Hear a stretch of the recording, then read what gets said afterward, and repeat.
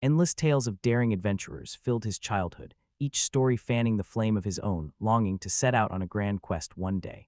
Amid the bustling streets of the city of magic, a lecturer stood within the grand halls of the Institute of Magic.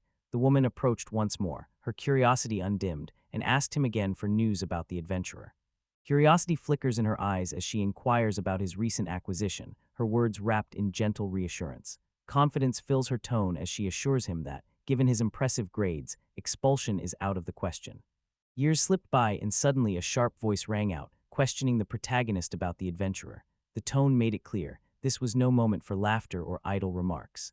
The woman assures him that limitless possibilities await. He could shape his future as a court magician or even as a professor. All he needs to do is choose his path before graduating. With determination shining in his eyes, the boy declares his dream to become an adventurer. The woman quickly dismisses his ambition, insisting it can never be done. Curious about her intentions, William inquires why, reminding her that his choices remain his own. The woman, addressing him by name, gently urges him to grasp the gravity of his circumstances. With a hint of admiration in her voice, she highlights his flawless academic record and describes him as the Institute's brightest hope. She continues, pointing out that among all the recent graduates, William stands unrivaled as the very best. Astonishment fills her as she considers how someone so gifted could choose the life of an adventurer. The thought lingers that such a decision would tarnish the Institute's standing, and consequences would soon follow for her as well. Meanwhile, the young man observes this quietly, silently sharing her concerns. The Institute had taught him much, and their kindness discouraged him from tarnishing their name. Accepting this, he calmly replied that, if that was the case, he would choose not to pursue any title at all. William Glenford, having completed his college education, still stands at a crossroads, uncertain about his next move. The woman's confusion is evident as she voices her puzzlement. Calmly, he instructs her to act as though these circumstances are real, insisting that by doing so, they will eventually become reality. William brushed past the woman's desperate attempt to hold him back, insisting that his departure would preserve the Institute's reputation. As he walked away, she called out to him, her voice rising from a plea to a fervent shout, repeating his full name with urgency. And so, William took his final steps away from the Institute, marking the end of his time there. Inside the bustling Adventurers Guild of Lasha City, a charming young woman beams with gratitude as she processes the registration. Clutching his newly acquired badge, the young man returns her smile, quietly appreciating the moment. Explaining that his journey would begin as an F-rank adventurer, she urged him to strive diligently for advancement. With gratitude, the protagonist accepted her guidance and expressed his thanks. A persistent longing for adventure seemed to pulse within him. Fingers curling tightly around the badge, a quiet sense of triumph blooms within him at the thought of finally joining the ranks of adventurers. Yet this first step is merely the start of his journey. To one day earn the title of a true professional, he must gather accomplishments and steadily climb the ranks. His eyes scan the area, searching for a booth that offers assignments. Gazing at the board, he spots a quest calling for goblin extermination. From what he's gathered, this type of assignment commonly goes to beginners. Although the quest is classified as rank E, guild rules prevent a solo adventurer of his level from accepting it, as it requires a minimum team of 4 members. As he ponders this obstacle, a stranger steps forward and inquires whether he is searching for teammates. Spinning on his heel, he scans the area and finds it empty. A voice drifts up from below, calling out to announce its presence. Gazing down with curiosity, he discovers an adorable cat girl waving up at him. She greets him warmly, introducing herself as me. With a friendly smile, she guesses that he must be an F-rank adventurer, then asks if her assumption is correct. At first glance, the protagonist is struck by her diminutive stature. However, he quickly dismisses his initial impression upon recognizing her as a beastman. Her youthful appearance belies her true age, yet even for a beastman, she remains exceptionally petite. William ponders Zelenia's motives, curiosity swirling in his mind. An idea takes shape, and he gently reaches toward her head. Uncertainty flickers across the girl's face, her confusion clear as she watches his movements. Gently running his hand over her hair, he remarks that this is hardly a place for children. Mia, undeterred, insists that he has it all wrong. She is every bit a grown woman. With a more earnest tone, he urges her to unwind, clarifying that his earlier remark was just in jest. A skilled adventurer ought to have a knack for humor, he explains. Though there's much he has yet to learn, he believes that gaining experience outweighs everything else. Disdain flickered in the girl's eyes as she called him a complete idiot. The boy, unfazed, inquired if she had mentioned anything about a team. Me nodded and explained that they had formed a group of 3, all ranked F. Understanding flickered across his face as he realized they were one member short. The girl then asked if he would consider joining their team. He accepted easily, requesting that Mia introduce him to the other two members. Mia agreed to the request. He remarks that unless he's mistaken, she must be a thief. The girl replies with an easy nod, then guesses aloud that he must be a magician. The boy agrees with her assessment, nodding in acknowledgement. In response, the girl identifies the remaining two as a warrior and a priest. The protagonist takes it all in and remarks that the team's lineup appears to be well-balanced and capable. In his imagination, an image forms of a seasoned tenant and a formidable warrior. Stories often describe adventurers as mostly men, so he assumes his own role is more akin to a team mascot. In his mind, a scene unfolds where two men clash over a woman, such a familiar scenario. The girl strides ahead with quiet resolve, prompting the main character to trail behind her, drawn along by curiosity and uncertainty. Complimenting Mia on her impressive work, the charming girl inquires whether this is the candidate they were searching for. Two stunning girls stood before the protagonist, catching him completely off guard. Nai stepped forward, introducing himself and addressing the other girl as Saki. Curiosity sparkled in her eyes as she inquired whether she found his appearance appealing.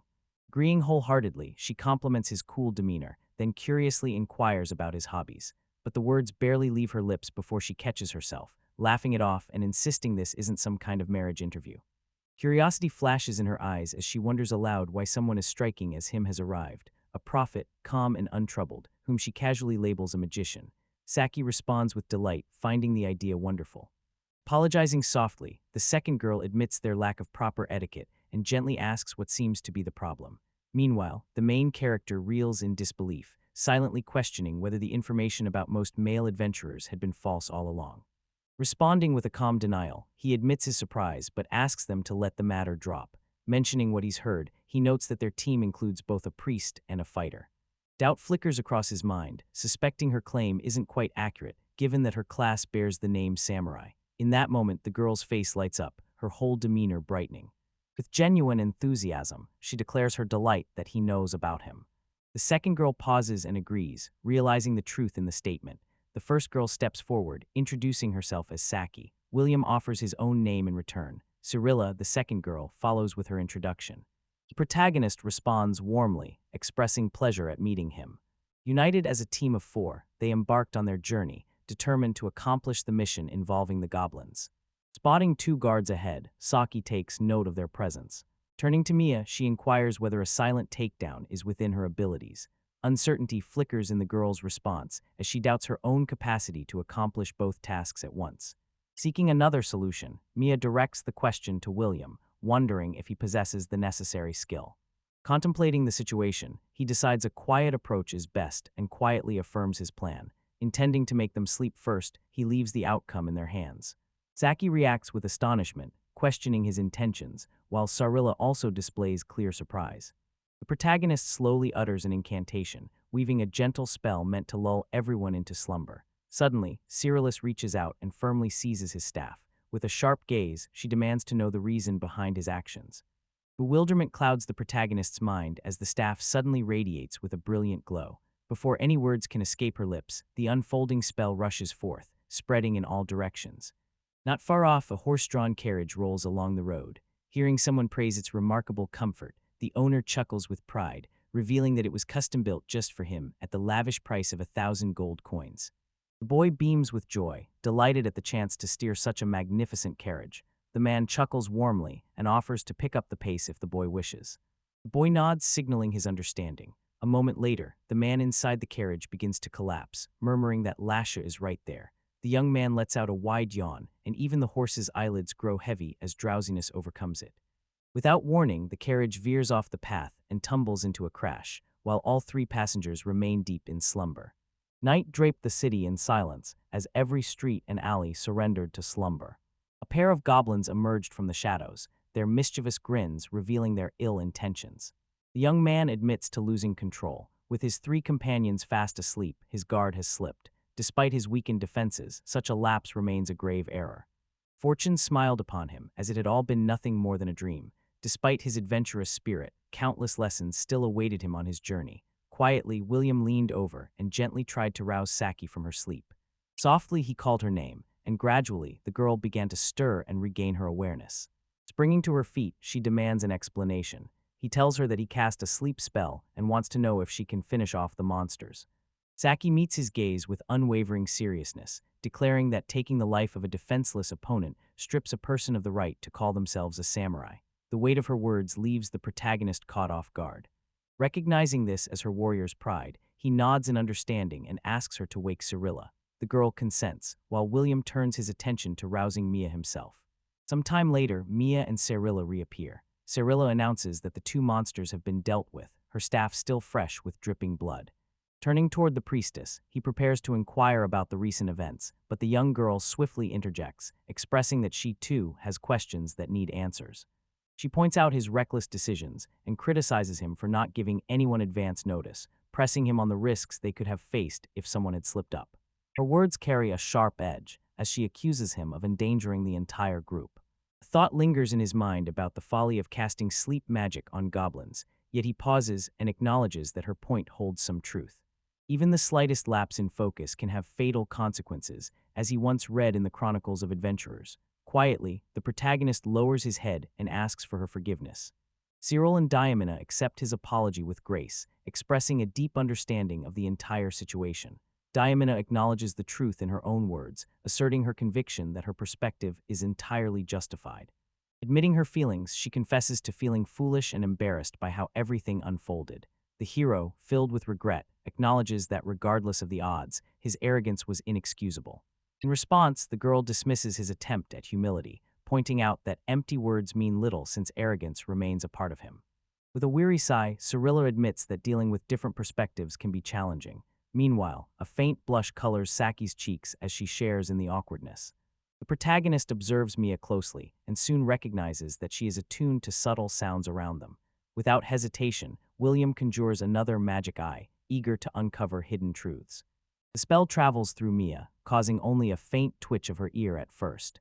Rising to her feet, she tilts her head, scanning her surroundings from left to right. Surprise flickers across the protagonist's face. After all, it was supposed to remain unseen. Clearly, her intuition proves sharper than expected. As he moves to address her, Cyrilla swiftly interjects, drawing attention away.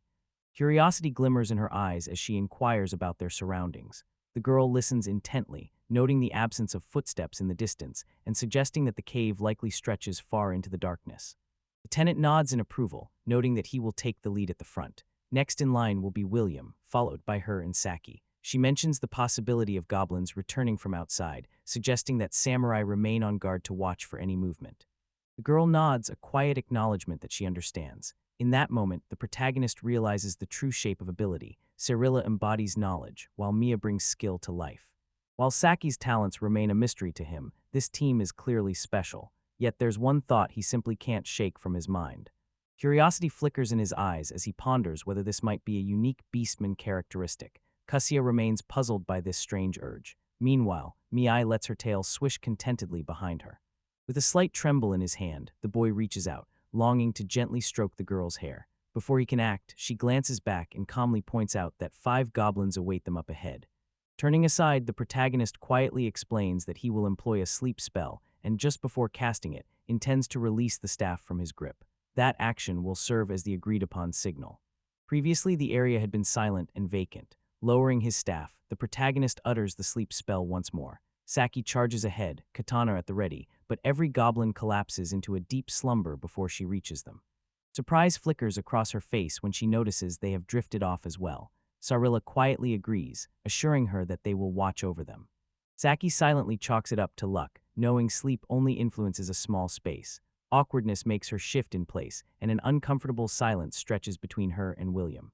Turning toward him, she quietly asks for forgiveness for everything that happened. Admitting her fault, she confesses that making baseless claims, such as saying a samurai is incapable, was a selfish act, and she fully understands that now. Recognition dawns on the hero, understanding at last the source of her unease. The girl confesses that retreating now would rob her of the pride to wield her sword with confidence. William offers reassurance, suggesting that if this is the path before them, they simply need to learn to embrace it. A soft blush crept across the girl's cheeks. Thoughts race through his mind about everything that could unfold in the time he spends in the room. The girl reaches out and takes his hand, her eyes bright with admiration, as she declares that his readiness to accept her offer without hesitation proves he's truly something special. With a gentle request, she wonders if it would be all right to call him William, and he gladly agrees. Cyrilla then announces that everything is settled, inviting the group to continue on their way. With a confident smile, the samurai assures him to be patient, promising that soon enough he will witness her true magnificence. The young man calmly states that this is what he has been waiting for, prompting the girl to shift her attention toward Will. With measured curiosity, he inquires about the motives behind her request. Admitting her struggle to find the right words, she remains baffled by the situation unfolding around her. He explains that he cast a sleep spell, just as he did before. The girl wonders aloud what this means for her. Disheartened, she laments that, if things continue like this, her moment to stand out will never arrive. The man reassures her, emphasizing that this approach carries fewer risks. Cyrilla faces the young man, her eyes searching for reassurance, and quietly wonders aloud if she may have made a mistake. She notes her belief that such a spell should not have such an overwhelming effect. The protagonist, caught off guard, seeks clarification. Me responds, requesting a chance to elaborate. If Magnum's dream used on the crowd manages to affect even just one or two people, he can already count that as a major victory. He nods in realization, explaining that, from what he's heard, magicians who choose the path of adventurers are typically free from the constraints of legal institutions, making their extraordinary talents an accepted standard. The protagonist explains that for a seasoned magician, it's entirely expected for a spell to wield such strength. Cyrilla then shifts her gaze to William, wanting to know more about his identity. William replies that his knowledge comes from studying at the Institute of Witchcraft. The girl acknowledges that this much is clear to her, pointing out that no self-taught sorcerer could achieve such mastery, though she herself lacks that expertise. Curiosity sparkles in her eyes as she wonders aloud if he possesses magical powers. At first, he remains silent, but after a moment's thought, realization dawns on him, and he nods, admitting that he finally grasps the meaning behind her words. Even the smallest mistake is still a mistake. The ability to cast spells earns everyone the title of mage. The man confesses to holding the title of sorcerer. Cyrilla and I exchange startled glances and press him to confirm his claim. The group questions his choice to live as an adventurer, pointing out that with his sorcerer title, countless paths lie open before him. The memory of the woman's voice echoes in his mind, reminding him that he truly could become anyone he wishes. Saki steps forward, pausing the conversation and admitting her confusion about the topic and the identity of the sorcerers. Cyrilla responds by explaining that, when compared to tenants, sorcerers hold a position equal to that of a high tenant, with the potential to ascend to such a role. In this hierarchy, a high tenant is a prominent figure, occasionally serving as the head of the temple.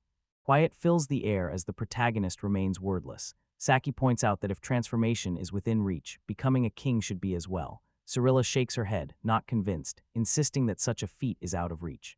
However, she notes, achieving the stature of a court magician might be well within the realm of possibility. Assuming he truly has the power to transform into anyone he wishes, nothing stands in the way of his dream to become an adventurer. Surrealist's Aurella nods in agreement and begins to change. The protagonist urges the group forward. Mia calls out to William, requesting that he wait, since the path has grown so challenging that she struggles to find the right direction. William responds with an apology, admitting he forgot to mention that both the left and right paths end in a dead end. My eyes widen in astonishment as I turn to face him. The mage admits he is still searching for a path ahead, yet no alternatives seem to exist. The rest of the girls share my shock, their faces mirroring my disbelief. Kneeling, he traces the outline of the cave in the dirt, sketching a rough map to show its general shape. Glancing at the others, he asks them to explain what occurred. Saki, curiosity evident in her voice, wants to know how he is so familiar with the cave's layout. William reveals that upon entering the cave, he cast the magic eye spell. This spell grants visual information by conjuring an invisible eye, letting the user observe everything within its field of view. The eye drifts forward, but only at the pace of a leisurely walk. Amazement still lingered among the girls. Disappointment washed over one of them as she realized there was nothing left for her to do. Across from her, the boy shook his head, calmly assuring that no trap could be sensed and that nothing resembling reinforcements waited outside. He points out that this is a task meant for Mia alone. The girl nods in acknowledgement, her thoughts already racing with strategies for setting traps and securing reinforcements. In a flash, the girl's eyes catch on something. Saki remarks that all the careful preparations ended up being unnecessary, leaving her feeling let down. Mii nods in understanding, yet cautions to stay alert. Shifting her gaze to Cyrilla, she inquires whether the goblin was responsible for laying any traps. Her response suggests that while they might manage to dig shallow holes or set up basic snares, cleverness is not their strong suit. Mi passes her a trap, inviting her to examine it, claiming that this particular contraption seems to be the work of a goblin. The trap resembled a cunning snare meant for skilled prey, far more intricate than a simple mechanism. The girl murmured disbelief, astonished to discover someone with such expertise lurking nearby. In a swift moment of clarity, the hive comprehends the situation, noting that everything points toward a Cyrilifat. She proposes that he may have finally reached the cave's end. The protagonist confirms her suspicion, mentioning that a goblin mage and a goblin lord await at the farthest point. Surprise flickers across the priestess's face as she realizes there are two intruders. The younger girl wonders aloud how fate could possibly deal them such poor luck. Saki glances over and inquires about the identity of these Machin lords being discussed. The goblin mage, capable of casting magic much like human wizards, wields impressive power, while the goblin lord possesses strength and intelligence far superior to that of ordinary goblins. Cyrilla describes the group's fighting abilities, prompting the samurai to ask whether they are actually leaders. With a nod, the priestess confirms it. Hearing this, Saki's spirits lift. She remarks that the task is no longer a simple E-rank quest, but insists they're still more than capable of overcoming the challenge. The samurai remarks with a sense of anticipation that finally there is something meaningful for her to do now that a boss fight is underway. Confidence radiates from her, perhaps even tipping into overconfidence, considering she faces both a lord and a skilled mage. Doubt lingers in his mind as he questions whether she might be underestimating the formidable opponents before her. Cyrilla faces him calmly, assuring that concern for the girl is unnecessary. Mi mentions that, despite appearances, she possesses remarkable strength. Confidence shines in Mi's words as she predicts that he will be taken aback. His gaze lingers on her, curiosity stirring within him. If her strength matches the rumors, then the situation has just become far more intriguing. A shift in plans seems necessary, and understanding the extent of her abilities will prove vital for future decisions. She responds affirmatively, admitting that without something to keep her occupied, she feels purposeless. The protagonist praises her spirit and announces that in the coming battle, the Lord will remain by her side. Now she will have the chance to prove her abilities. With a light-hearted laugh, the girl teases him, questioning his strange comment and pointing out that he sounds as if he intends to put everyone to sleep. He responds calmly, admitting that this was his intention all along. Saki, meanwhile, finds the exchange genuinely amusing. The young man insists his comment wasn't meant as a joke. He points out that his attempts at humor always fall flat. Cyrilla nods in agreement, clearly understanding their dynamic. Curious about their foes' whereabouts, she inquires directly. The protagonist responds that their enemies are waiting in the next room. Satisfied by this, the girl nods and reminds Saki to stay alert. She then turns to Mia, emphasizing the importance of defeating the mage. Cyrillus advises the man to proceed with using sleep as planned. William nods in acknowledgement, signaling his understanding. Casting a glance at his companions, the protagonist quietly inquires whether they are ready to depart. Peering cautiously around the corner, the group spots a cluster of goblins lurking in the shadows. With practiced precision, the protagonist unleashes a sleep spell, aiming to subdue the creatures before they can react. Cyrilla and I surge forward, joining the assault. Concern shadows the latter's thoughts, unsure if the spell will have any effect on a monster so skilled in the arcane arts. Meanwhile, the group agrees that the mage poses too great a risk and must be eliminated without delay. Goblin Max slumbers peacefully, much to the girl's astonishment that their plan succeeded. Saki steps forward with a gentle greeting, calling the goblin a big boy. In response, he growls softly and begins to rise from his rest. With a smooth motion, the girl draws the katana from its sheath and rises to her feet, signaling for them to start. A luminous aura begins to radiate from her form, prompting the protagonist to voice his astonishment. A ferocious roar bursts from the monster as Saki lunges forward, her strike landing with precision. The goblin reels, blood seeping from the fresh wound. The knife slips from his grasp and clatters to the ground as his arm drops limply by his side. With a sly grin, the girl expresses her desire to prolong their game. In a sudden burst of energy, she charges forward, her voice sharp as she declares she was instructed to demonstrate her abilities. With a swift, flawless slash, the samurai slices the monstrous foe cleanly in two. His body splits in two and collapses to the ground. With a sly smile, the girl remarks that it was at least somewhat entertaining. Amazement flickered across the protagonist's face at how swiftly she brought down the goblin lord. Judging by the skill with which she fought, her melee abilities seemed fit for someone of D-rank caliber, and perhaps even approaching C-rank strength. Veril turns to Will, seeking his thoughts. Will admits his surprise, describing the experience as truly remarkable. With a quiet confidence, she extends her fists toward him. For a moment, confusion flickers across his face as he tries to grasp her intention. A gentle smile spreads across the girl's face, and in that moment, understanding dawns on William. The thought crosses his mind that perhaps things are turning out better than he expected. Their fists meet in a silent gesture of victory. Cirilla announces that the mission is complete, while Saki's eyes light up with anticipation for the reward that awaits them. The Adventurers Guild of Atlasia buzzed with unrest. Angry voices filled the hall as a crowd pressed forward, frustration mounting in every word. From the middle of the throng, a man demanded answers, insisting someone uncover the cause behind his misfortune. The loss of 1,000 gold coins during the summer had hit him hard, and he vowed to see the one responsible brought to justice. With determination, Mi weaves through the crowd and announces her discovery. The girl holds up the advertisement, suggesting this must be the explanation they've been searching for.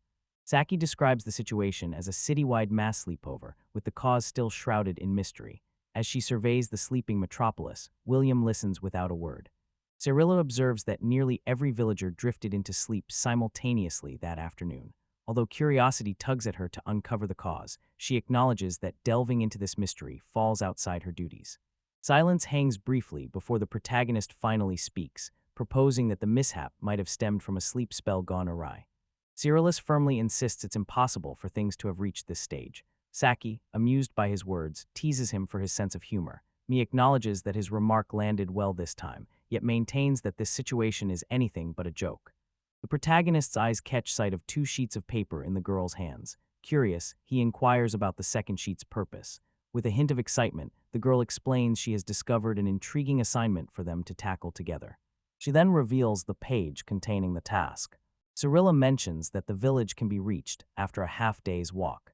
At that very moment, destruction sweeps through the village, homes reduced to rubble, lives cut short. In the midst of the chaos, a voice rises, seeking an explanation. Undeterred, the girl asks her question again. Resolve radiates from her, her determination blazing. Fury ignites within her voice as she declares that such actions cannot be forgiven.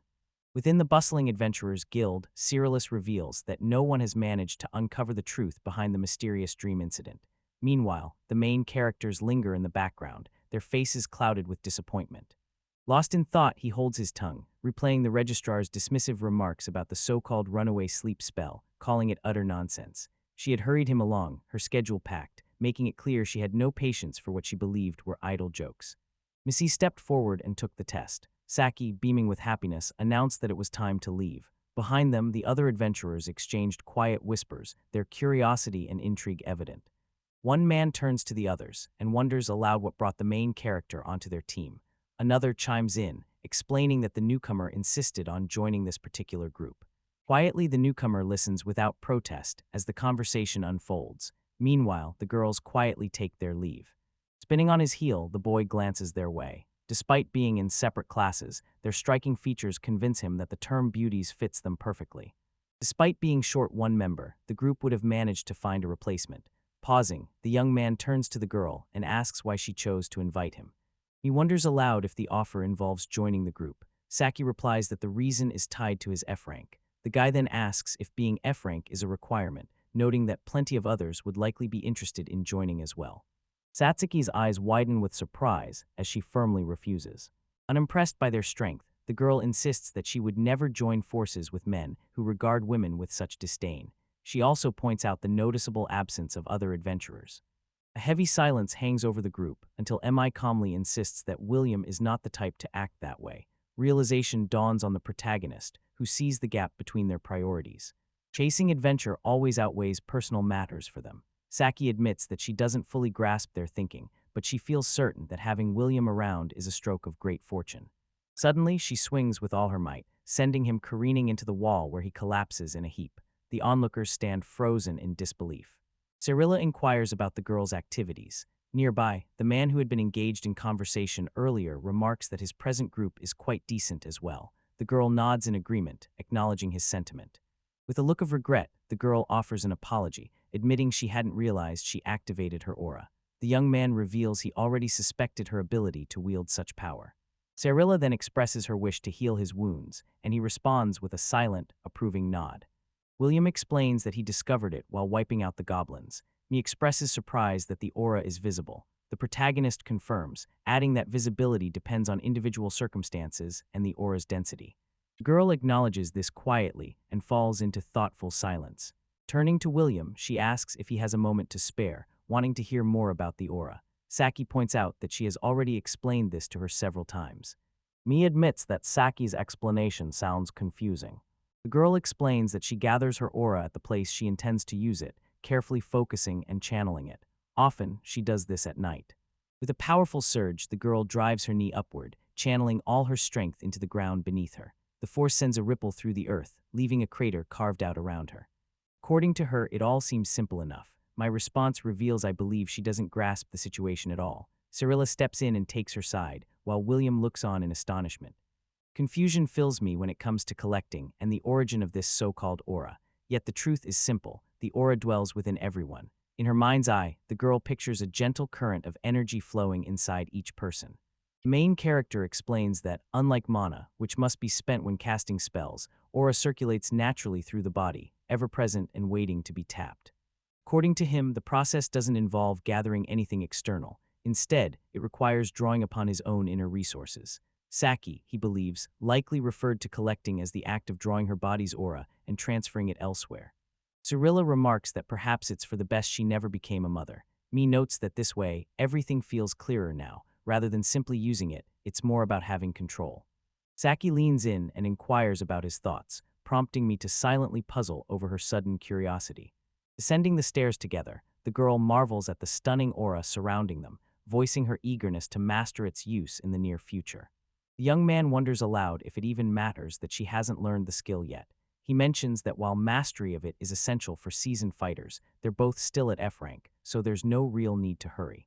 A deep frown settles on the girl's face as silence lingers between them. Mi nods in agreement, remarking that Saki is just not normal. Curiosity flickers in the protagonist's eyes as they glance at her, seeking an explanation. The girl wonders how they will spend all that time. Mi explains that this is their entire purpose. Cyrilla declares that their mission is to eradicate the undead. According to her, the village was devastated without warning, unleashing a horde of zombies. Their current mission is to eliminate these undead. Curious, the second girl inquires about what might have caused such a disaster. According to Cyrillus, a variety of factors can lead to the emergence of the undead. Occasionally, when a body is denied a proper burial, it may rise again as one of these creatures. In other instances, the dark arts practiced by sinister priests or mages with forbidden magic are responsible for their creation. The young man agrees, remarking that the information fits with what he's learned so far. Countless theories surround the origins of the undead, all with varying conditions. That much seems obvious. Meanwhile, the second girl admits that the whole subject is beyond her understanding, finding the details too complex to grasp. In the end, she concludes, they really have no clue about the true cause. Cyrilla nods in agreement, echoing her sentiment. The protagonist reminds everyone to stay alert, cautioning that a dark priest or mage could be lurking nearby.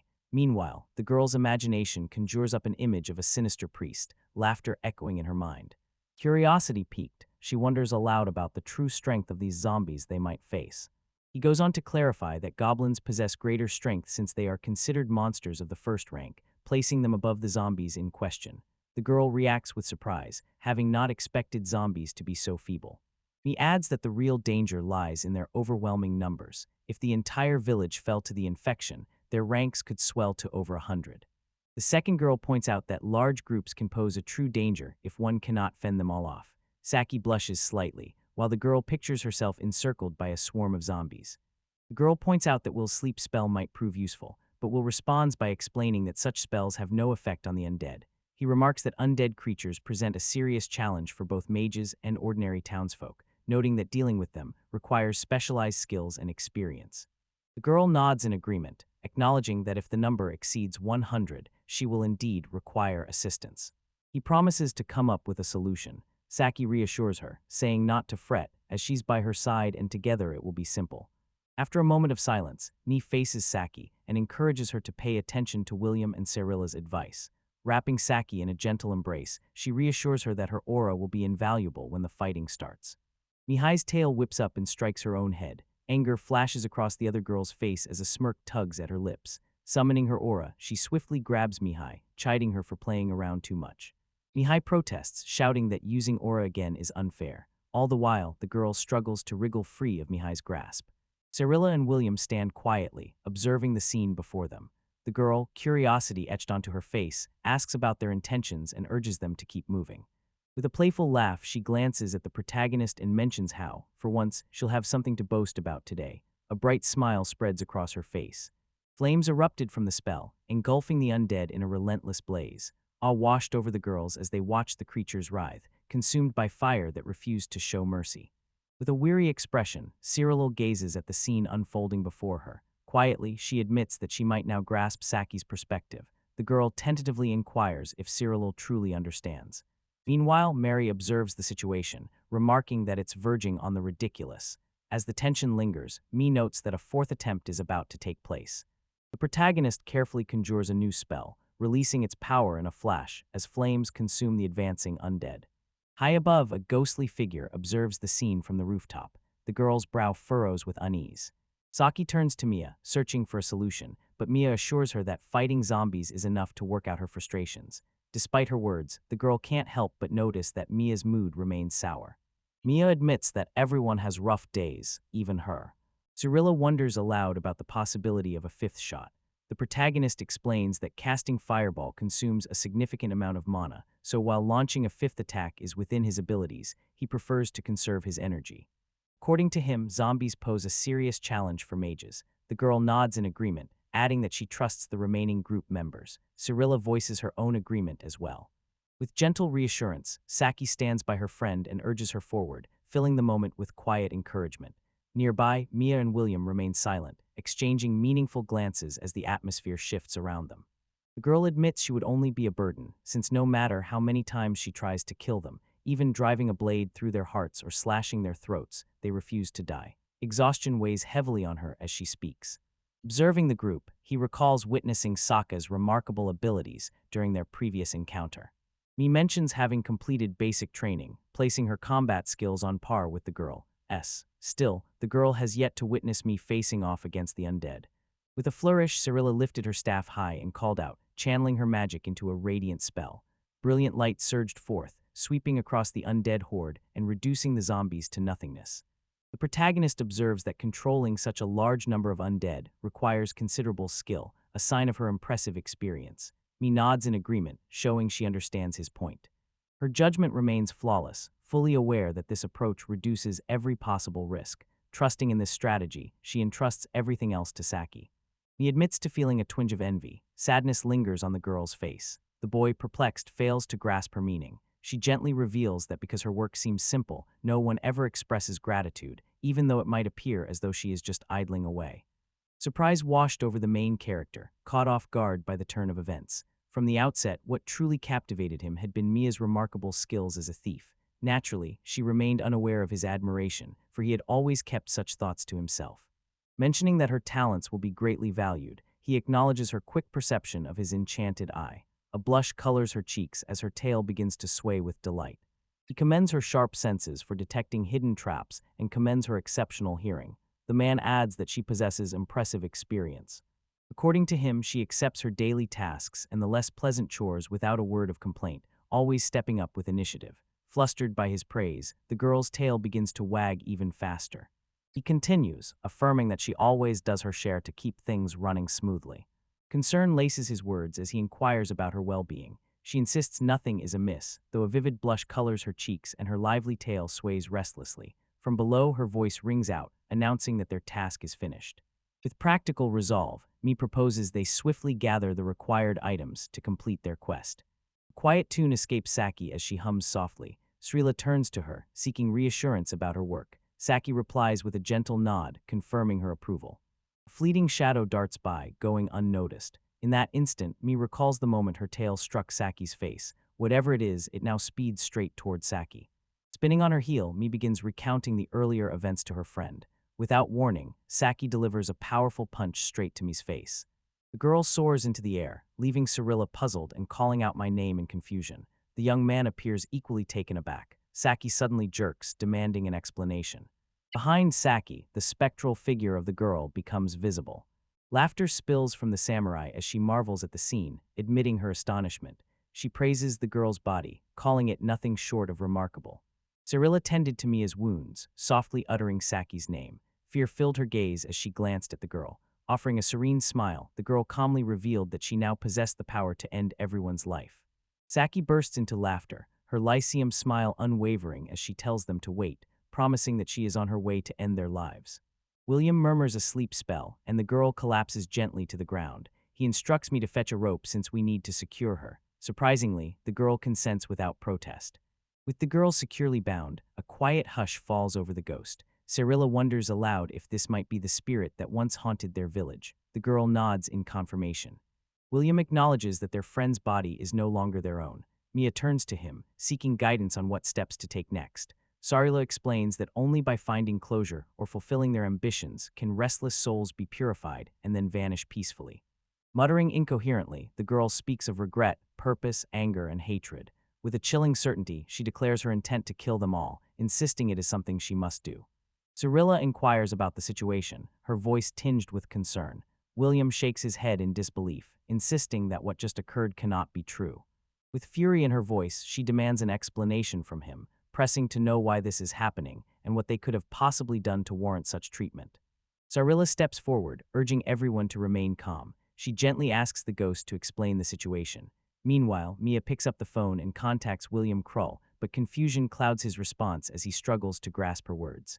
The girl then reveals that a group of bandits has taken up position near their village.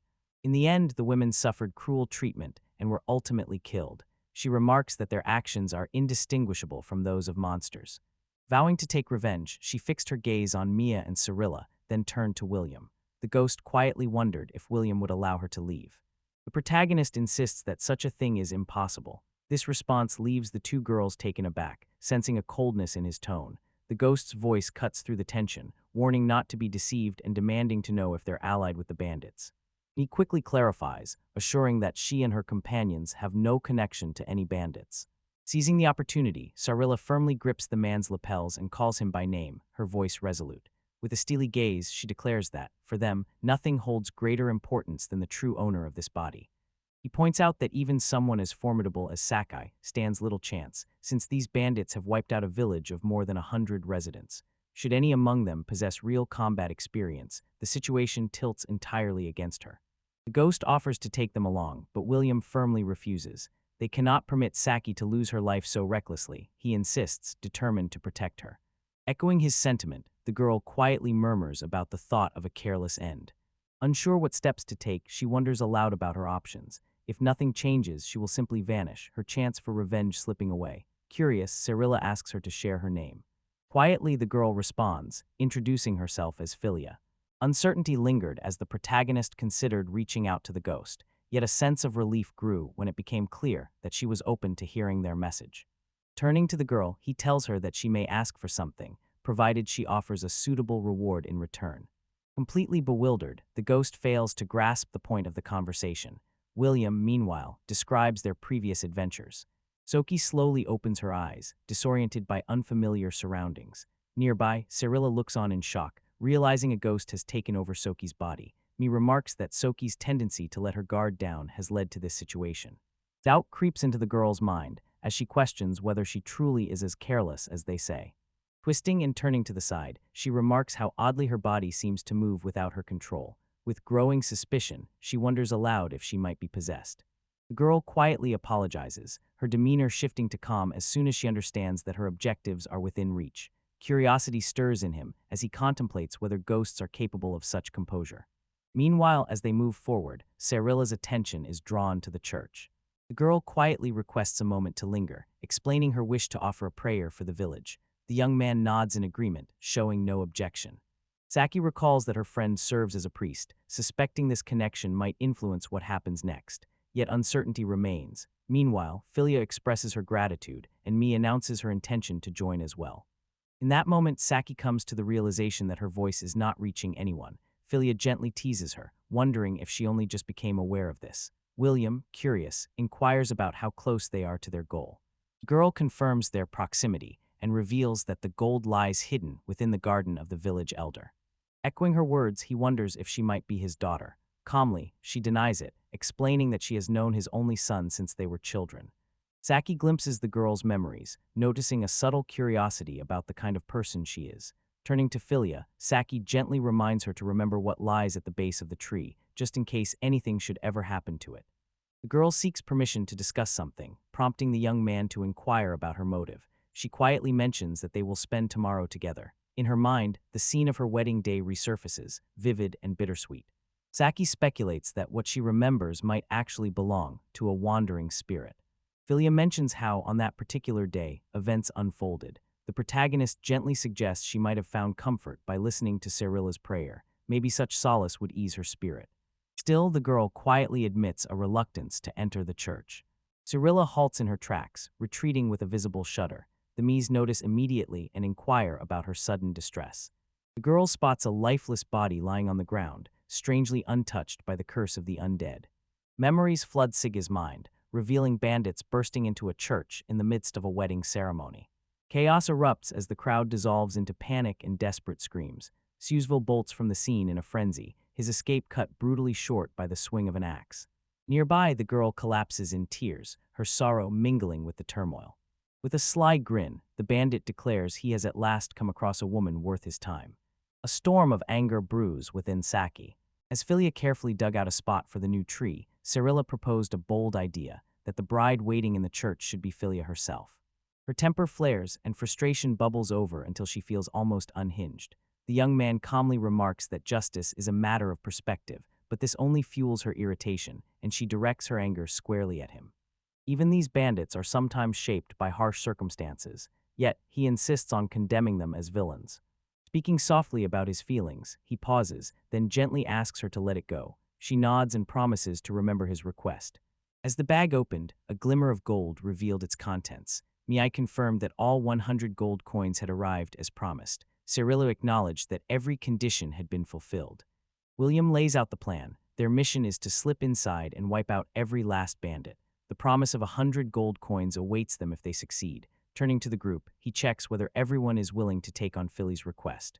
Cyrilla calmly states her willingness to punish anyone who commits such acts. Miai remarks that their next step is to recover Saka's body. Philia blushes with embarrassment and offers a quiet apology. Without a word, Saki observes her, then calmly explains that, as a fellow group member, she will honor Philia's request as well. Saki gently reassures her that there's no need for concern, since the body is only being borrowed for a short time. With gentle words, Philia finds encouragement in her presence. Tears streaming down her face, the girl offers heartfelt thanks to everyone around her. At the bandits' hideout, a lone guard dozes obliviously at his post. Above, the mice stealthily arrange themselves, poised for an ambush. Swift and silent, the girl slips forward and dispatches the guard. Her three companions quickly move in behind her, ready to press the attack. Cyrilla observes the mansion's impressive size, pointing out that they have chosen it as their secret hideout. Terror fills Philia's eyes as she gazes at the lifeless bandit. He pauses, listening intently, and notes the sound of several people snoring near the entrance, yet remains uncertain whether any of them might awaken. The girl warns that having an experienced person among them could spell trouble. Shifting her attention to Will, she inquires whether he can still use the magic ice spell, the same one he employed during their mission with the goblins.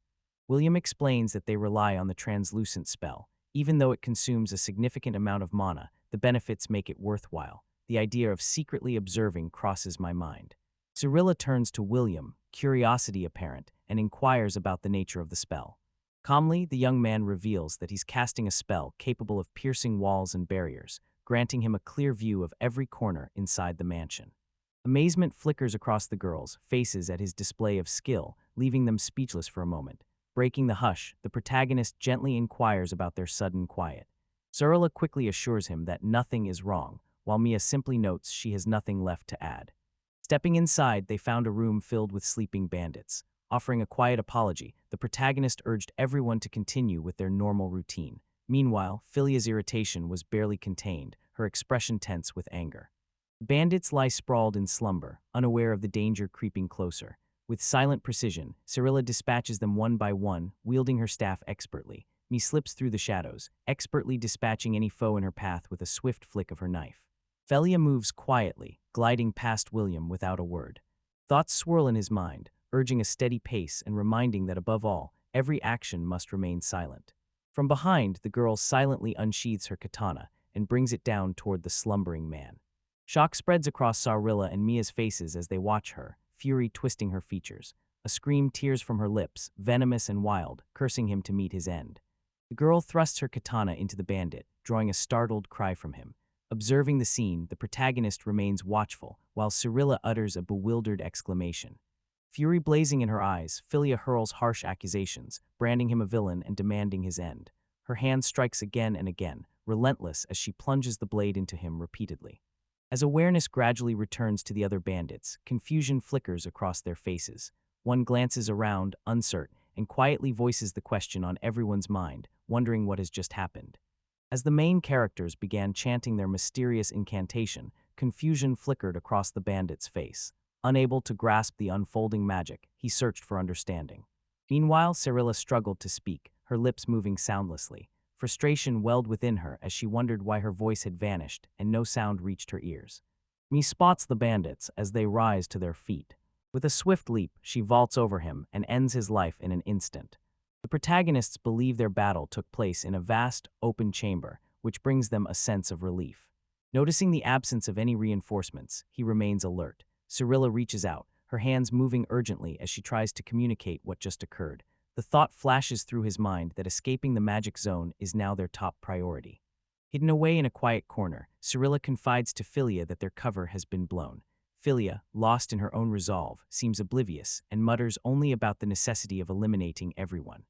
Cyrillus declares that their only option now is to purify her. The Mage inquire whether such a thing is truly possible. The priestess admits her spells have no effect here, yet holds on to hope that the city's temple might succeed where she has failed. The ghost quietly recites words of purification. Within and behind her, Saki's voice rises in a desperate cry. Philia's confession of regrets echo through the stillness, and the atmosphere becomes heavy with the sense of cleansing.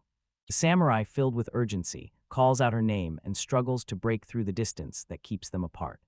At last, her own voice reached her ears. Encouraged by the girl's resolve, she gathered herself, determined to pursue her revenge. Saki offered reassurance, confident that everything would work out. Philia gently called her name, while the girl declared that with her power, everything would explode into action. Me mumbles that she said something resembling Saki's words. Cyrilla remarks that a good cleaning for me is in order. Philia then turns to Saki, openly curious about the meaning behind bang and boom. The protagonist quietly figures that Philia must be addressing Saki with her question. Someone calls out to her, prompting an immediate and apologetic response from the girl. Surprise flickers across the faces of the others as she explains that it was right there. Me remarks that Saki handled everything skillfully. Cyrilla observes that the atmosphere feels absolutely perfect. Philia assures everyone she's all right. Observing her closely, the man senses a lingering distance in her demeanor, though it's clear that the inner presence guiding her maintains a steady grip. With a gentle push, Cyrilla and Mia swing the door open before them. Saki inquired about the girl's boyfriend, curiosity evident in her voice.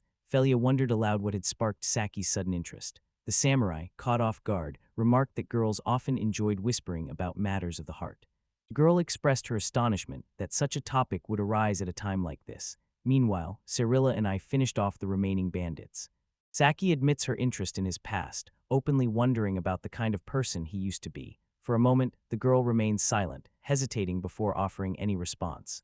Her gaze lingers on William as she remarks that he reminds her a little of someone she once knew. A rosy hue spreads across Saki's cheeks, and she requests that Philia stop looking at him in that peculiar way. It unsettles her. Philia's face warms with embarrassment as she quickly insists that Saki has misunderstood. The girl attempts to clarify, suggesting he was more that way, and assures that she understands. The protagonist mentions that Saki can be exhausting, but performs her duties effectively. Mia agrees, remarking that he expressed it accurately. Urging the group to pick up the pace, he insists they must have reached the final room. Sensing the end is near, Philia requests permission to continue forward herself. William silently resolves to help Philia's break free from her lingering attachments. With the leader and his followers awaiting them in the final chamber, their power must rival Philia's, or else she will face serious trouble. He pauses and requests a moment, explaining his intention to enhance her physical abilities. She nods in agreement. With a gentle assurance, he adds that a blessing from him will help her settle her nerves. A gentle light starts to radiate from the girl. With calm assurance, Cyrilla reassures the group, urging everyone to continue forward. William interjects, asserting that this is not the end. The priestess nods in agreement. The group stands by, watching as William's spells slowly come to life. Cyrilla announces the arrival of the final battle, her voice steady with resolve. Yet the boy interrupts, requesting just a bit more time. Quiet pause settles over them while he works. At last, he completes his task and urges everyone to proceed. Frustrated, Cyrilla smacks him on the back as they move forward. Curious about her motives, he questions her actions, admitting that they caused him real pain. With an indifferent shrug, the girl replies that there was no particular reason behind what she did. He remarks on the odd nature of their group, finding their dynamic unusual. In the end, they decide that everything now depends on Philia and encourage her to take the next step on her own. The girl nods in agreement, boasting of her speed before darting away in a flash. A long sigh escapes Cyrilla as she watches her go. They dash after her, urgency in every stride. The man insists they need to close the distance quickly. Me, struggling to match her rapid pace, wonders aloud about her astonishing speed. The man reveals his trick. A spell cast to boost her agility, far beyond normal limits. Rushing to the scene, they are met by the frantic shouts of bandits echoing through the hall. One of them calls out, confusion lacing their voice, uncertain about the chaos unfolding. Abruptly, a battered bandit tumbles out of the room, desperation in his eyes as he pleads for assistance. Philia drives her blade into him, suspicion flickering in her eyes as she questions whether this is simply an attempt at escape. A second thug lunges toward her, brandishing his weapon and shouting for her capture. The girl deftly deflects his attack, prompting a startled shout from the bandit. Both Cyrilla and I watch in disbelief, taken aback by her unexpected skill. The protagonist describes the phenomenon as a force field that erects an invisible barrier, rendering ordinary physical attacks ineffective. The girl whirls around and strikes down the bandit. Shock and concern fill the air as someone calls out for Mary. Attention shifts to William, who calmly explains that the weapon's enchantment is responsible for what just happened. A suspecting glance at the sword leads her to guess that magic is being used to enhance its power. The protagonist quietly affirms her deduction. Under the influence of magic, the blade gains strength and begins to emit a radiant glow. According to him, harnessing the soul's power and using it wisely brings out the greatest strength when the three spells are balanced with one another. The man's voice erupts in terror as he accuses the woman of being a demon. Desperation fills his words as he begs her to halt and pleads for his life, fearing she will kill him. He demands to know if she is aware of the influential figure standing behind him. A newfound sense of reassurance settles over the protagonist as they recognize the presence of steadfast allies by their side. Philia declares her indifference, insisting that it matters little to her as long as their lives end by her own hand. Axe raised high, the bandit charges forward, unleashing a furious cry. The girl launches her own assault, swiftly slicing her opponent into pieces. With that, the battle comes to a definitive close. Cyrilla, William, and I fix our gaze on the girl as William gently inquires whether she has completed her task. At first, the girl remains quiet, then softly reveals that it is all finally finished. Turning to Sasaki with gratitude, she expresses her thanks, relieved that she can now pursue him at last. Spinning around, the girl meets her fiancé's gaze and remarks that he has arrived to welcome her. Happiness lights up her face as she rushes to his side. Tears stream down her cheeks while she clings to him, confessing her love in a trembling voice. A wave of relief washes over the girls as they take in the scene.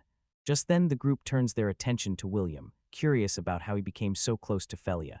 Saki wraps her arms around him, while William insists he hasn't done anything and denies any involvement. He wonders aloud if Saki is the reason.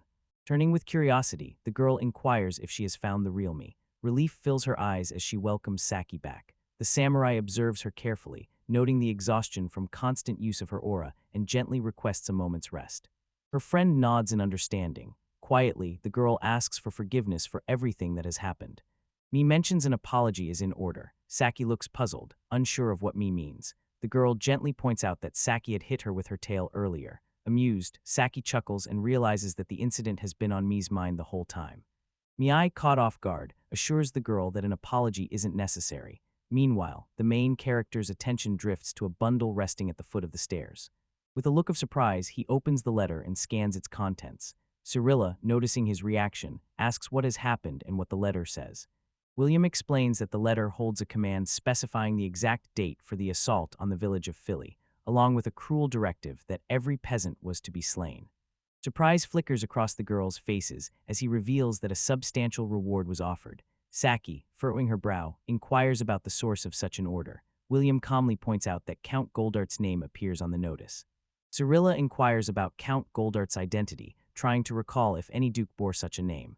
Me speculates whether the duke might have been the one who instructed the bandits. William responds, expressing his belief that this was indeed the case.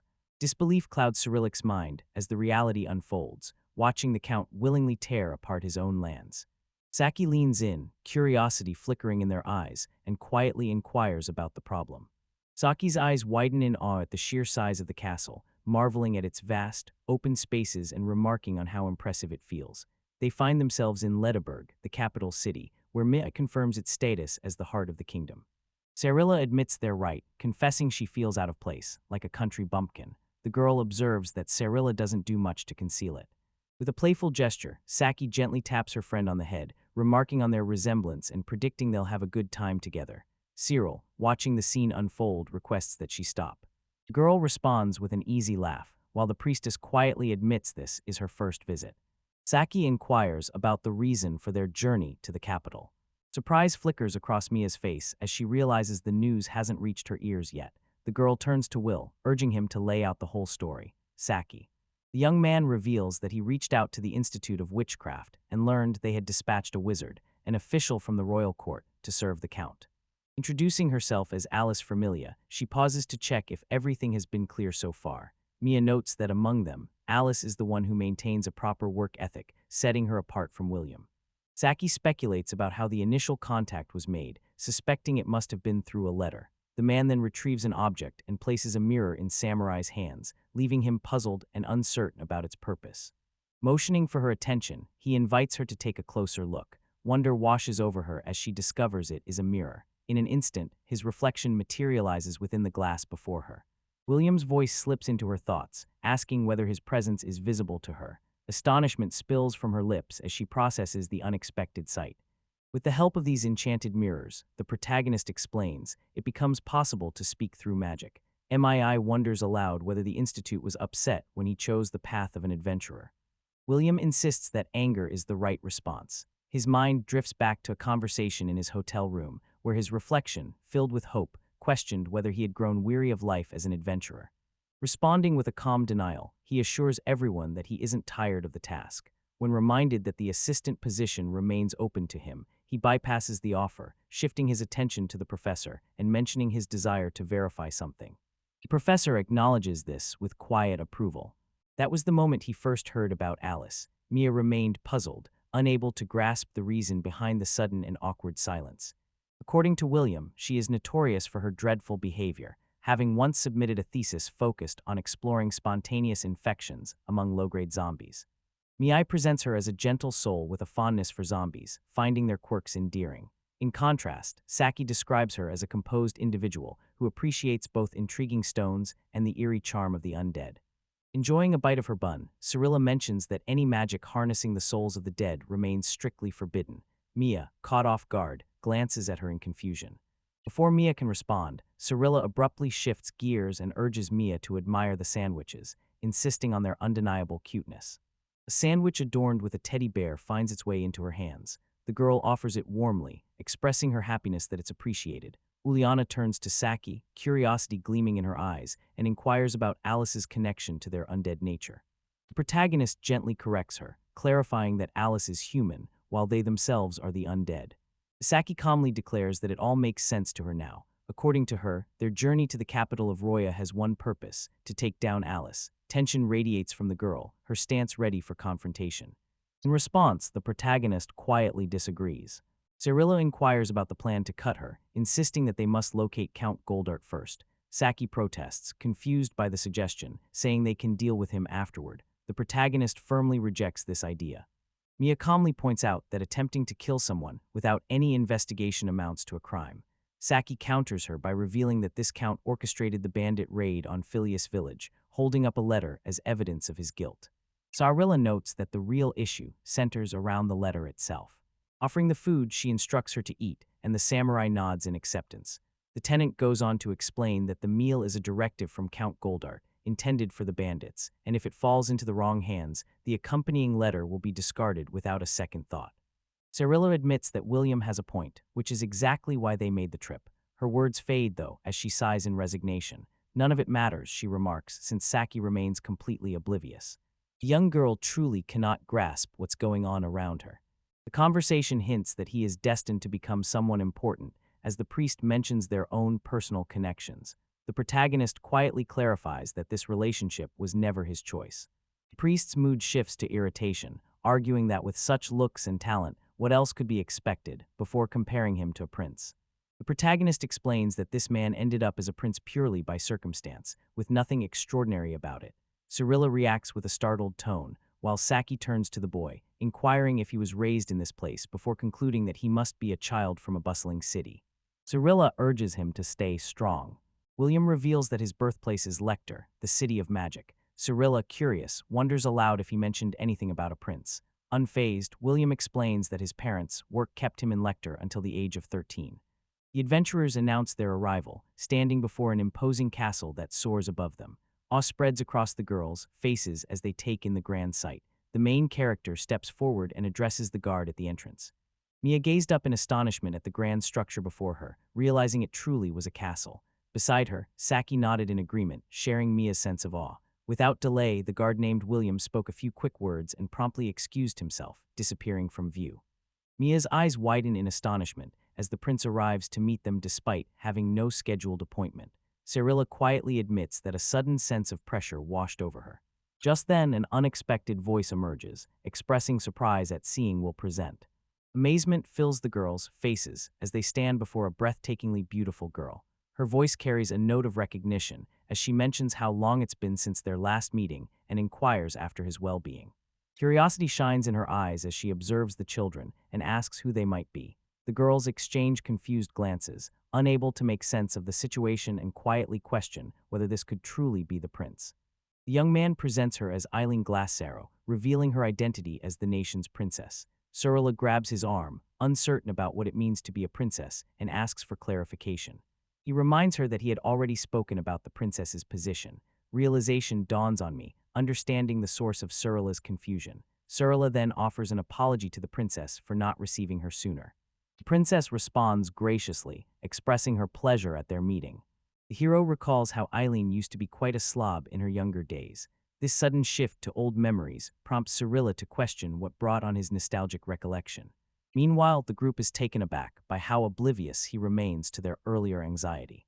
William recalls how, in this very yard, wooden sticks once stood in for real swords. Eileen remarks that those days are long past, adding that he didn't treat them well. The girl boasts about her perfect record in every match. He notes that her techniques were strikingly mature for someone her age, and wonders aloud if she truly didn't tap into her aura in those days. Saki reacts with genuine surprise at his suggestion. A soft laugh escapes the girl as she nods in agreement, explaining she discovered aura a bit later on. Relief flickers across Saki's face, happy to finally meet someone her own age capable of using aura after such a long time. Eileen's face lights up with delight as she recognizes the outfit from a military book she once read. With a thoughtful nod, she ventures a guess, suggesting that the costume belongs to a swordswoman hailing from the distant lands of the East Samurai. Cyrillus warns that this situation is heading toward disaster. Eileen proposes a quick duel to Saki on the spot. With a hint of mischief, the samurai mentions the idea just came to her. Observing the princess more closely, Mi realizes she has a surprisingly athletic build. With a casual motion, Eileen tosses her a stick and instructs her to put it to use. With careful hands, the girl grasps the wooden sword and studies it intently. An evil grin spreads across Eileen's face as someone suggests she starts thinking of an excuse for her imminent defeat. With a mocking tone, she offers a sample excuse, echoing the girl's words and claiming that her loss was simply because she wasn't familiar with this particular weapon. Mia observes the confrontation and remarks that it seems rather pointless. Turning to William, she inquires about his prediction for the outcome. William admits that he doubts the situation will escalate into an actual fight. In terms of raw fighting ability, he estimates that Satsuki would likely rank as a B. Anxiety settles in Cyrilla's chest as she turns to her friend, voice trembling, and wonders aloud if she will truly be all right. Doubts gnaw at her. The fear of bringing harm to the princess lingers heavily on her mind. In a sudden burst of energy, Satsuki rushes over and calls out, announcing the princess's arrival with reassuring enthusiasm.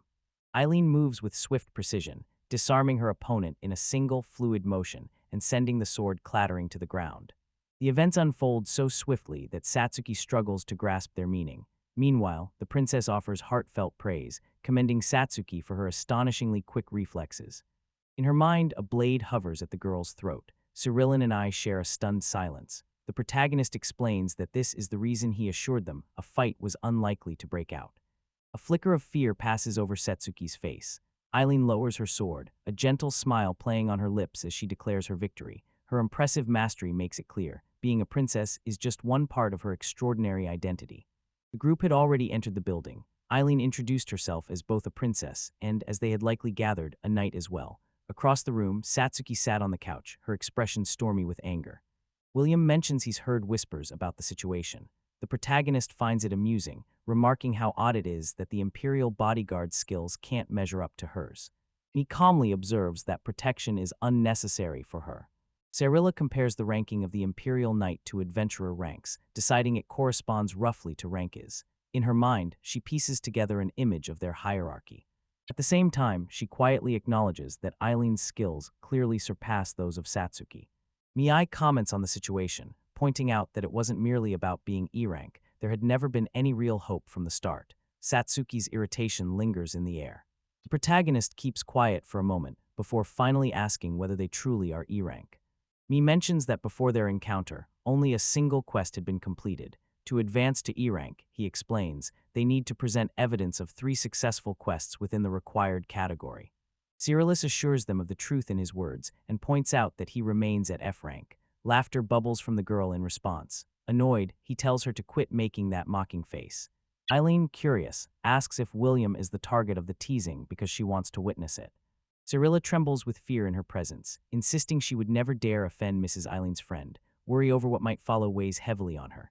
Meanwhile, the princess arches an eyebrow, confusion flickering across her face as she labels Cyrilla obstinate. Dropping onto the bench beside the samurai, the girl remarks on Satsuki's outspoken nature. Eileen responds with a subtle smile, which only fuels the girl's irritation. Suddenly, Satsuki leaps up and dashes after her in a burst of energy. Observing the scene, Mi quietly advises against measuring others by Satsuki's standards. Despite this, Eileen's teasing smile never fades. With a fierce glare, Satsuki jabs his finger toward her, vowing in a heated voice that their next encounter will end differently. Eileen meets his outburst with a weary, puzzled sigh. Frustration flares within the girl, blaming her restlessness on Eileen. Satsuki reaches out abruptly, her hands cupping Eileen's cheeks, leaving Eileen wide-eyed in astonishment. Nearby, Cyrilla gasps and demands to know what business Satsuki has with the princess. Though the outcome of their last clash left no doubt about their differences in power, she declared, without hesitation, her determination to win the rematch. Surprise flickered in his voice as he admitted his amazement at her resolve. Nearby, Mia turned to William, seeking reassurance about whether such persistent ambition was to be expected, and if he really intended to let it pass unchallenged. Defeated, Satsuki sprawls across the floor. Eileen gently massages her cheek, eyes narrowing in curiosity as she wonders aloud about his return, suspecting he seeks assistance. William steps forward, his voice calm, and holds out a paper they discovered deep within the bandit's secret lair. The young man offers her a document. Carefully, she unfolds the paper and begins to read. Shock and fear spread across her face as the contents sink in. Eileen's father approaches William with a warm smile, resting his hands firmly on the young man's shoulders. He comments on how much William has grown since their previous meeting. William, recalling that their last encounter was not so long ago, addresses the man as Ship Andrew. Eileen lingers quietly behind them, watching the exchange. The king assumes that the beautiful women nearby must be his teammates, Cyrilla and myself, but Satsuki remains unconvinced. The king urges them to show more kindness. Cyrilla lowers her head respectfully in Satsuki's direction. Mi gently reminds everyone that they are in the presence of the king, within his palace. The young girl admits that the rapid sequence of events has left her bewildered. Eileen glances toward her father and requests his attention for the document. Placing the paper in his hands, the king hums softly, curiosity lacing his tone as he studies the contents. The man before them addresses Eileen by her knightly title, prompting a confident and affirmative reply from her. The man insists on handling the matter himself, firmly opposing the idea of bringing in outsiders. The king, his voice ringing with authority, declares he will never permit such people to act freely within his realm. With a glare of fierce determination, he slams the document onto the table, his frustration plain to see. The king addressed William, commending his efforts and acknowledging that, without their intervention, the truth would have remained hidden. He offered his gratitude with a promise of a reward, assuring them they would receive everything necessary to support their cause. Eland admits her astonishment at the thought that this could bring about respect. Satsuki declares her intention to give the boy a taste of his own medicine. Mia points out that, since he holds noble status, their hands are tied and it's safer to stay out of his affairs. Cyrilla, however, argues that taking action could prove beneficial, insisting that Count Goldart deserves rightful consequences for his actions. The girl mentions that Ellen and William share a close friendship, a fact she is well aware of. Still, it surprises her how quickly the princess placed her trust in him. The princess softly declares it to be a matter of will. An uneasy quiet settles over the room. With cheeks tinged pink, the girl offers a hesitant explanation for herself. The princess assures everyone that her long acquaintance with him has shown her he is genuinely straightforward. Shock freezes the girls into silence, their surprise rendering them speechless. Eileen calmly remarks that he isn't someone who would bother with pointless rumors. Confusion flickers across her face as she wonders why their gazes are fixed on her so intently. A sly grin played on the girl's lips, which Rila found utterly adorable. An irresistible urge to tease her began to bubble up inside. Eileen admits her mind feels blank, insisting that right now, the only thing that matters is focusing on her mission. Envy flickers in her voice as she confesses a wish for Williams's sharp intellect. Williams, catching her gaze, calmly advises that mastering the art of using others could be her first lesson. The boy explains that while the king granted her permission, he warned against bringing in outsiders. The girl adds that this led her to the idea of employing adventurers such as themselves. Zarello explains the meaning, her voice calm and steady. William expresses his desire to listen all the way through, determined to hear every word. Satisfaction flickers across Satsuki's face as she relishes the chance to land a punch herself. Uncertainty lingers as Mie admits she might not be able to, but she remains resolute, ready to stay until the very end. Eileen announces that the decision will rest with them. The adventurers voice their agreement. The princess assures everyone that all necessary arrangements will be completed by tomorrow. Gratitude shone in Miai's eyes. Satsuki pointed out that relying solely on F-ranked adventurers might cause problems, prompting Rilla to propose turning this mission into an official guild quest. Eileen remarks that trying to make all of this official is far more trouble than it's worth, yet slipping by unnoticed simply isn't an option. William points out that their actions could just as easily be labeled as embezzling the royal treasury. William expresses his gratitude to her, mindful that their success could earn him a promotion to E rank. The girl observes a genuine smile lighting up his face. A sudden movement above catches his attention. Eileen also looks up and asks what he sees. His gaze lingers quietly, wordlessly acknowledging the unspoken question with a subtle nod. High above, a solitary figure observes them from a vantage point, watching in silence. The princess catches his attention. Tam lifts a hand in greeting, prompting the man to offer a polite bow before quietly departing. Satsuki turns and asks about his identity. The protagonist explains to her that the man standing before them holds the position of leader within the circle of mages. Satsuki inquires about the visitor. Sarilla calmly reveals that the individual holds the highest rank among all mages. The protagonist gently reminds them not to view him as flawless, confessing that he is far from the admirable figure they believe him to be. With a gentle tilt of her head, the girl wonders if he is truly certain, hinting that perhaps he should meet her in person instead. Calmly, the protagonist assures her that such a meeting is unnecessary. Curiosity flickers in Mia's eyes as she tries to process the events that just unfolded. At first, Aileen appears bewildered, yet gradually explains that he is William's father. Both Sarilla and Mia are left in astonished silence, struggling to digest the news. Meanwhile, Satsuki remains lost, unable to grasp the situation. Sarilla wonders aloud why he keeps such crucial information to himself, while Satsuki notes that this moment marks the first time he has spoken critically of another person. Sarilla reflects on her words and realizes she understands them more deeply after speaking. Eileen, hoping to ease the tension, notes that he constantly shoulders too many responsibilities and asks the others to help care for him whenever possible. With a hesitant nod, Mie agrees, her demeanor uncertain. Sarilla and Mie volunteer to watch over him together, their concern evident. Satsuki remains completely baffled by the situation, unable to grasp what is happening. The protagonist, growing increasingly uncomfortable under their intense gazes, politely asks if they could stop staring at him so intently, admitting his confusion. Sarilla suggests escorting him to the tavern. Mia wonders whether he caught Eileen's words. Satsuki offers a polite farewell to the princess, promising to meet again the following day. The princess agrees, confirming their plans for tomorrow. Years earlier, little Eileen walked up to William with an invitation to join her game. William, however, politely turned her down, expressing his preference to continue reading the next volume. The girl notices his focus on the travel book and wonders aloud about his lingering interest. With an unexpected certainty, she claims to know exactly what might capture his attention.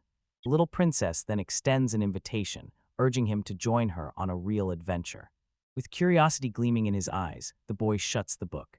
Nearby, young children wander through the remnants of forgotten ruins. The girl invites Will to come over and suggests they investigate the old site together. Will notes that it's nothing more than the remains of a church. The girl wonders aloud whether he's enjoying himself. The boy considers for a moment, then says that, when you look at it a certain way, it really is enjoyable. Happiness radiates from Eileen as she seizes the main character by the collar and eagerly pulls them along. With a joyful declaration, the girl announces that this makes them partners in adventure. A woman's voice pierces the air, calling out for Eileen. William's father listens and realization dawns on his face. He finally knows their location. Disappointment flickers across the girl's expression, her hopes dimming as the truth sets in. The weight of the moment presses down on them all. The man informs Eileen that her teacher is expecting her. Eileen promises him they will have another chance to play soon. The boy assures her that next time, their playtime together is guaranteed. Turning to his son, the man gently reminds him to show proper respect by addressing her as Mrs. Eileen. The girl quickly insists that nothing is wrong and reminds him that they are friends. The memory of her calling them adventure buddies lingers in his mind. Without another word, he turns away, simply saying they will meet again later. The boy continues to address her by her first name, a subtle act of defiance against his father that makes him bristle and return the gesture. Eileen simply nods in agreement, a gentle smile playing on her lips. The girl, now older, quietly dreams of a future where they would set off on grand adventures side by side. Yet beneath those thoughts, an unspoken understanding lingers. Such dreams are nothing more than a fantasy. With a gentle, bittersweet smile, she watches the adventurers fade into the distance. Journeying side by side, the main characters share countless adventures, which she finds deeply endearing. Yet her royal duties, bound by her status as a princess, prevent her from joining William on another escapade. Following the princess's command, they departed from the capital on their journey. The young traveler wonders aloud how many days have slipped by since their departure. Her companion responds, noting that merely 2 days have passed. She remarks on the lack of adversaries, finding their travels uneventful and dull. Meanwhile, the third member of the group silently contemplates what it is that Cyrilla eagerly awaits. Nodding along with her friends, she inquires if something had occurred. Their gazes drift toward the pair standing ahead, and curiosity stirs within the girl as she tries to decipher the nature of their relationship. Cyrilla admitted it was foolish to expect talk of romance or light-hearted chatter. Her companion remarked that their conversation seemed to be heading down 2 separate paths. The girl standing at the front admits they remain uncertain about his true intentions. She turns her attention to strategy, inquiring how best to approach their opponent. In response, the young man expresses a preference for a straightforward, direct confrontation. Intent on entering his residence quietly to question his target, a sudden detail catches his attention. Eileen gazes thoughtfully, proposing that magic might be at play here. He explains that what they see is a magic circle, with an enchantment placed at its center. This spell serves as a vigilant sentinel, alerting its creator to any unusual activity in the surrounding world.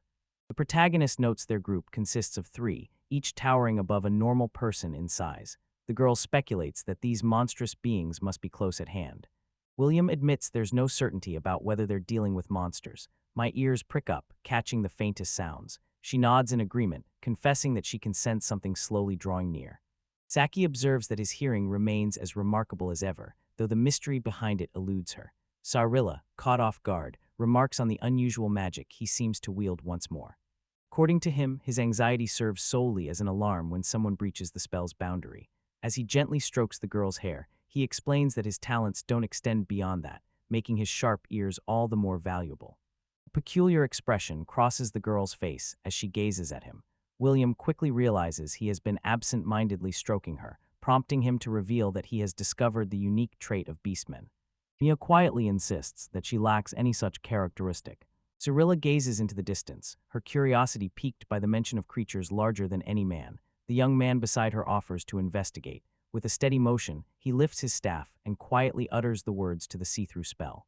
3 hulking monsters appear in the distance, prompting the boy to laugh as he identifies them as orcs. The protagonist quickly warns the girls, urging them to act before they run into trouble.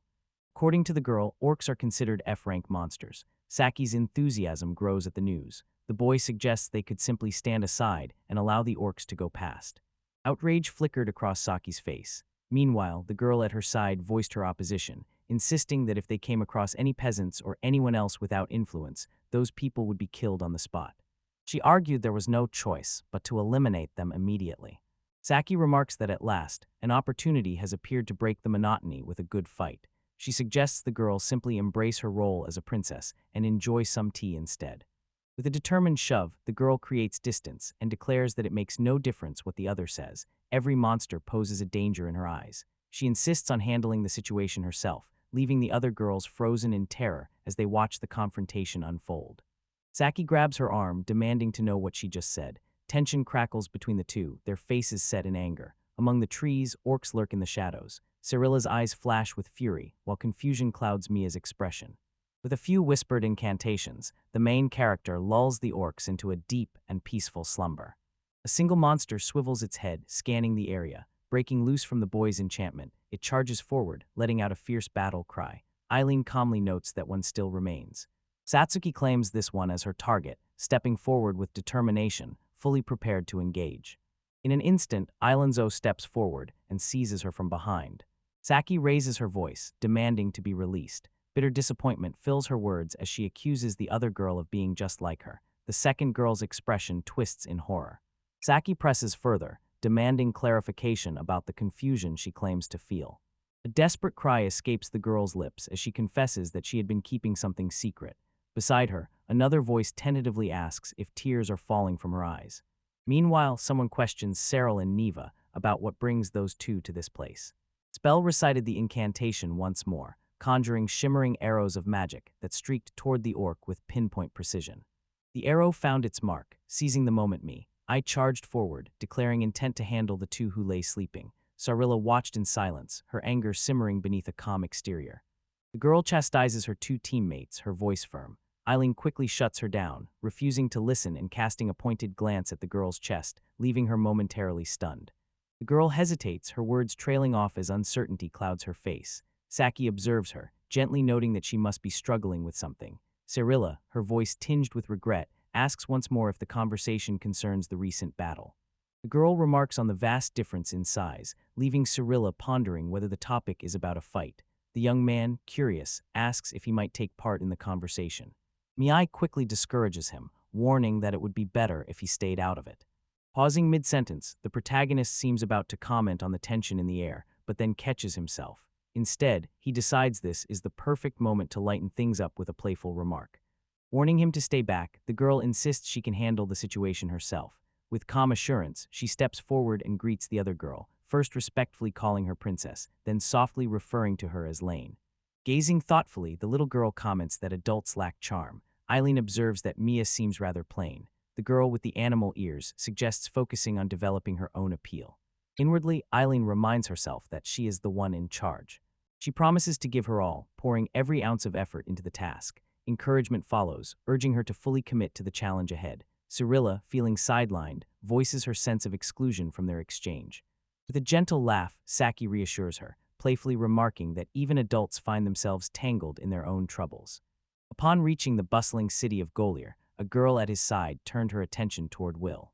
Curiosity colors her voice as she seeks his thoughts on the ideal number of people to send to Count Goldart's estate. He responds with calm certainty, suggesting that just he and Elaine would suffice for what should be a quiet discussion. Still, a note of concern lingers when he mentions the court magician Alice, whose presence continues to trouble him. With a diploma from the Institute of Witchcraft in hand, she possesses the skills of a true wizard and can perform nearly all the same spells he does. Cyrilla gestures toward a grand mansion, inquiring whether it belongs to Count Goldart. Eileen observes the impressive structure and affirms that it appears to be his residence. Deciding to scout ahead, the protagonist assures the girls they should remain where they are for now. One of the girls gestures to herself with a questioning glance. Will explains that his plan involves only a brief check, nothing more than a simple reconnaissance. A mysterious incantation escapes his lips. Cyrilla wonders aloud if he has just performed some sort of magic. Maya nods in agreement, recalling how he unleashed a similar uncanny power during the encounter with the orcs.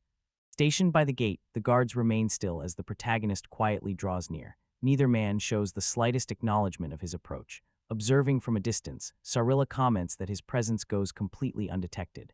Watching from the shadows, the Mage quickly recognize the nature of the spell and understand its immense value, a treasure no thief could resist pursuing.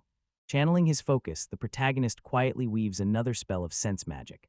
Around the corner, the girls exchange startled glances, caught off guard by his repeated use of sorcery. Gazing through one of the building's windows, the young man confirms his suspicion. The alarm remains active, even during these quiet days. This suggests that somewhere at the very heart of the dome. Peering through the haze of magic, his gaze lands on a striking young woman seated gracefully at the table. He recognizes her instantly, Alice Flamilia.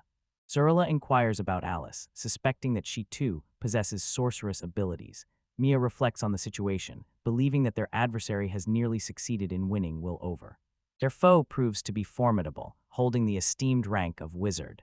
Zerula senses inevitable trouble brewing. She muses that perhaps everyone who leaves the Institute of Witchcraft carries a touch of madness within them. Memories surface of a woman known for her peculiar sense of humor and odd antics.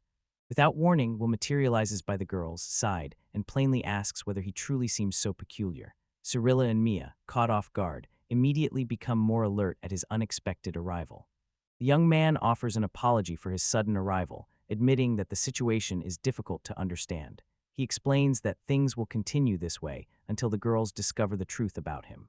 Zerula responds, pointing out that if he had remained silent, the secret would have stayed hidden from them. A lingering presence continues to unsettle me, leaving her uneasy. The young man proposes that the girls return to the Frano Hotel. Zerula remains preoccupied, her thoughts drifting to William's latest disappearance. He silently points her finger at the guy, suspicion flickering in her eyes. Satsuki's eyes widened in astonishment as confusion swept over her. She demanded to know whom the girls had been speaking with. Meanwhile, those oblivious to the situation failed to notice the presence that lingered among them. Growing impatient, Mia urged William to lift the spells at once.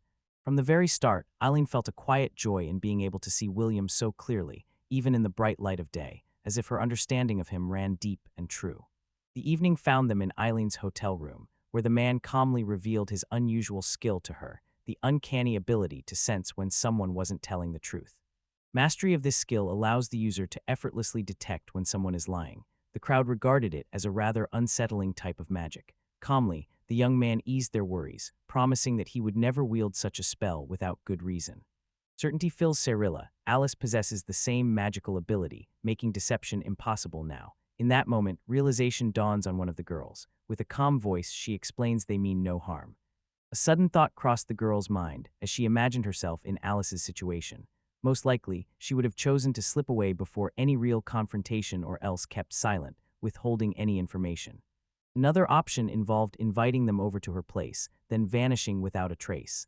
Eileen figured she would likely fall for such a trick herself if she were the commander. The girl mentions her encounter with Alice earlier that day at the residence. Zerula inquires whether the man examined Alice using magic. Will nods in confirmation, adding that he had also gathered some information about her appearance during his conversation with the Institute. The young man directs his gaze toward Eileen, inquiring about the court wizards in Count Goldaraf's service. Eileen simply shakes her head and speaks solely about Alice. Considering the situation, the young man assumes it must be Alice. Eileen proposes they wait patiently until Alice is done. Both sides reach an agreement, acknowledging that the process will be time-consuming, but remains the safest option for now. Meanwhile, he turns his focus to refining the plans for tomorrow. Morning light filters into the room as Mie stands determined, her fists tightened in front of her body. She quietly requests Will to cloak her in invisibility. Will replies with confidence, assuring her he can adjust the spell's strength as needed. To further safeguard their plan, he weaves another incantation, one that conceals any trace of magical seals. Mie quietly muses whether to reveal that a sensory magic spell can intercept it. Describing it, Mie compares the sensation to being caught in a downpour of countless unfamiliar scents, reminiscent of that encounter with the orcs. The man realizes the girl is referring to magic arrows. The explanation started with how, as a mage's level rises, so does the number of arrows they can unleash. Mie interrupted, asking the man to cut the lesson short, and he willingly complied.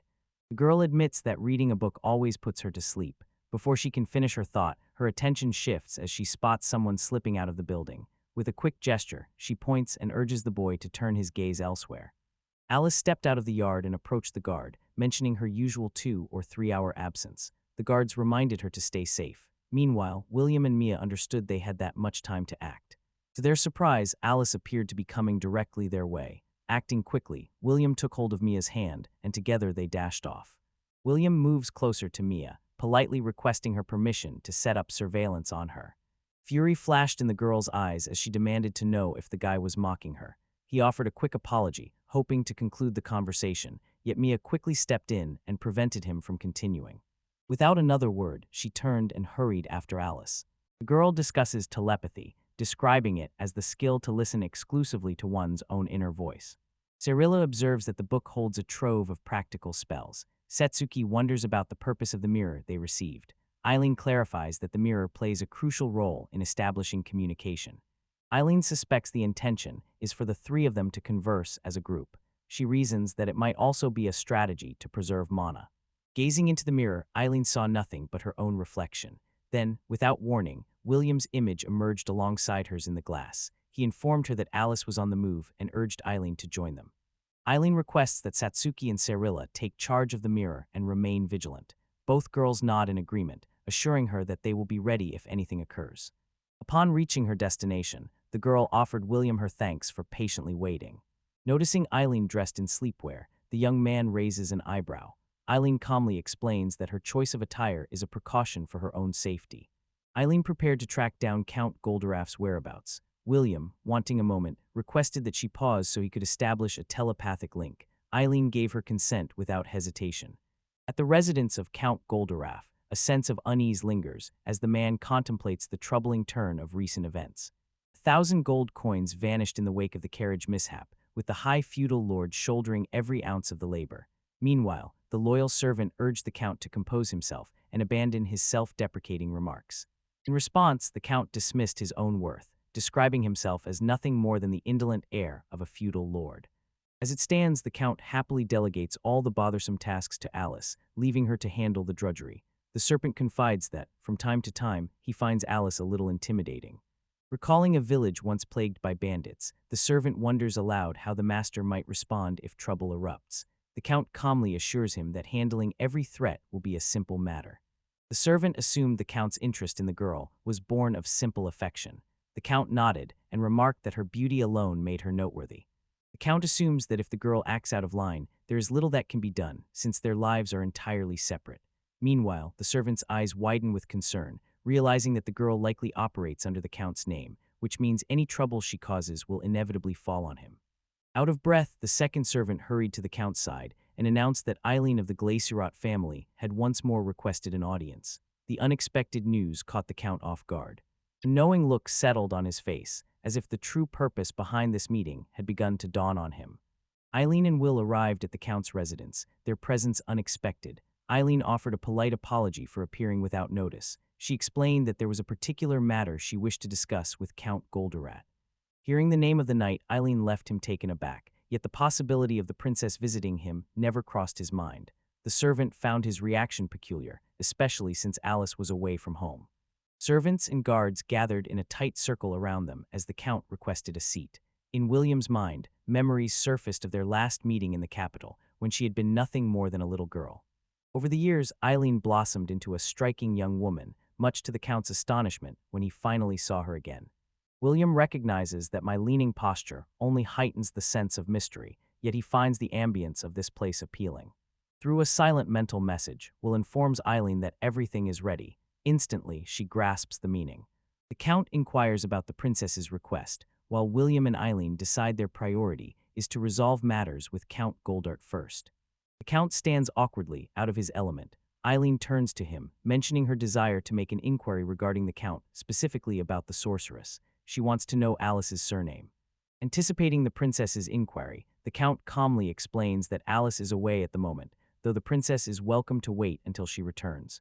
Eileen sees complications in this suggestion and promptly declines the offer. In his thoughts, William urges the girl to steady herself. She admits inwardly that a bit of nervousness still lingers. Meanwhile, the young man encourages her to recall how confidently she handles the sword during training. Shadows crossed the girl's face in an instant as she fixed the count with a gaze filled with unwavering seriousness.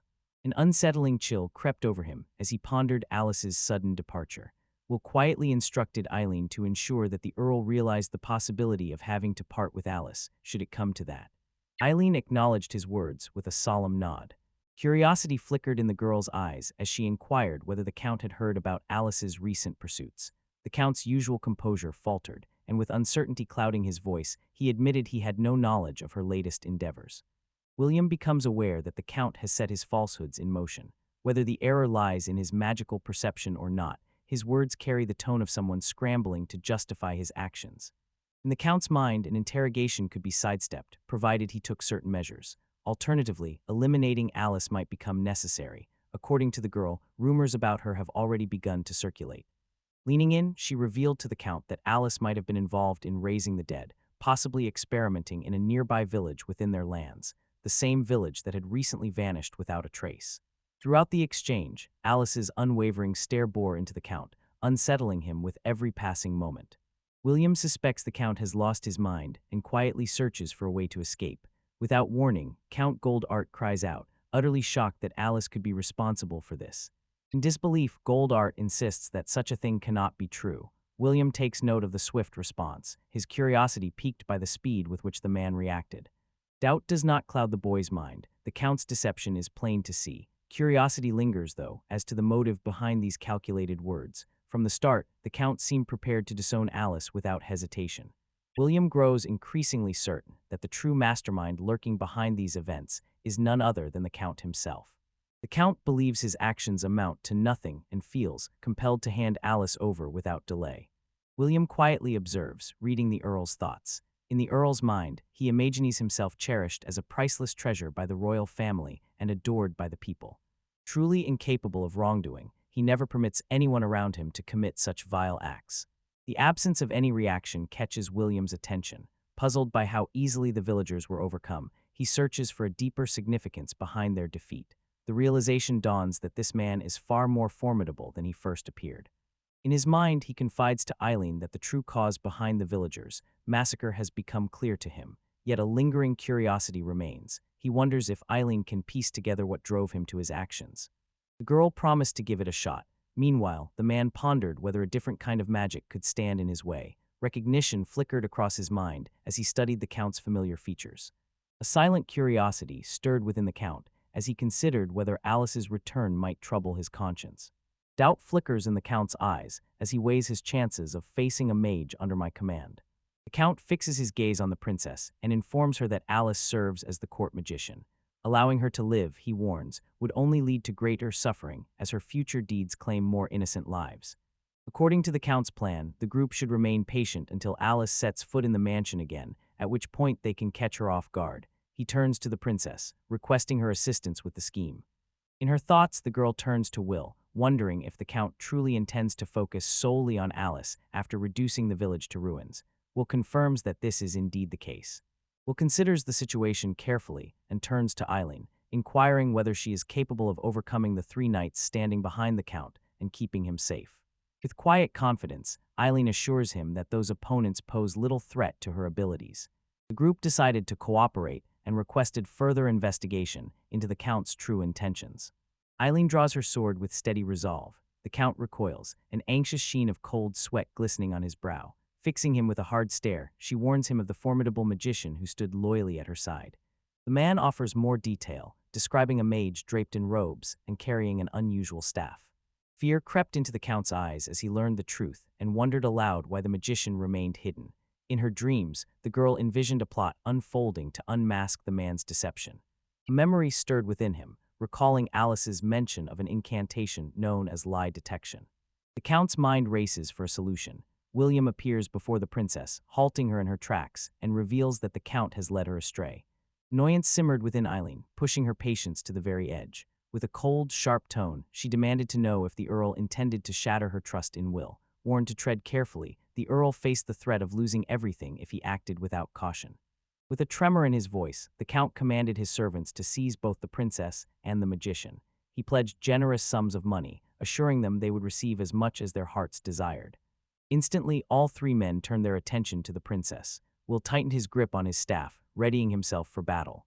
One of the men, his voice quivering, insists that this just can't be true. The man calmly clarifies that defeating a true knight lies far beyond their capabilities, and their presence merely serves a decorative purpose. The Count's eyes widen with surprise, having assumed their strength to be formidable. In response, the man gently corrects him, noting that these individuals serve simply as guards. Collapsing onto the cold floor, the Count cries out in anguish, his voice trembling with disbelief over his fate. Accusing glances turn toward Alice as he declares that evil has found its way into their midst. In desperation, he insists on his innocence, proclaiming that he has committed no wrongdoing.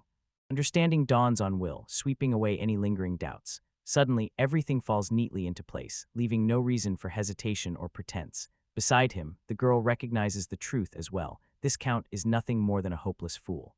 Bound securely in the corner, the guards could only watch as the girl spoke up, her voice calm but curious. She wanted to understand why the Count had taken such measures against the people living under his rule. The man accuses Alice of tricking him. Initially, he directs his words to Eileen, yet quickly changes course and explains that Alice was the one who made the request. Eileen pressed the Count to explain why he agreed to sacrifice innocent people simply because his court magician requested it. She reminded him that these were the very people entrusted to his care. The Count replied, revealing that his actions had not been without reason. Seeking Alice's affection, he found himself agreeing to the terms she carefully laid out for him. Disbelief spread across the girl's face at his words. The man quickly clarified, insisting he was only referring to the woman's clothing. Eileen's patience wore thin, and frustration bubbled within her as she prepared to confront him. Will admits he can follow the man's reasoning, yet he cannot grasp how that alone could justify commanding the destruction of the entire village. According to his account, Alice confided that advancing her research could turn the idea of raising an army of the undead into a reality rather than mere fantasy. Rage surged through Eileen, pushing her to the brink as her fists tightened, straining to keep her temper in check. Determined, she started toward the Count, but Will intercepted her path, urging her to regain her composure. Despite the fury burning inside, Eileen understood she needed to restrain her anger. Noticing the boy's hand resting gently on her shoulder, the girl blushed and her nerves eased. Without warning, the Count shifted the conversation back to the topic of clothing. Moments passed, and as the magic took hold, Count Goldart confessed his feelings of failure, admitting to a life marked by disappointment and regret. The crash of the 1,000-coin carriage marked the beginning of his misfortunes, sending his once stable life into a downward spiral. Will politely requests a moment alone with Eileen. As he shares a personal story, his words resonate deeply, and Eileen slowly comes to understand that everything he has said is genuine. The boys assembled at Mia's place, each one buzzing with anticipation for the moment to confront the final boss. Relief and excitement danced in the girl's eyes as the long-awaited hour arrived. Eileen quietly voiced her preference to remain behind, pointing out that the Count needed someone to watch over him. Even so, the girl urged Eileen to join their group. Eileen shares that this very quality is what draws her to the girl. Still, she remains mindful of her responsibility to watch over Will and ensure his safety.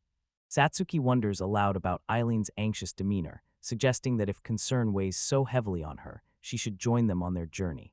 With a firm grip, the girl holds Satsuki and gently points out that it's time for Satsuki to start listening. Eileen, wearing a warm smile, encourages Satsuki to keep the game safe and pleasant for everyone. Eileen bids the boys farewell as they depart, while Will reassures her with a promise of their swift return. The girl observes that Alice's footprints point directly toward the spot near the barrier marked with warnings. Will agrees with her assessment, estimating that Alice is now no more than 50 meters ahead. Satsuki proposes the bold idea of shattering the barrier to gain entry. Meanwhile, her friend, puzzled by Satsuki's eagerness, quickly rejects the suggestion. Will explains that drawing attention would trigger the barrier's detection. However, slipping by unnoticed might allow them to pass through its watchful perception.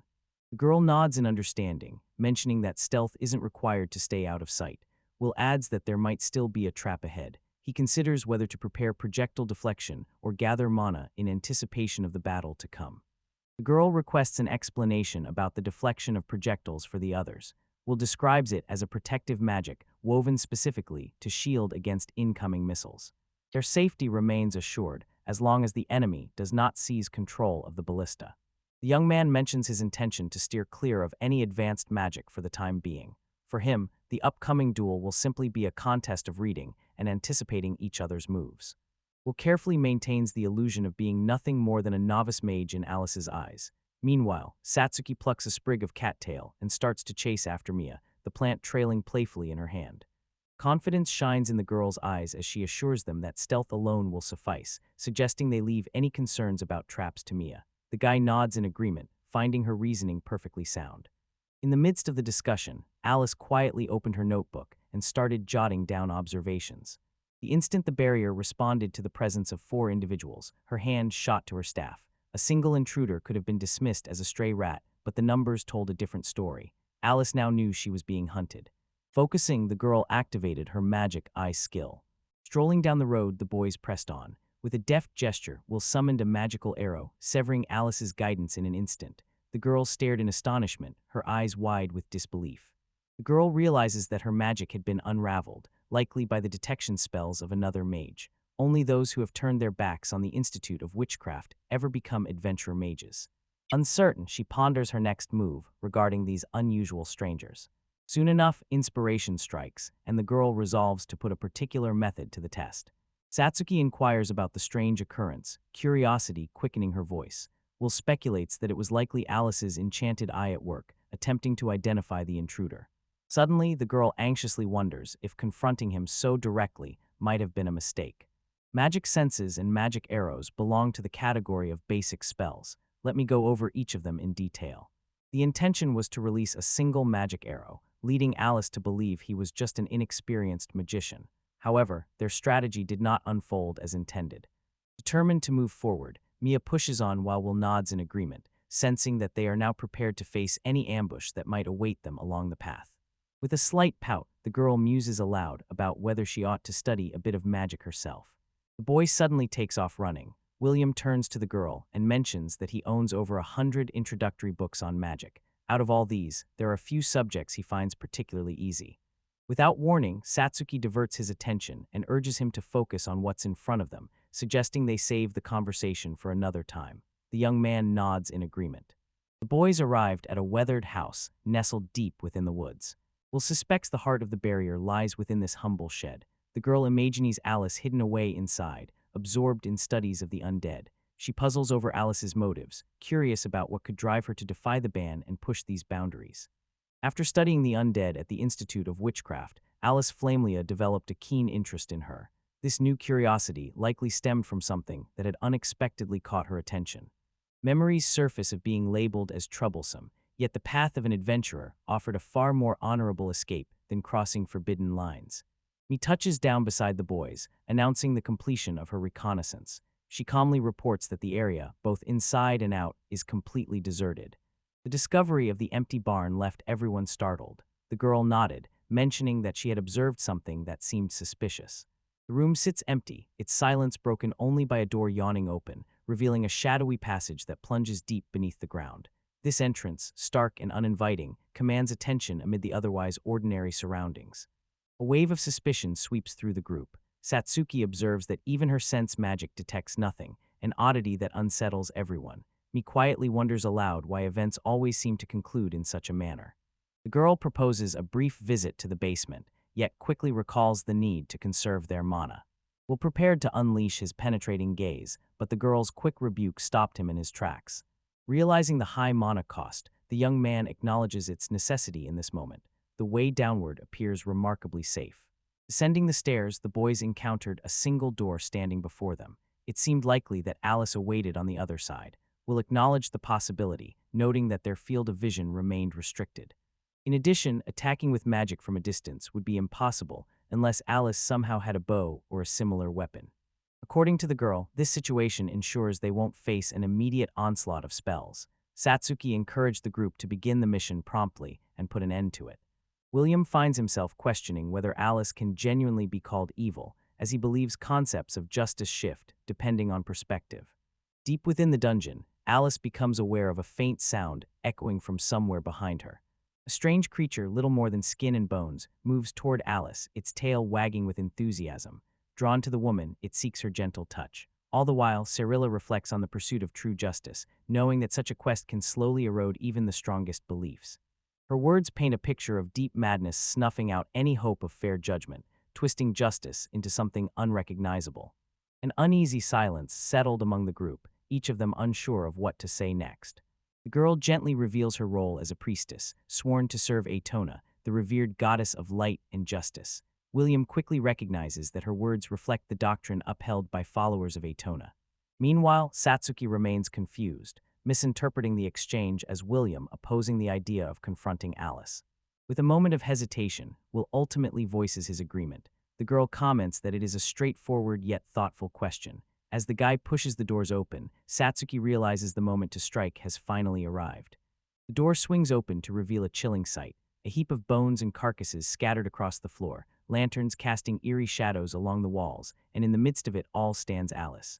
Meanwhile, distance separated the woman from Williams and his companions. Astonishment swept over the boys as they realized how far the girl stood from them. Meanwhile, disbelief flickered in Mia's eyes at the thought of the woman waiting in the distance for such a long while.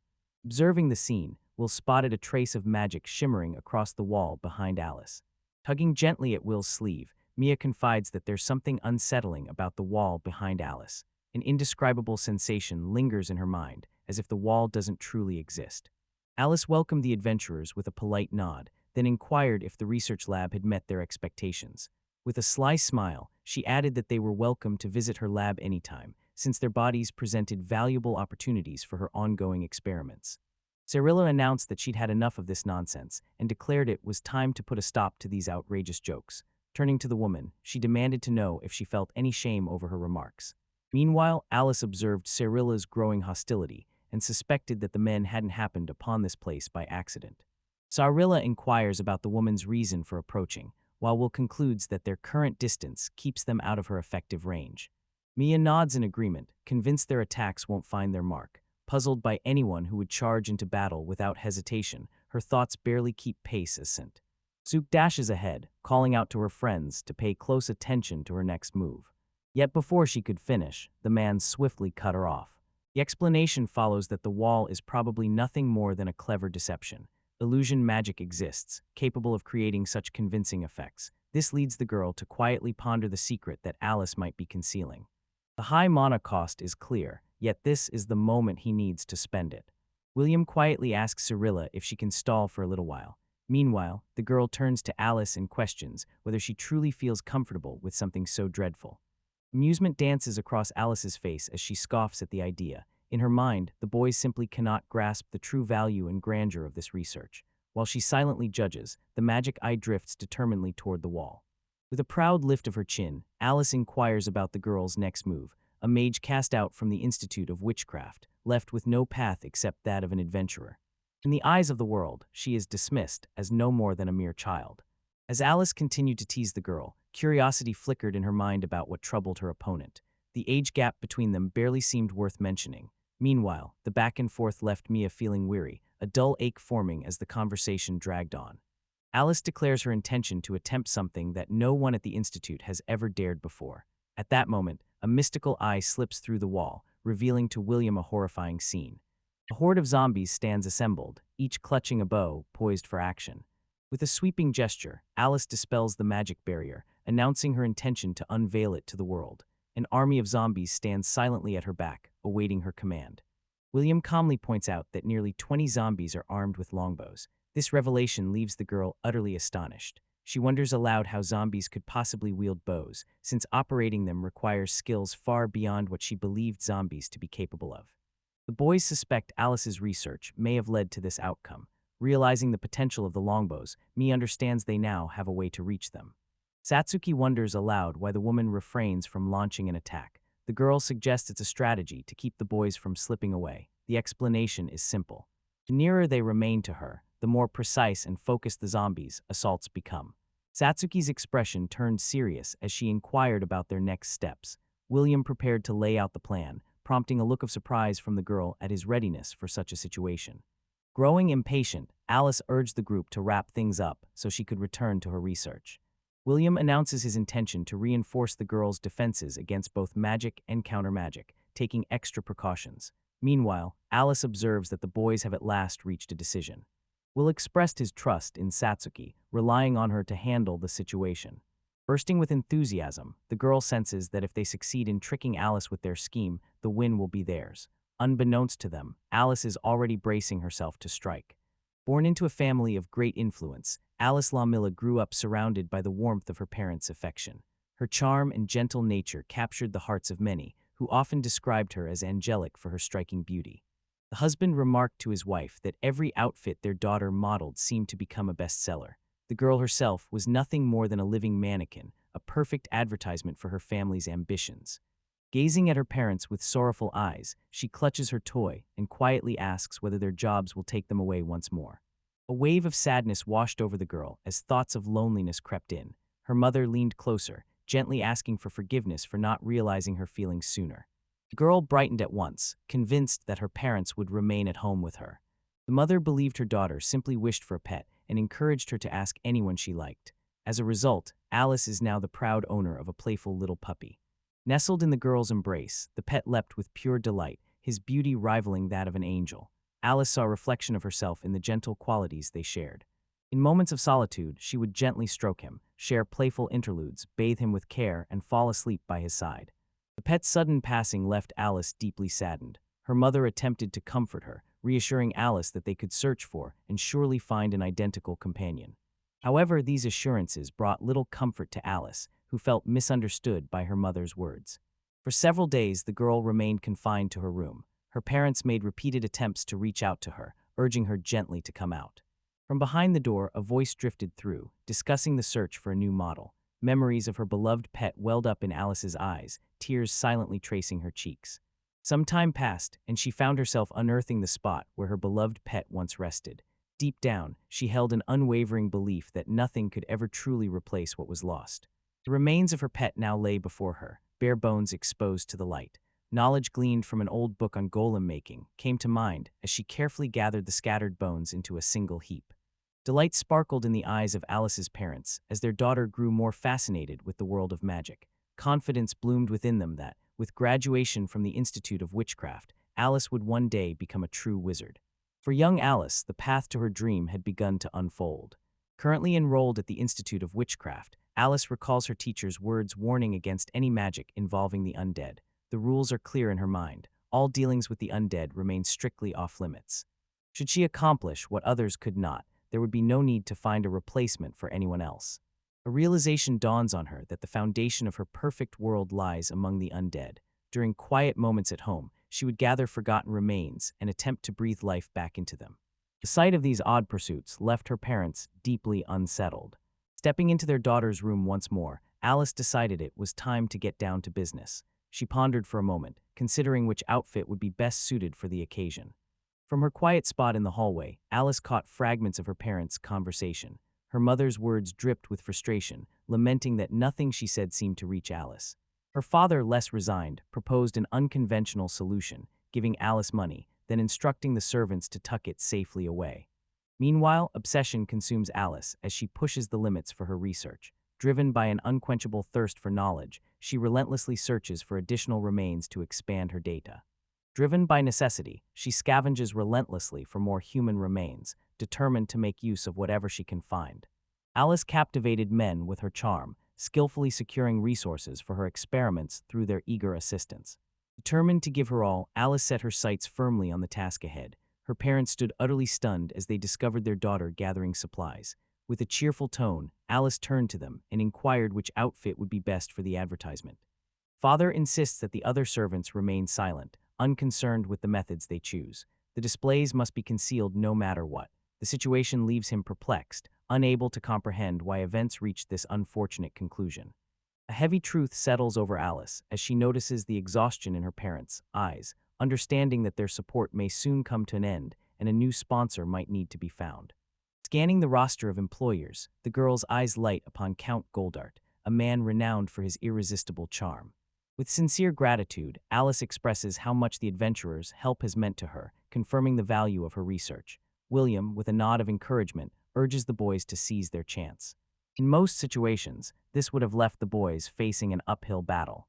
With a firm motion, Alice lifts her staff and unleashes the dispel skill. In an instant, every one of her research subjects draws their bows, ready for action. Confidence fills Alice as she assumes the adventurers have no hope left. Fear pressed the boys close as the threat of undead archers loomed, leaving them with no choice but to block off the only escape route. In that tense moment, a massive shield appeared, halting a flurry of arrows and sheltering them from harm. Alice looked on in astonishment. Satsuki issued her orders with unwavering authority. Curiosity flickered in Alice's eyes as she tried to comprehend what had just occurred. Project Health Affection belonged to the realm of intermediate magic, far beyond the grasp of a novice. With a quiet nod, Alice assumed their strategy had succeeded. She faced her companions, urging them to brace themselves for the next round of attacks. Alice, so deeply absorbed in her own research, often struggles to make cool, calculated decisions about what to do next. In contrast, those seasoned adventurers, who face battles on a daily basis, navigate such choices with practiced ease. Without warning, Alice's pet tugged at the hem of her robe. She instinctively shielded herself with her cloak just as Satsuki lunged forward. The small creature was sent flying, and everyone quickly understood it had acted on its own, without waiting for instructions. Rage burns in Alice's eyes as she faces Will, demanding to know how he could have betrayed her trust. She refuses to believe that a mage capable of mastering projectile deflection could be limited to casting just a single magic arrow. The realization dawns that their scheme has not gone as intended. With no other options left, they must now confront each other directly in battle. Alice senses Satsuki hurtling her way, blade raised with deliberate intent. In response, a shimmering force field forms at her command, encasing her in a protective barrier.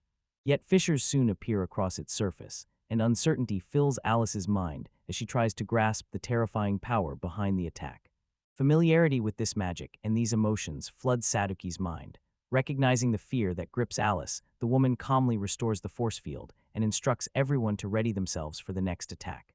Unaware of the approaching danger, Alice failed to spot the girl quietly closing in behind her, poised to spring a surprise attack.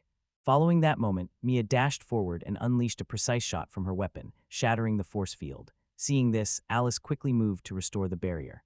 In that moment, the girl chanted an incantation to lay the undead to rest beneath the earth.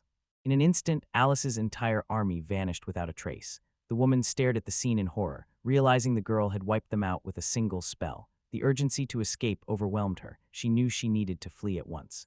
Alice shifts her attention to Will, focusing on him intently. With a swift motion, he conjures magical arrows and launches them at the woman. Inwardly, she regards him as foolish, certain that if they both persist in wielding identical magic, victory will ultimately belong to her. To Alice's astonishment, just 3 arrows emerged. Curiosity flickers in her eyes as she tries to understand how someone with only mid-level magic could accomplish such a feat. Doubt creeps in, making her question whether this person is truly a mage. After a moment's reflection, Alice settles on another possibility. Perhaps he is a wizard. At this point, it becomes clear that Alice possesses the ability to unleash 3 arrows in a single volley. Meanwhile, the man's reserves of mana dwindle to the point where launching another attack appears nearly impossible. In his opinion, the staff should handle their responsibilities before Alice even attempts any magic. Meanwhile, Mia and Sarilla join the fray, launching their own offensive. The reason behind his knowledge lies in witnessing the bride being apprehended inside the church. Horror and despair instantly washed over her face. At the heart of it all lies Alice Flamelia. The girls launched their assault on the woman without hesitation, swiftly shattering her protective barriers. Meanwhile, regret gnawed at the young man, wishing for just a bit more time and strength. Losing now is not an option for him. Suddenly, the sharp sound of something clattering to the floor catches his attention. Uncertainty clouds Alice's mind as she faces the wizard and his mysterious companions, each a potential threat she barely understands. Urged by a sense of growing danger, she resolves to escape at any cost. Summoning her determination, Alice prepares to activate her force field skill once more. An object suddenly strikes her, leaving her reeling in surprise. A sudden realization dawns on Alice as she notices it is the 4th arrow. With effortless grace, Satsuki shatters the power barrier once more, as though it were nothing more than a fragile glass pane. Alice refuses to accept the idea of dying in a place like this. Powerless to hinder the girl's actions, she remembers pouring her whole existence into the study of the undead, sacrificing countless things along the way. Every choice was made for the sake of the world's well-being. Now, she quietly ponders what remains of herself if the undead vanish from her life. At that moment, Alice understands this challenge belongs to her alone.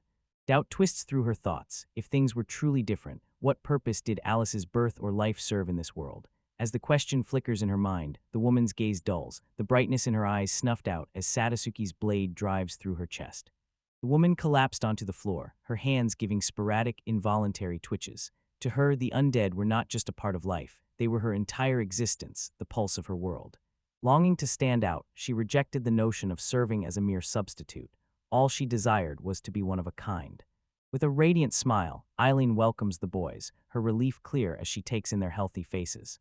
Passing a book into Eileen's hands, Cyrilla requests that she take a closer look.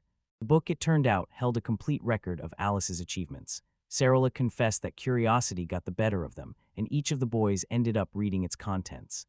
Work began on building a fire and gathering wood from the forest floor. As Eileen busied herself, memories resurfaced of the young wizard cast out by his own family, his ambitions stifled by a stern father. Ciri's curiosity was piqued, and she asked about the person occupying Eileen's thoughts. Eileen responded, revealing the story was about Will, who struggled under his father's opposition to his dream of becoming an adventurer.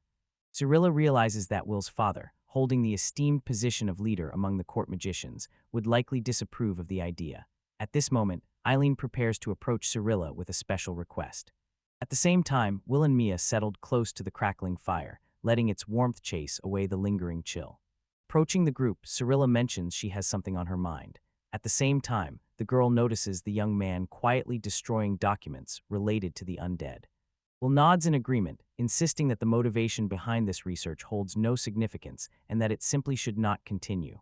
Quietly gazing into the fire, the girl responds with humility, offering her assistance as she picks up one of the books. In a sudden flash of memory, Cyrilla recalls the presence of another undead that escaped purification. Will assures her that none of this is her fault, explaining that the creature was brought back to life through the use of golem-making magic. Before he can finish, the girl interrupts and urges him to stop, insisting that this isn't the reason she's here. Memories stir as she realizes she cannot simply abandon the object. Determined, she sets out to deliver it to Alice's body, yet it disintegrates before she arrives. The incident leaves her pondering the true meaning of justice. Setsuki received a bundle of firewood from the mate, who offered it with a quiet nod. Meanwhile, curiosity bubbled among the girls as they tried to guess the topic of Cyrilla and Will's hushed conversation. With a gentle breath, Cyrilla closed her eyes and quietly urged him to share everything, her concern deepening at the sight of agony clouding his features.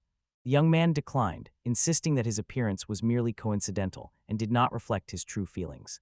Cyrilla, her patience wearing thin, sharply urged him to recognize the mood in the room, making it clear that she wanted him to understand he could trust and depend on them. Flames consume every trace of Alice's records, leaving nothing behind. Lost in thought, Will gazes into the flickering flames, silently pondering the choices before him. His mind drifts to memories of his father, searching for guidance in their shadow. Without a word, he takes another sheet and consigns it to the fire's hungry embrace. He recalls being the one who gave the order to set everything ablaze. Uncertainty lingers as he struggles to decide whether his choice was the right one. The thought crosses his mind that these actions might truly cause the girl to rethink her understanding of justice. Cyrilla averts her gaze, quietly conceding to the man's point. She supports his choice to destroy all the research and decides to stand with him. In his eyes, their alliance now makes them partners in this act.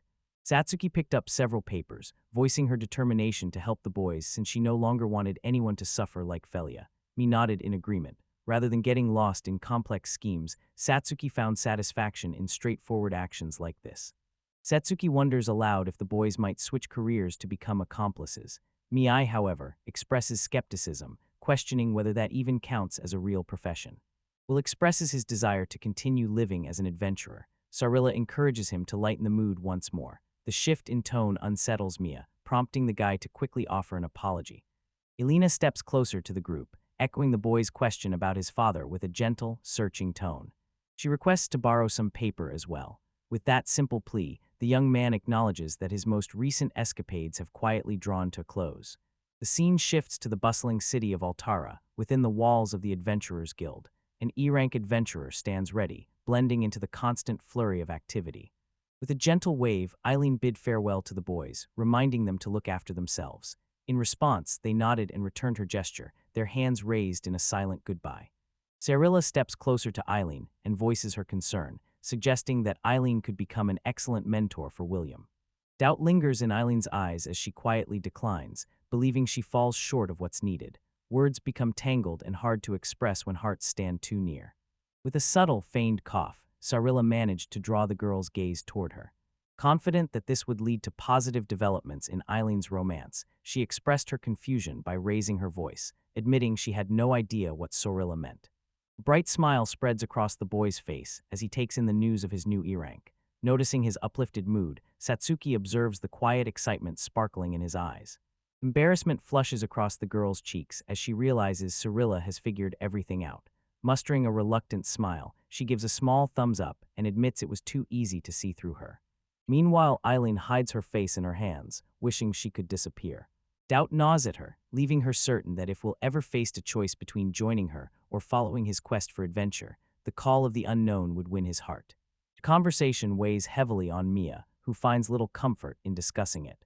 Moreover, Eileen is determined to continue her life as a knight, making it impossible for her to join their journey. With a warm and easy smile, Eileen remarks that if she simply lets herself fall head over heels, everything might become much simpler. Agreement settles on the boy as he recalls that Eileen was the very first person to join him on an adventure. The memory of their shared adventures lingered in Eileen's mind with a warmth she hadn't expected. Knowing the guy still held those moments close left her genuinely moved.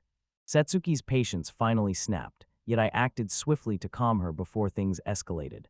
Eileen remarked that the girl ought to carry herself with greater elegance. With a gentle wave in the boy's direction, Eileen announces that it's time for her to head out. Satsuki's frustration flared once more, and she declared that she would claim victory over her next time. Eileen met her gaze calmly and encouraged her to give it her best effort. Cirilla assumes the girls are discussing their daily training routine. In her mind, Satsuki follows this practice every morning without fail.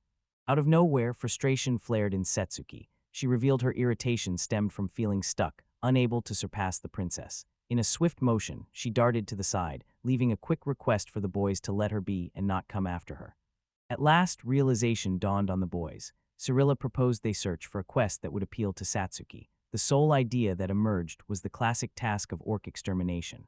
Satsuki's face lit up with delight as she began the task. Minutes later, her expression shifted to one of sorrow as she gazed at the fallen orc. Miyai stepped forward and quietly acknowledged the victory. Satsuki inquires whether such an event has previously occurred. She points out that someone must have arrived ahead of them, given that the orc was struck precisely in its vital spots. Will observes the attack's execution, recognizing the precision and routine behind it, perhaps even linked to moments of sleep. Meanwhile, MII suspects only a short span has elapsed since the orcs fell. Silence surrounds the girl, leaving her unaware of any presence. Cirilla brings up the magic eye once more. Uncertainty grips the boys, as neither allies nor adversaries can be clearly distinguished.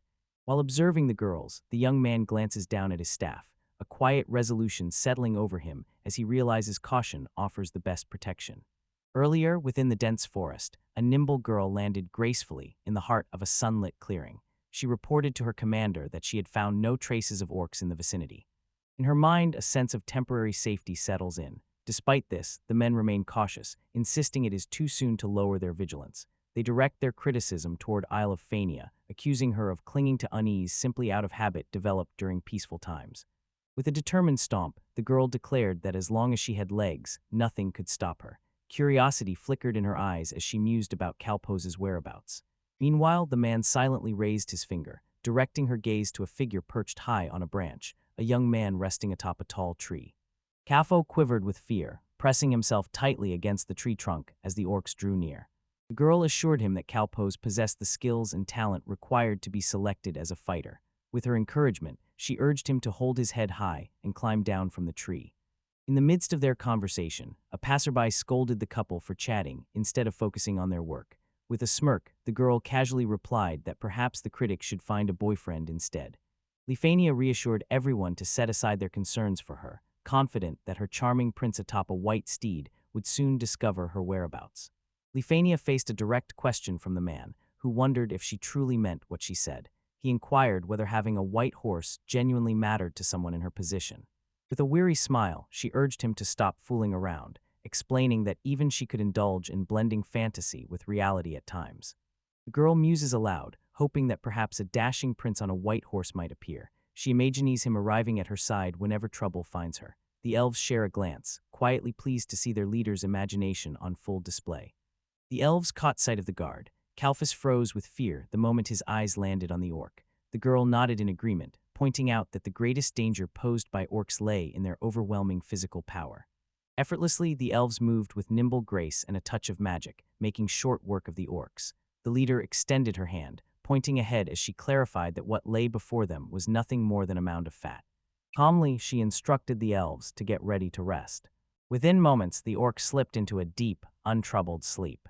The elves closed in around him, drawing their swords with practiced ease. Confidence radiated from each warrior, certain that no orc could stand against their skill.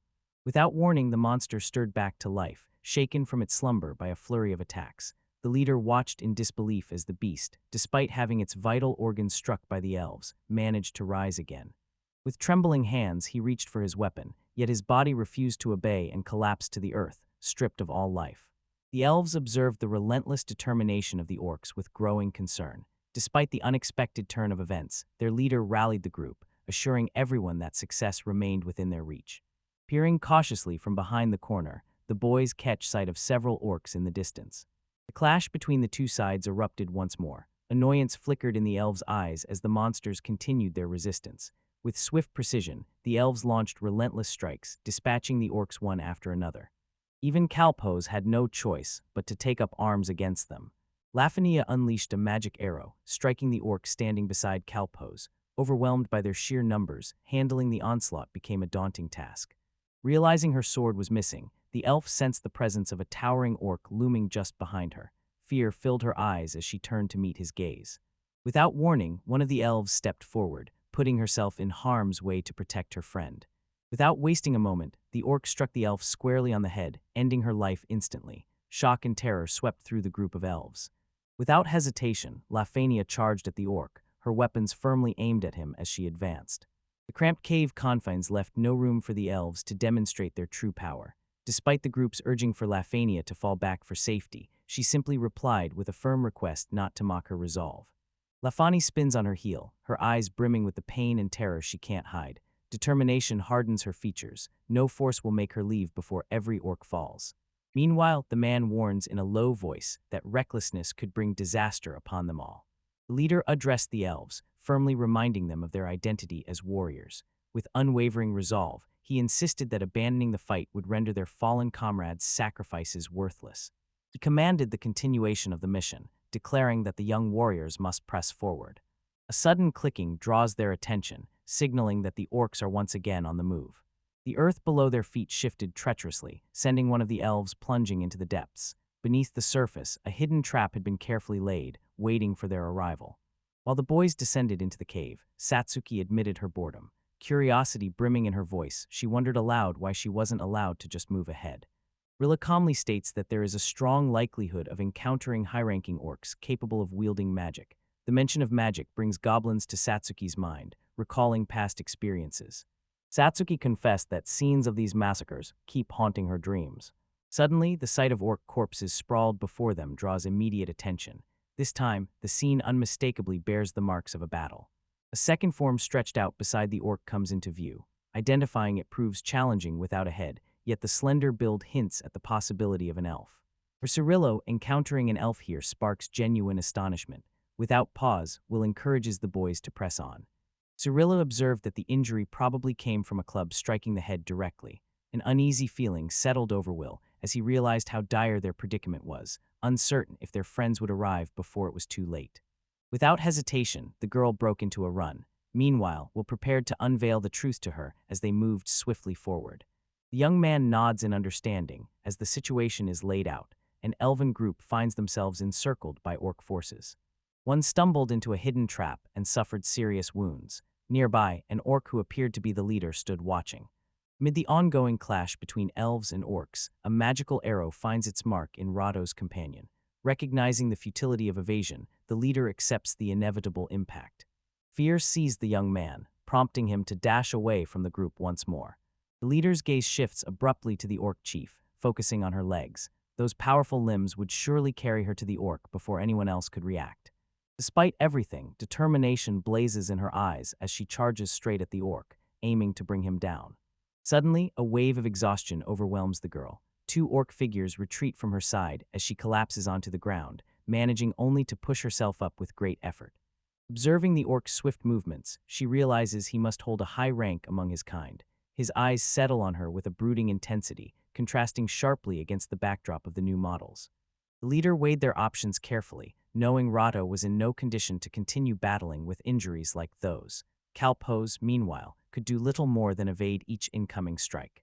Realization settles over the leader, the futility of resistance growing clearer as the unstoppable magic arrow looms. Doubt seeps in while she wonders how events spiraled to this desperate moment. Thoughts of retreat lingered in her mind, yet anger blurred her judgment. Confidence swelled within her as she remembered how swiftly they had overpowered the first guards. Laphonia convinced herself this mission would be little more than a simple task, underestimating the orcs before her. Without warning, a radiant light enveloped the orc as he levitated above the ground. A powerful bolt of lightning struck him, and his staff slipped from his grasp, clattering loudly onto the earth below. Will arrived just in time, his attack landing squarely on the orc leader. The elf leader looked on, startled to see unexpected allies rushing to their rescue. Cyrilla assured Satsuki that handling the orc positioned behind her was well within her abilities. Astonishment flickered across the elf's face when a group of humans and a cat-like girl approached. In response, the orcs' tempers flared once more as they raised their heavy clubs with renewed aggression. With nimble precision, Satsu dodged the attack and soared directly toward the monster. With a swift motion, Will raised his staff and murmured an incantation, weaving enchantment into Satsuki's weapon and imbuing her strike with blinding speed. The girl unleashed her attack, but her aim missed and struck the wall beside Kalpos. The shock of it sent him tumbling to the ground in fright. Concern flickered in the girl's eyes as she inquired about the man's well-being. In a tone thick with regret, the elf offered a heartfelt apology. Satsuki stood there, puzzled by the conversation, unaware of the towering orc looming behind her. The beast silently raised its weapon, ready to strike. In an instant, the girl dispatched him without hesitation. During this moment, Cyrilla and I set our sights on a different orc. Moving with calculated precision, we launched a coordinated attack and swiftly brought him down. After Cyrilla and Mei completed their part, they summoned Satsuki to bring everything to a close. Without warning, Rato turns to Cyrilla, curiosity flickering in his eyes as he demands to know her identity. Cyrilla responds with a gentle request for silence, explaining that she needs to concentrate while performing a healing miracle on him. With her gaze cast downward, the elven leader stood frozen, terror creeping across her face as the ease of their victory over the orcs sank in. Mei fastened the rope tightly around the rock. Gripping the other end, Satsuki leapt into the pit to assist the trapped elves. The leader recognized that the boys had arrived when help was needed most. Turning to Slaphania, the leader gently inquired about her well-being. In the world of her dreams, the girl perceives Will with perfect clarity. Thoughts race through the leader's mind as she considers the newcomer. With a measured voice, she suggests that her comrades are probably in need of assistance. Rillo explains that many injured need her attention, and she requires some time to tend to them all. She promises to head over once she has finished caring for the wounded. Understanding the situation, we reassure the leader and ask him not to overexert himself. Lafani glances at the group and inquires about their identity. The reply comes smoothly, explaining that they are adventurers, arriving here with the goal of driving out the orcs as part of their mission. The leader revealed their origin as warriors hailing from a nearby elven village. Not long ago, orcs had launched a brutal attack on their home, which lay nestled on the lower slopes nearby. With careful teamwork, Cyrilla and Satsuki managed to free the elf from the snare. As Cyrilla tended to her wounds, the elf broke into heavy sobs, her anguish echoing through the trees. Observing this, the leader quickly understood that her condition was worse than it first appeared. Regret fills her thoughts as she believes becoming a plaything for the orcs would serve as a fitting punishment. Meanwhile, his mind drifts to the curtains and their practice of seizing females from other races for breeding purposes. The fact that orcs showed a keen interest in elven girls lingered in Will's mind. Even so, the girls were never meant to hear about it. Faced with this situation, uncertainty clouded Will's thoughts, and no clear solution appeared to him. After a brief moment of contemplation, Will removed his cape. As he began to undress, he quietly apologized to the leader in advance. With a gentle motion, Will drew Lafon nearer and remarked that the girl might not appreciate such a gesture. Without warning, Lifania's vision faded to darkness. Will quietly pointed out that her behavior was only causing herself pain, urging her to find some peace and composure. With a gentle motion, the young man slipped off his jacket and draped it carefully over her head. Will recalls how his mother would do this whenever he struggled to settle down, and it always soothed him. He mentions that he can remove his jacket if she finds it uncomfortable.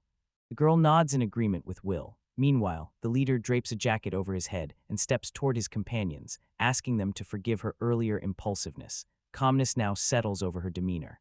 Will reassure them that it's natural. Everyone loses their temper sometimes. Meanwhile, Satsuki, Cyrilla, and I remain completely in the dark about what just happened. The leader gently removed the jacket from her own face and draped it over her comrade's shoulders. Comforted by the gesture, the elf wrapped in the jacket began to weep softly, yet the tears gradually lessened as a sense of calm returned. Concern flickered across the boys' faces as they watched the elves. The elven leader voiced heartfelt gratitude, wishing to thank the boys once more for their rescue. Will directed a calm gaze toward the girl, causing a flush of embarrassment to color her cheeks. Uncertain of where to settle herself, she turned her head in search of her place, her thoughts soon drifting to how she might express her gratitude to the group. Yet Will dismissed any need for thanks, explaining that their meeting had been nothing but a stroke of chance.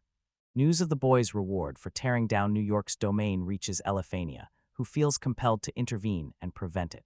Suddenly, she suggests that the men are welcome to unwind in the elf village whenever they wish. In that moment, the other elves recalled their leader's prediction about a prince on a white horse arriving when danger threatened. The realization settled over Cyrilla and Mia as well. The elves nodded in agreement, finding the reasoning sound. Guarding their reputation for honoring debts took priority. The leader's words had made that perfectly clear. Satsuki admits her curiosity, confessing she's never set eyes on an elven village before. Cyrilla's interest is piqued by this revelation, while Mia turns the conversation toward her own eagerness to receive the promised reward. The group decided to accept the leader's proposal without resistance, placing their trust in his judgment. A radiant smile lit up the girl's face as she assured them the village would warmly welcome their rescuers. Upon reaching the elven village, the boys gazed up at homes nestled high within the towering trees. Satsuki's astonishment grew as she took in the sight, marveling at the elegant dwellings suspended above. Meanwhile, Mia, always observant, caught the subtle yet inquisitive looks the elves cast toward their unexpected visitors. An elf steps forward and quietly requests Kalpose's forgiveness, explaining that he needs to deliver his report. With permission granted, the man sprang upward, landing lightly on a sturdy branch and then ascending swiftly through the leafy heights. Satsuki watched in awe, marveling at the elves' remarkable agility. The girl observed that unlike her, the elves did not draw upon any aura. Mia clarified, attributing her abilities simply to the remarkable strength of her legs. According to the leader, their unique way of moving stems from rigorous warrior training, which teaches them to use their legs as powerful springs. Elves possess naturally lightweight bodies, granting them an advantage in swift, agile combat. This concept puzzled Satsuki, who struggled to grasp its meaning. Despite her confusion, Satsuki remained eager, hoping the elf leader would share her knowledge and skills. Inspiration struck Laphonia, leading her to request Satsuki to share more about the art of swordsmanship. The formidable fighting style that Satsuki displayed had left even the leader unsettled. Intrigued by the suggestion, the girl agreed, finding the proposal quite appealing. Will politely asks Laphonia to move over for a moment. Now that she seems more composed, he mentions he has something important to share with her. Cyrillif struggles to fully grasp Laphani's behavior, as her mind constantly drifts to thoughts of Lady Eileen. Meanwhile, Mill quietly recognizes that witnessing the precise instant when love begins to blossom is a rare occurrence. Lafini's chilling confession about becoming nothing more than a plaything for the orcs lingers in Will's mind. The thought settles heavily in his chest, filling him with unease. Deep remorse weighed on the girl's heart. The leader deserved recognition for her sense of responsibility, yet she would be gently reminded not to make sacrifices that weren't needed. Lafania recognized a gentle nature in the young man. Cyrilla quietly admired this discovery, while Mia observed how naturally Will blended into the mood of the room. Will encourages Lafania to show real responsibility by letting go of past regrets and focusing on what lies ahead. Cyrilla and Mia silently agree, their nods affirming Will's words. Will adds that Lafania's path to growth lies in reflection and a promise to do better in the days to come. The conversation shifted toward Lafania's need to examine what had caused such a mistake. Cyrilla and Mia, caught off guard, had not anticipated hearing this at all. Will explains that taking these steps will help prevent similar mistakes down the road. Lafania listens intently, absorbing his words and nodding in agreement. With a swift motion, Cyrilla seizes the guy by his hood, firmly commanding him to be quiet. Beside her, Meep offers silent support by placing a reassuring hand on the leader's shoulder. Mia's attention sharpened as her gaze caught something unusual amid the trees. Will noticed her change and asked what was wrong. Quietly, Mia explained that she had heard footsteps coming from a particular direction. Despite the tension in the air, Will's barrier remained undisturbed. The others soon gathered beside Will and Mia, their curiosity piqued. Mia quietly pinpointed the origin of the soft noises and mentioned they might belong to an elf approaching. Lafania mentioned that orc raids have left the village nearly empty of elves venturing out. Meanwhile, Sarilla discovered from the leader that several more elven villages exist in the surrounding area. Sarilla explains that her mother holds sway over the biggest village in the region. Lafonia abruptly averts her gaze. Crimson droplets trail down the wounded figure's legs, falling one by one to the earth below. With gentle hands, Will lowered the body to the ground and summoned Sarilla for assistance. The discovery revealed that the victim was none other than Lafania's mother. Clearly unwell, she struggled to steady herself, as a sense of impending tragedy crept over Lafonia once more. With considerable effort, Lafania's mother opened her eyes. In a quiet, faltering voice, she murmured that she had at last arrived in the elven village. Will explains to Lafonia that Sarilla, being a priest, will assist first. He then inquires whether the woman has any relatives in the area. The older woman hesitates, uncertain about the answer. Sarilla gently administers a soothing treatment, her hands steady and calm. Meanwhile, Lafonia lingers behind, uncertain and hesitant, searching for a way to connect with her mother. With a hesitant voice, Lafonia calls out to her mother. Her mother answers at once, yet the effort to rise proves too much for her frail body. Sarilla understands that a single session won't suffice and prepares to administer the light treatment once more. The woman offers a soft apology for any trouble caused, while Lafania quietly inquires about her mother's condition. Mother calmly shares that a band of orcs launched an assault on their central village. Satsuki wasted no time gearing up for battle, yet the elf woman quickly pointed out the limited number of their group. According to the woman, their leader holds the highest possible rank among them, the Emperor of the Orcs. The group itself numbers at least 100, possibly even more. The number caught Satsuki off guard. Gathered inside the elf house, the boys settled in, ready to talk through the unfolding situation. In the tranquil village of Lafania, the elves sought out Fainola, her mother, raising their concerns. They quietly pointed out that, by all reason, the population should have been at least 4 times larger than it was. Despite being the heart of elven life, the main village counted only around 400 elves among its inhabitants. Among the men, a consensus forms. Fainola's strength eclipses that of any other elven warrior nearby. Will considers the possibility of joining the fray themselves, provided they receive permission. In the girl's eyes, he detects an unyielding eagerness to be part of the action. With a curious glance over her shoulder, Satsuki wonders aloud if the boy never thought to vanquish the 100 foes himself by unleashing a fireball or a thunderbolt to wipe them out. Understanding that humility might not help their cause as mercenaries, the young man decides to be straightforward and share his true thoughts, believing honesty will serve them well. The man realizes that the outcome hinges on the orcs' actions. Yet, with the Emperor guiding them, overcoming this obstacle promises to be challenging. In an instant, light swept across Lafonia, illuminating every corner. Curious, she inquired whether the boy could defend himself, depending on the strength of his opponent. Cyrillus remarked that, had William unleashed his full power, he would have been more than capable. At that moment, Mea recalled the clash against the undead. He began describing to Fainola how everything operated, outlining the process of assembling orc squads and detailing which members ultimately served under the Emperor's direct authority. At that moment, Rilla understood that the man had described everything so casually, as if the matter held no significance whatsoever. Will calmly observes that the Orc Lord matches Satsuki in power. By that measure, the Orc Emperor must rival Eileen's strength. The revelation leaves Sarilla and me stunned, unprepared for news of such a formidable creature. Utter disbelief colors Cyrilla's face. The Orch's magic and vitality pulse with remarkable strength. Despite his own abilities, Cyrilla senses that even a well-placed attack may not be enough to bring the Orch down in a single strike. In the end, only the mage and the chief remained inside the cave. Will explain that lightning is a spell that pierces its target. He managed to overcome both opponents, though his attack lacked precision. Shoulders slumped in defeat among the girls. Cyrilla folded her hands quietly in her lap, fully aware that victory lay far beyond their reach. With a quiet voice, Cyrilla inquired whether an elven army was stationed in the village. Fainola mentions that while numerous warriors can be found in the neighboring villages, the main village itself houses just 23 elves. Even by bringing together everyone from the outlying villages, their total number would barely reach 100 elves. Although the elves plan to request reinforcements, those who have already been captured are likely too exhausted by their fierce encounters with the orcs to take any further action.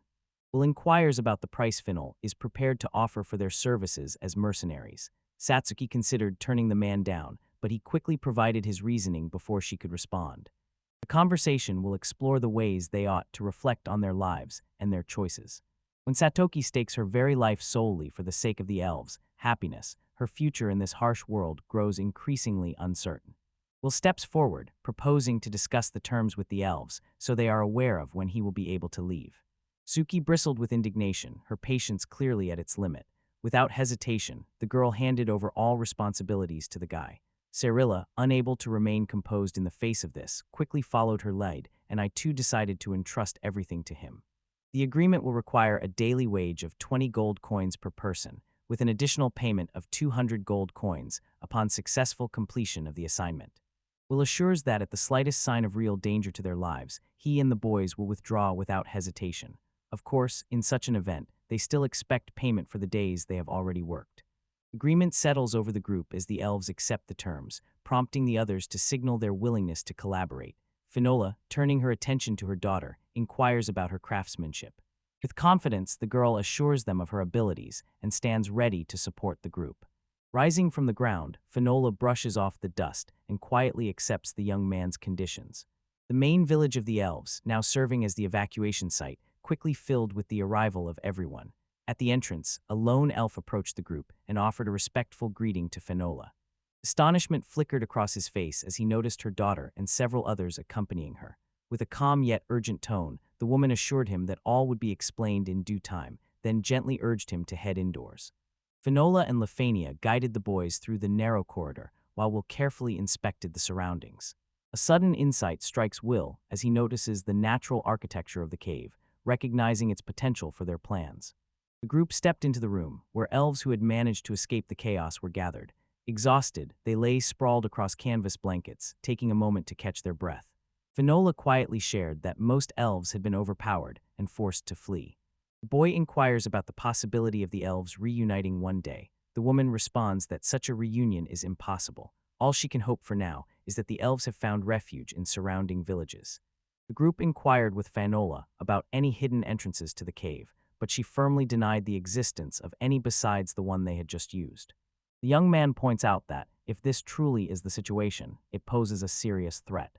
Overwhelming numbers of orcs would spell the end for them. The group remains dangerously exposed to any assault. Even something as simple as smoke could force them out. With a grave expression, Finola averted her gaze from the young man, lost in contemplation of the gravity of their situation. The elf recounts how they stumbled across this cavern quite by chance, while seeking refuge from an unexpected downpour. Nestled at the farthest reaches from the main village, the spacious interior provided more than enough room to serve as a temporary haven. Cyrilla turns to Oni, wondering if he can imagine himself in their situation. Forced to flee danger, the elves stumbled upon this refuge by chance. Mia quietly adds that people often hold strong opinions about elves, forgetting that many of them are much older and have seen far more than Will ever has. The discussion turns to the dangers inherent in occupying such a vulnerable position, particularly when considering strategy and battlefield tactics. At the same time, Cyrillic gently attempts to ground him, offering words meant to rekindle his sense of spiritual purpose. Despite the pain that came with admitting it, laughter escaped Finola. The man had a point, and she found herself reconsidering her stance. Lafana's heart swelled with happiness, grateful for her mother's willingness to change. Numerous elves lounged under the shade of ancient trees or carefully cared for their injured companions. Finola explains that she managed to gather every elf she could find, their numbers totaling around 100. Without hesitation, Cyrilla sprints forward, determined to heal each and every one of them. Gratitude filled the elves as they looked to the boys, astonished by how rapidly their injuries had vanished. The girl quietly pondered whether these elves truly lacked healers or priests among them. The locals clarify that, as elves, they hold no religious beliefs. Such things simply do not exist among them. Without warning, an elf bursts into the cave, breathless and alarmed, announcing the approach of orcs. Doubt fills the woman's expression as she dismisses the urgent message. The man points out that roughly 13 orcs make up the group, matching the number found in a typical squad. Among them, one appears to hold a higher rank, likely tasked with maintaining order within their ranks. The craving for more elves lingers, but tension prevents any chance to unwind. A full-scale war remains out of reach for now. Suddenly, something unusual catches their attention nearby. One of the men turns to Finola, requesting permission for him and Satsuki to take the lead. After catching on to his plan, Finola nods her approval and signals to the others to prepare themselves. Will summons Satsuki, and she stands ready, her determination unwavering. Will instructed Satsuki to wait in the hallway and block the orc's advance. When he gave the signal, she was to quickly drop low, allowing him to act. Satsuki finds the cramped cave environment unfamiliar, unused to battles fought so close to stone walls. Still, this duel will be straightforward, a one-on-one confrontation. Within these confines, she decides to rely on her see-through gaze. Before him, a squad of orcs marches in tight formation, their movements guided by a commanding general at the front. As Satsuki requests the item, an orc emerges from around the corner. A few others appear behind him, casting glances and smiling warmly toward the boys. Satsuki senses the monsters, hungry gazes fixed on her, each one sizing her up as their next meal. Determined not to be an easy target, she silently urges them to reconsider underestimating her. With a bold declaration, Satsuki warns the creatures to think twice before looking down on her. Gathering her courage, she launches herself into the fight, only to be swiftly surpassed by a barrage of magic arrows unleashed by her companion. In an instant, enchanted arrows found their targets among the monsters. The lead orc fell first, struck squarely.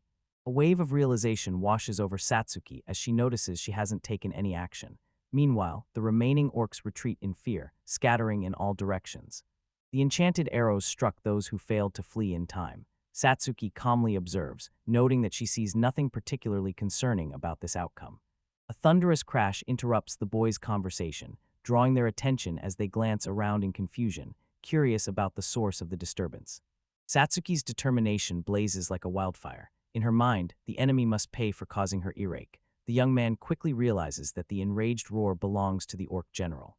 Will, on the other hand, is convinced that the outburst is meant for the orcs who tried to flee. The army of mechanical creatures surged forward into the fray once more. Relief washed over Satsuki as the monsters finally stood prepared for action. Monster after monster falls before the girl, each one brought down by her relentless determination. With deft ball handling and close combat finesse, she swiftly overcomes any monsters in her path. In a swift motion, one of the attackers lunged toward her, reaching for her head. Reacting instantly, she sprang backward, then turned the tables on him with a decisive counterattack. Satsuki realizes that a battle becomes far more difficult when escape is not an option. Will raises his staff, focusing intently as he prepares to unleash his skill, the movement controlled and purposeful. Yet another orc approaches. The man entrusts it to Satsuki. Will stands poised for combat, a crackling aura of magical lightning swirling around him. With the command given, the lightning strike was unleashed. In an instant, every orc was caught in its furious cascade, their bodies reeling as if swept up in a powerful chain reaction. Overwhelmed by the force, the creatures dissolved under the surge, rendered powerless and unable to move. The general unleashed yet another fearsome roar. Satsuki observed that despite the devastating assault, the orcs held their ground. Survival, it seemed, often depended on where the blow landed, both for these brutes and for ordinary humans. When the dust settled, just 4 orcs were left standing. Satsuki approached, requesting to take care of them herself. With a swift leap, she dispatched the remaining orcs in a matter of seconds. In the end, the general alone remains, commanding the entire width of the road with his presence. In a swift motion, he lunges toward the girl, his presence grazing past her with the lightest contact. Satsuki steps forward, meeting the challenge with unwavering confidence. She declares the orc no faster than herself. In response, the monster's anger surges, and tension fills the air as it prepares to unleash what may be its ultimate blow. At this point, the orc's condition deteriorates further. Seizing the opportunity, Satsuki swiftly drives her blade into the monster. Blinded in one eye, the orc collapses to the ground without delay. Relief washes over Will as he notices that the monsters have finally been subdued. A breath escapes Satsuki as she notes the remarkable swiftness of the high-ranking orc. A sense of futility settles in. Her own pace could never hope to match Eileen's, leaving the distance between them insurmountable. Unease flickers across Will's face as the situation unfolds. Quietly, he slips off his cape, declaring himself to be Satsuki. In a gentle gesture, he drapes the cape over her head, expressing his gratitude for all she has done. Will admires how Suk has raised the standards, though he worries she might be overexerting herself. Meanwhile, the girl with the bandaged head repeats her question to the boys. The group agreed to explain that the girl's life could be in danger if she pushed herself too hard. Satsuki considered protesting, but decided to keep quiet, allowing herself to settle down. Moments later, a sharp scream escaped her lips. She insisted she didn't care, yet thoughts of the guy lingered in her mind as she continued down the path. Elsewhere, Fanola reveals that Will and Satsuki chose to go first, determined to act as sacrifices so the elves could recover without interruption. With spirited determination, Fanola urges the elves to stay vigilant and continue their efforts, dedicated to preserving the legacy of the boys. Mage senses the looming disappointment that the elves are about to face. Sarilla quietly recognizes that in the end, nothing will really change. Just then, Satsuki and Will arrive to join the girls. Curiosity tugged at Sarilla as she observed Satsuki emerging from the battlefield, her head swathed in bandages. The sight unsettled Lafania, who could not help but ponder the hardships Satsuki must have endured. Satsuki remarks that the task proved rather simple. The boy skeptically urges her to stop pretending. Meanwhile, the girl points out that nobody was injured, yet admits that everything was accomplished through magic. Understanding washed over you, but rumors hinted that arrogance might lead Satsuki to lower his guard. In Sarilla's mind, the clash played out vividly, as though she had witnessed the fight firsthand. Yet confusion lingered for me, unable to grasp the reason behind the girl's concealed head. Finola wonders aloud about the fate of the orcs, suspecting they must have all retreated. Will, however, shakes his head and quietly shares that every one of them was wiped out. Finola then points out that no high-ranking orcs appeared on the battlefield. Will clarifies that the enemy was only a small detachment, commanded by a low-level general. Without bothering to check first, Finola dashed over to investigate. However, before proceeding, she requested guidance on the correct course of action. Confident in the group's formidable strength, she saw no immediate need to relocate their base. The situation was explained as a success, achieved through everyone's unwavering effort. Saduki then wondered aloud why the orcs chose not to launch a simultaneous assault. Upon discovering that over 100 orcs are spread throughout various elven villages, the boys grow tense. Cyrilla, recognizing the gravity of the situation, knows William must carefully and thoroughly explain the circumstances to Satsuki. Without a clear explanation, confusion would only deepen. Will suggests a scenario to Satsuki. Picture 3 brothers tending sheep who suddenly bolt. In such a situation, the best course of action would be for them to join forces and bring the sheep back together. Satsuki reflects on how they would have gone their separate ways if things had turned out differently. The girl comes to realize that, in the eyes of the orcs, they are merely prey. Cyrilla, observing that none of the orc squad made it back, recognizes that from this point forward, the orcs will regard them as dangerous adversaries, no longer harmless targets. In Will's view, a wise leader would dispatch only a small platoon for the task. At the same time, a few would receive instructions to fall back and deliver news in case the situation took a turn for the worse. Curious, the girl inquires about the typical number in a small platoon. The guy responds, noting that 3 merged small squads usually make up around 30 to 50 orcs altogether. In all likelihood, this platoon is led by someone of even greater rank than a general, most probably an orc lord. An orc lord possesses power on par with Satsuki. The emperor's decisions could shift based on these circumstances. Satsuki realizes that, to truly lead, the emperor needs to match Eileen's capabilities. Finola comprehends the situation clearly and believes swift action is necessary. Under the cloak of night, a band of elves and the boys make their way quietly through the shadowy forest. Following Finola's lead, the group moves forward in perfect unison, their steps measured and harmonious. Will realizes that an orc attack at this very spot would leave them facing serious trouble. Will remained vigilant, though unease lingered within him. He requested Finola to rest for a moment. The boy, longing for a stroll through the clouds, drifted away into the sky. Lafania calmly tells her mother that William is allowed to water the flowers. She adds that humans consume far more food and drink than elves do. Finola listens and realizes that her daughter's words might have sounded somewhat impolite. Carefully arranging his clothes beneath a cover of leaves, Will stands bare in the heart of the forest. Drawing upon his night vision skill, he peers into the darkness enveloping him. In an instant, the entire forest, once shrouded in darkness, became awash with light, every tree standing out as distinctly as if it were midday. Fascinated, the young man watched the transformation unfold before him. With a swift incantation, the metamorphosis spell took effect. In an instant, the young man transformed into a bird. Soaring high above the earth, Will feels the thrill of flight awaken forgotten memories. The sensation of gliding through open skies stirs a realization. It has been ages since he last experienced such freedom. Surveying the landscape from above, the surroundings reveal no signs of orcs. A faint light flickers in the distance, leading him to believe it marks the location of the recently assaulted elven village. Intrigued by the recommendation, the young man decides it might be worth a look.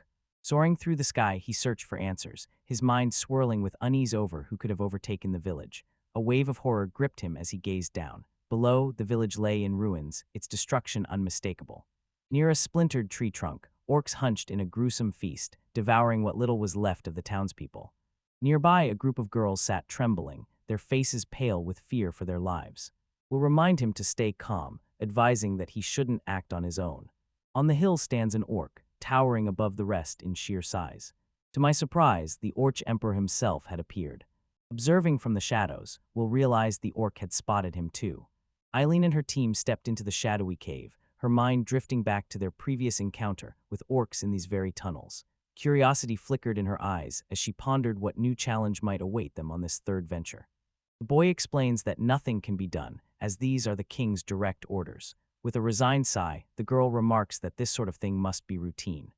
Eileen considers this a valuable opportunity for the boys to gain experience. She gives one of them an encouraging pat on the shoulder and explains to Harry that the young man hopes to graduate and earn the title of knight one day. The boy nods in agreement. Eileen quietly observes the boys, noticing no hint of orc presence nearby. Out in the open field, Eileen glances at the old man and inquires whether he has seen the massive orc army nearby. According to the man, several elves had gathered there, spending time together. He witnessed it all firsthand with his own aging eyes. Harry shares that the man mentioned elven troops are on their way to this region. Alina expresses her surprise at how easily the man strikes up conversations. Harry simply replies that he spent his childhood here and knows the people well. As a gesture of thanks, Eileen offered her hand to assist the elderly man. She planned to meet with a gathering of elves and intended to ask the boys to remain in the village. The boys protested, insisting they could not abandon her and stay behind. Without warning, Eileen remarked that the others were just getting in her way, insisting she'd have a much better chance of escaping alone if trouble arose. Her words hit the group hard, leaving them stunned and deeply wounded. As night settled in, he transformed into a bird and silently followed the path toward the neighboring village. Spotting Will, the bird fixed its gaze on him and, without warning, lifted a single finger skyward.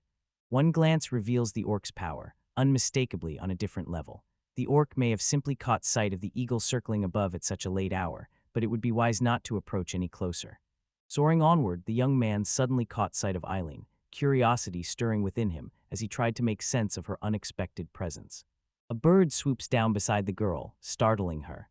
The boy transforms back into his human form and, standing before the girl unclosed, quietly inquires about her reason for being there. As she takes in the familiar figure, recognition dawns on her. It is Will.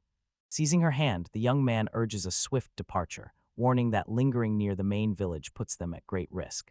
The girl hesitates, curiosity flickering in her eyes as she opens her mouth to ask about his lack of clothes. He cuts her off gently, requesting that they postpone this awkward discussion for another time. Together, the boy and the girl ventured far beyond the boundaries of the village. Eileen felt a flush of embarrassment rise within her each time she glanced at the boy's unusual appearance.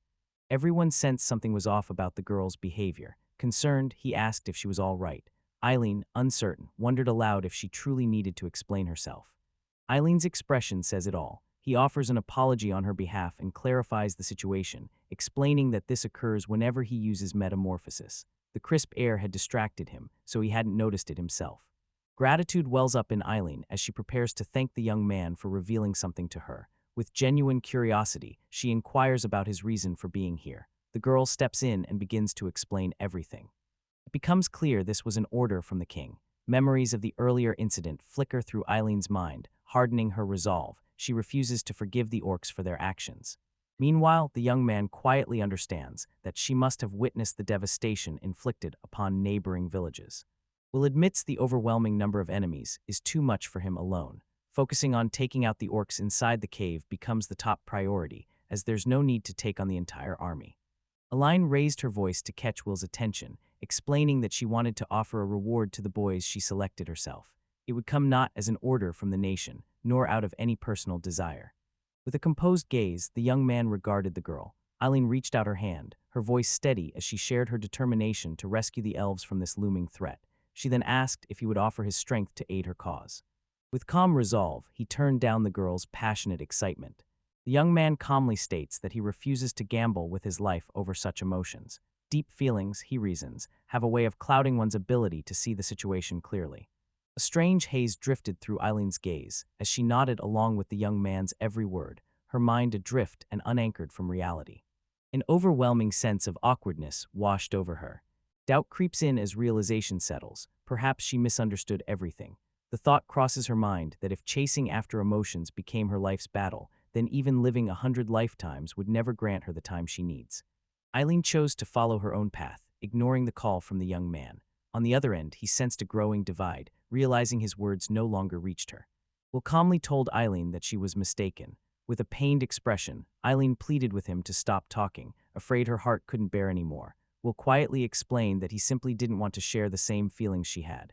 It would be made clear that, to rescue the elves, he relied on his own reasoning, while Eileen followed the guidance of her heart. Perhaps a boundary awaited somewhere ahead, a point where Will must pause, but for now, collaboration was possible. Eileen's thoughts drifted to the boy, recalling how he had always been cast as the misunderstood man. Lean grasped every detail with complete understanding.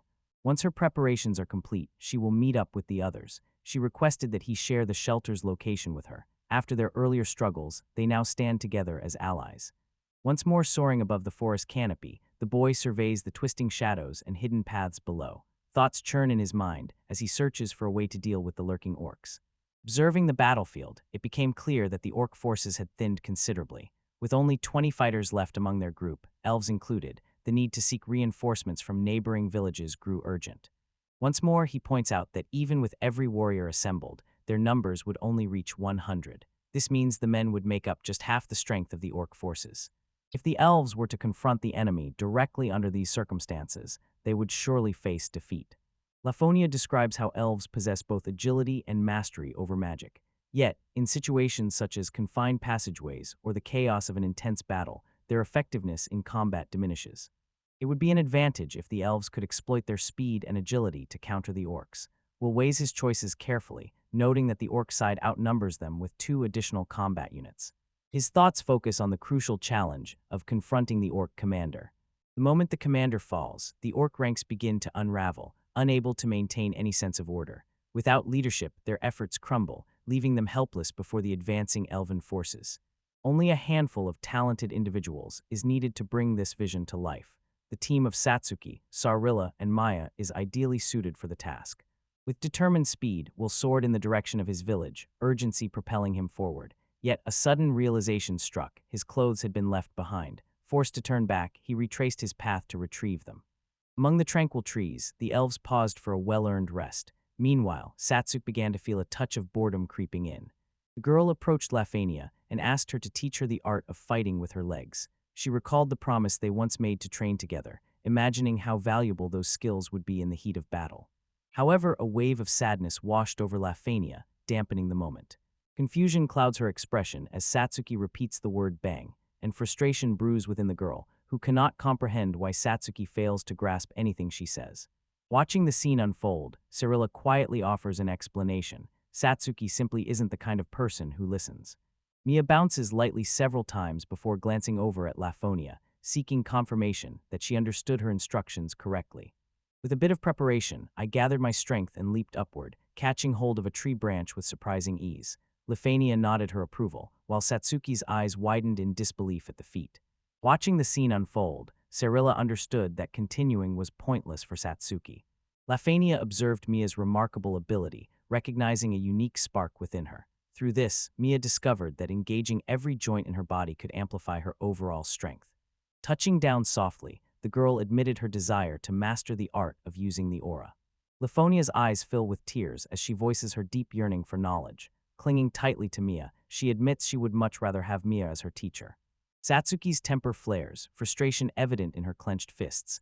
Fania offers to mentor Mia, determined to help the girl grow into a formidable warrior. Calmly, Mia clarifies her own identity, admitting she is a thief. Watching the exchange, Sarilla proposes that perhaps Satsuki could learn a thing or two from Mia. Satsuki offers to guide Lafania toward mastering the use of aura, assuring her that she can teach her to harness it perfectly. Sarilla chimes in, pointing out that simply declaring "bam" won't make it happen.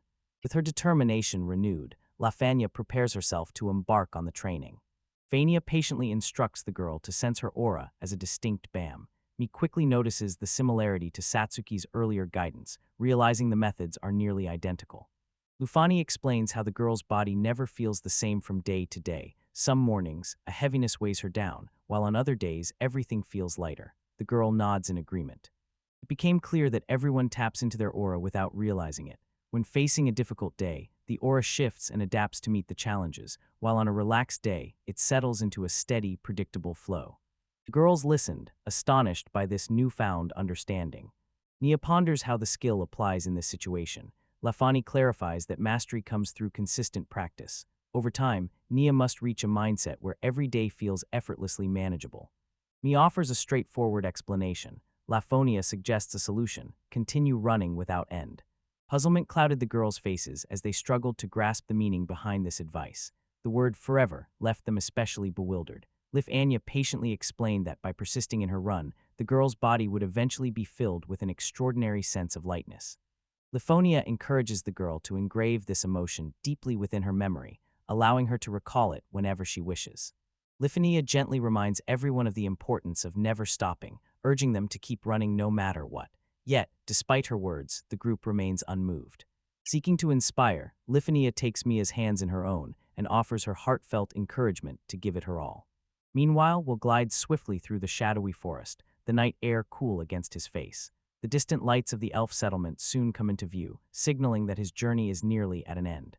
Dark rain clouds gather in the distance, drifting steadily closer. At this pace, they will soon find themselves caught beneath a downpour.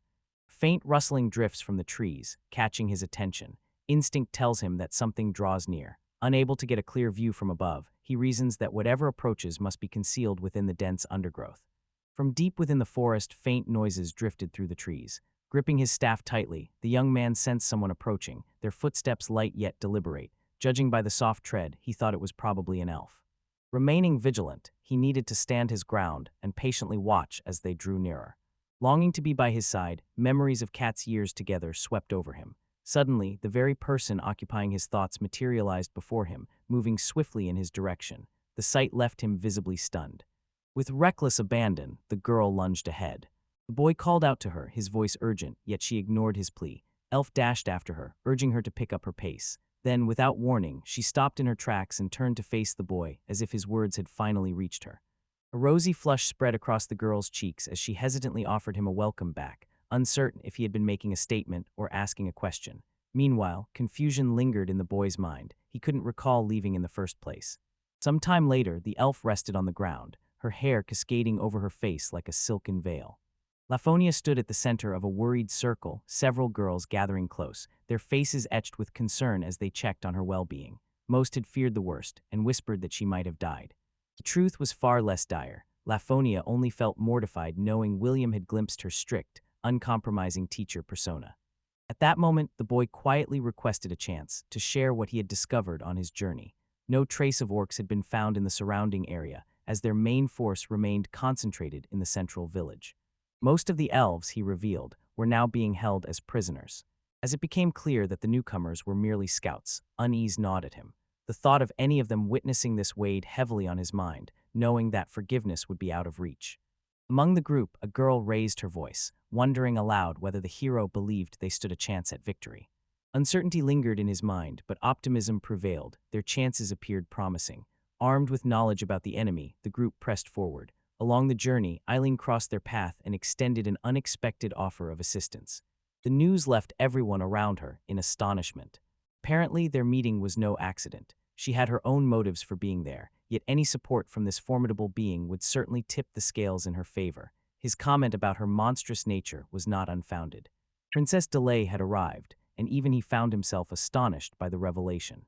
Once her preparations were complete, she would make her entrance. The rest of the group inquired about Eileen's identity, wondering if she might be an adventurer like themselves. He responded by asking if anyone recognized the name Graceburg, explaining that it was a kingdom inhabited by humans. To everyone's astonishment, she revealed herself as the princess of this land, a revelation all the more shocking when her monstrous nature became known. One of the girls, unable to hide her surprise upon learning of the princess's royal lineage, nervously inquired about the reason behind her true identity. The explanation came almost casually, as though someone had simply brought an unexpected guest along. Without seeming to pay attention, he remarked that he too had spotted clouds gathering on their way over. Rain seemed likely. Glancing up, you studied the sky, uncertain if a downpour truly threatened. The preparations remained unfinished, and this sudden change in weather could spell trouble. Illness on this journey could prove perilous, as their well-being holds the key to survival. Traveling or fighting while unwell risks a disastrous outcome. Careful attention to their health becomes the wisest course of action. During this moment, Mrs. Eileen instructed her group to return home. Everyone recognized her incredible strength, yet the sight of such a young girl heading into peril alone weighed heavily on their hearts. Despite their hesitation to abandon her, she urged them to strike without hesitation. Victory over her earns them the right to join the group, but she urges haste, as her time is running short. With trembling hands, the guards unsheathed their swords, urging Lady Eileen to prepare herself. In an instant they lay sprawled on the ground, vanquished. With a contented smile, she slid her sword back into its sheath, certain of her victory. Yet the knights, summoning their remaining strength, surged forward and seized her from behind, refusing to yield. Hurling her opponents aside in every direction, she demanded to know where they had picked up such fierce combat skills.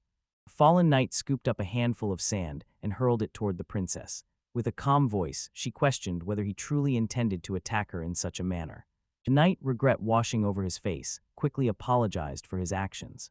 The group restraining her urged him to finish it, their voices sharp and impatient. Determined to prevent any escape, they tightened their grip. In response, she remarked on their lack of courtesy. Resolute, she chose to unleash her full strength as well. Within moments, the knights lay scattered across the ground, and steadying her breath, she declared that only fortune could guide them now. In an instant, she surged ahead, propelled by urgency. Every moment lost reminded her she was behind schedule. The thought of Will possibly waiting for her tugged at her mind. A sudden wave of embarrassment washed over her, coloring her cheeks a deep red. Distracted by the memory, she failed to notice the path ahead and collided with a tree. The witch tumbled to the ground, dragged down by the force of the blow and the tangled root. Pain radiated through her body as she landed. Blaming it all on Will's sudden appearance, frustration welled up inside her. As she cried out to the sky, rain began to fall, echoing her turmoil. A biting chill clung to him, while she searched desperately for a safe spot to hide. Concern for the elves lingered in her thoughts, knowing how poorly they endured his presence. Spotting a dome structure in the distance, she made her way toward it. Reaching out to him, she caught a glimpse of elves gathered within, their faces illuminated by the gentle glow of a fire, while the area around them remained dry. The scene unfolding before her eyes left her bewildered, unable to grasp the true nature of what was occurring. Spotting her drenched from head to toe, the others invited her inside without hesitation. Curiosity filled the princess as she wondered about the absence of rain indoors. The answer revealed itself. A magic spell known as cottage kept the interior dry, shielding all within from the storm outside. The girl with cat ears turned to Cyrilla, inquiring if she had any knowledge about it.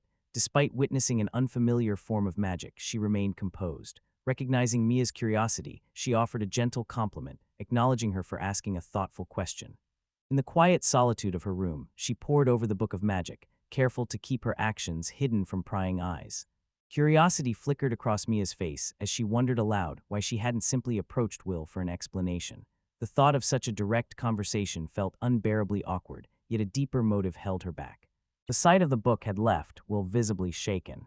Approaching the group of girls, he pointed out that the book in her hands was actually a magic textbook. He mentioned there were at least 20 other books he could recommend and promised to bring them next time.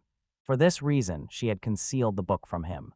Balancing a tower of books proved impossible for her, making the effort seem pointless. Eileen soon arrived, her hair damp and clothes clinging to her. Admiration sparkled in her eyes as she told him he was just the same as ever. Radiant and gentle, she gazed at him with unmistakable affection.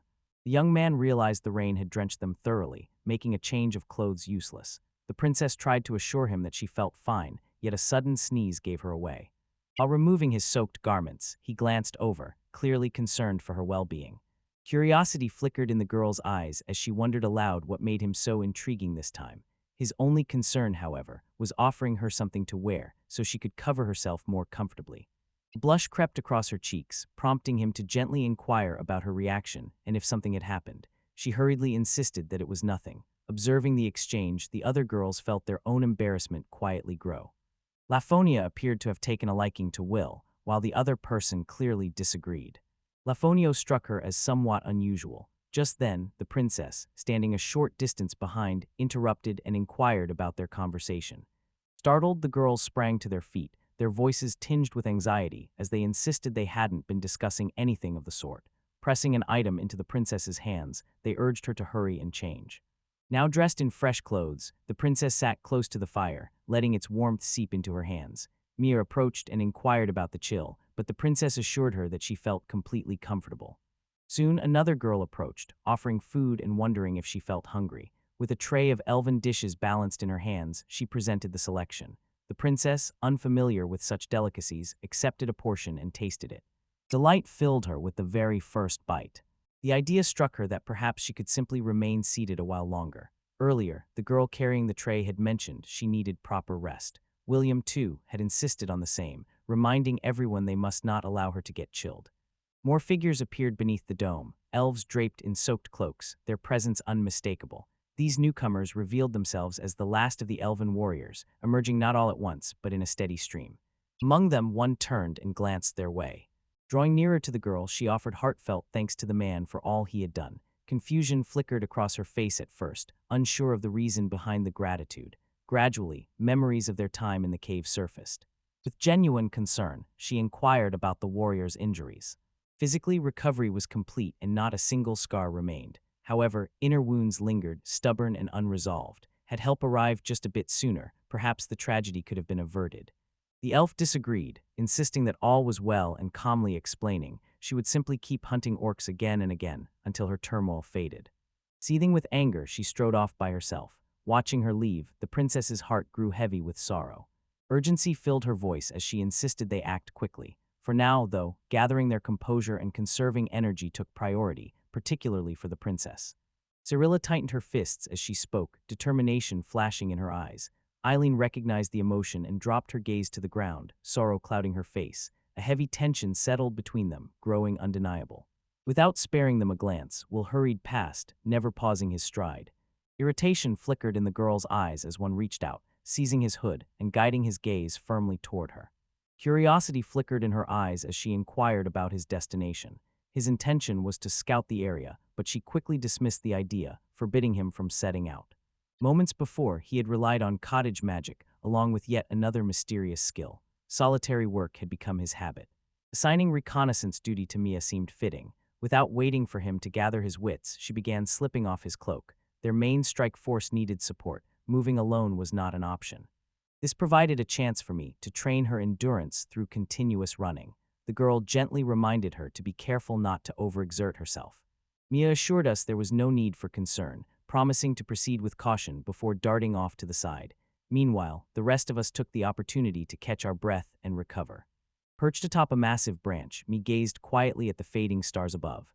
Dawn crept ever closer, signaling it was nearly time to return. The moment those words left her lips, the familiar figure of the elven warrior appeared beneath her perch. Doubt stirred within her. Was this truly a reconnaissance mission, and if so, for what purpose? A subtle twitch ran through her ears, betraying her curiosity. Off to one side, 3 orcs lingered. An entire trio was far more than a lone elf could handle. Still, as long as they remained unaware of her presence, a quiet escape remained possible. Despite everything, the girl stood her ground, raising her bow and taking aim at the advancing monsters. Confusion swept over Mia as she tried to grasp the elf's intentions. With fierce determination, the elf focused on the orcs, ready to fire. Helplessness crept into Mia as she tried to decide her next move. Morning sunlight filtered through the window, prompting Will to open his eyes. After blinking a few times, he sat up and glanced sideways. Before him, Cyrilla was immersed in her morning prayer.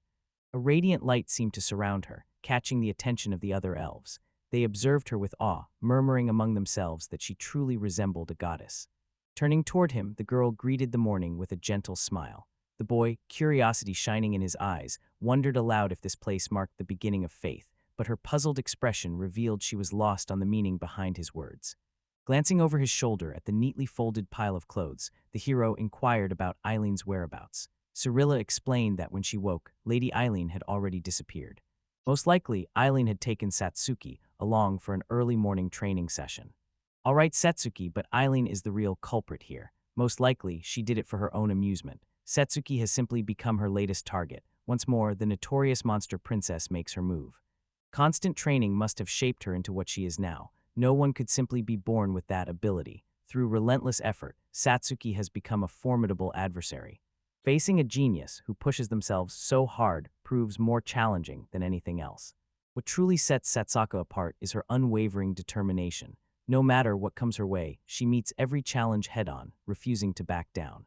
The memory brought to mind his recent triumph, unleashing 4 additional magical arrows during the clash with Alice. Clearly, his mana reserves were growing stronger. The number of abilities the man could wield continued to grow, piquing his interest and filling him with excitement. Noticing his rising enthusiasm, the girl gently urged him to settle down, assuring him that she understood the situation. With a heavy sigh, she tried to bring a sense of calm back to the moment. Surrounded by so many monsters, unease crept over her. The man remained oblivious to what she meant, certain that Eileen was the only monster present, yet through her eyes he stood out as the most terrifying one of all. Under his influence, she came to see herself as nothing more than average, lacking both remarkable talent and any evidence of diligence. Word of her remarkable talent had spread throughout the temple, something he couldn't ignore. Deep in thought, he wondered whether her allegiance truly lay with the heroes or if she leaned toward the monsters. Interrupting his musings, she demanded to know if he was paying attention at all. In the end, the choice of where her loyalties lay rested with her alone. In the end, his words were meant in jest. Both she and Mia possessed remarkable talent. After all, true value comes from more than just one's abilities. Measuring your own worth by comparing yourself to someone else leads nowhere. In the end, the world tends to be shaped by a select few, the elite, much like Will's father. From the start, he considered the people in her life to be truly irreplaceable. There was no need for her to fret over it. When she reached out to call him, his face shifted with an odd expression. Suspicion lingered that his connection with his father was the true reason behind this. He seemed convinced of it. At last, the purpose behind Eileen's request for her to seek William's advice began to make sense. The king, Eileen, and the chief court magician, all standing atop the pinnacle of society, could never offer him comfort bound as they were by their lofty positions. In contrast, she alone possessed the freedom to reach out to him with genuine warmth. Her voice broke through the silence as she gently called his name, seamlessly drawing him back into the conversation. Politely, she inquired if he would permit her to share her thoughts, and with a quiet nod, he agreed. Though she pleaded for forgiveness, to him her words carried no weight, fading away like meaningless noise. Those unable to grasp logic simply consume the world's resources, much like bandits pillaging villages and seizing their food. When circumstances take a turn for the worse, those who try to improve the world often find themselves pulled down as well. The question of whether there is any dignity in confessing one's own inadequacy lingers in his thoughts. Moments like when the villagers stop a knight from catching bandits reveal her mindset, one that closely mirrors his father's. This resemblance stirs a sense of dislike in him, perhaps even bordering on contempt. Yet it is precisely for this reason that Cyril believed they were holding him back. Uncertainty flickered in his eyes as he glanced at her, struggling to grasp how events had led them here. Doubt clouded her expression, betraying a fear that someone else might fit the part of his companion better than she could. The situation caught him off guard, leaving him unsure of how to respond. The idea of someone being a more suitable companion seemed ridiculous, almost laughable. Despite his words, nothing he said could truly touch her heart. To her, it was no more than hollow chatter. Remaining silent would imply reluctant agreement with her perspective, drawing him into a reality he wishes to avoid. Clearly, that's not his intention. The real issue lies elsewhere, and now understanding finally dawns on him. Much like his father, Sarila shares the same way of thinking, yet holds a deep reluctance to say goodbye to her, Satsuki, or Mia. Yet unless he chooses plain words, the message will stay hidden. Without showing his intent, his meaning will remain unspoken. In that case, he ought to reveal himself. Unsure of what to do, he improvised by wrapping something around the girl's head. Completely bewildered, she had no idea what was going on. While he apologized amid his own confusion, the awkwardness of the moment spoke for itself. Struggling to find the right words, he longed to join them on new adventures. These journeys were nothing like the ones he once imagined. Back then, he pictured himself alongside a fearsome samurai, a cunning thief, and a serene priest.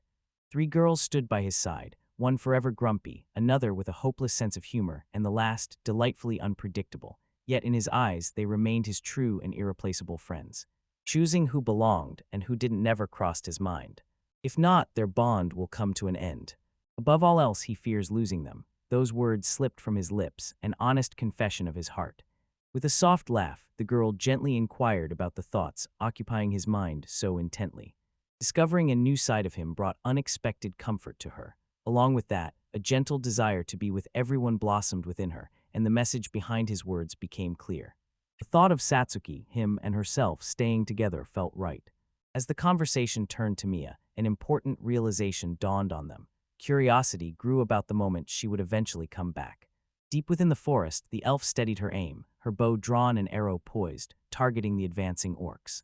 Perched high among the branches, I realized that any attempt to stop her would only draw the orcs' attention to us both. Slipping away quietly seemed the wiser choice, allowing a reunion with the others and a chance to take them down as a team.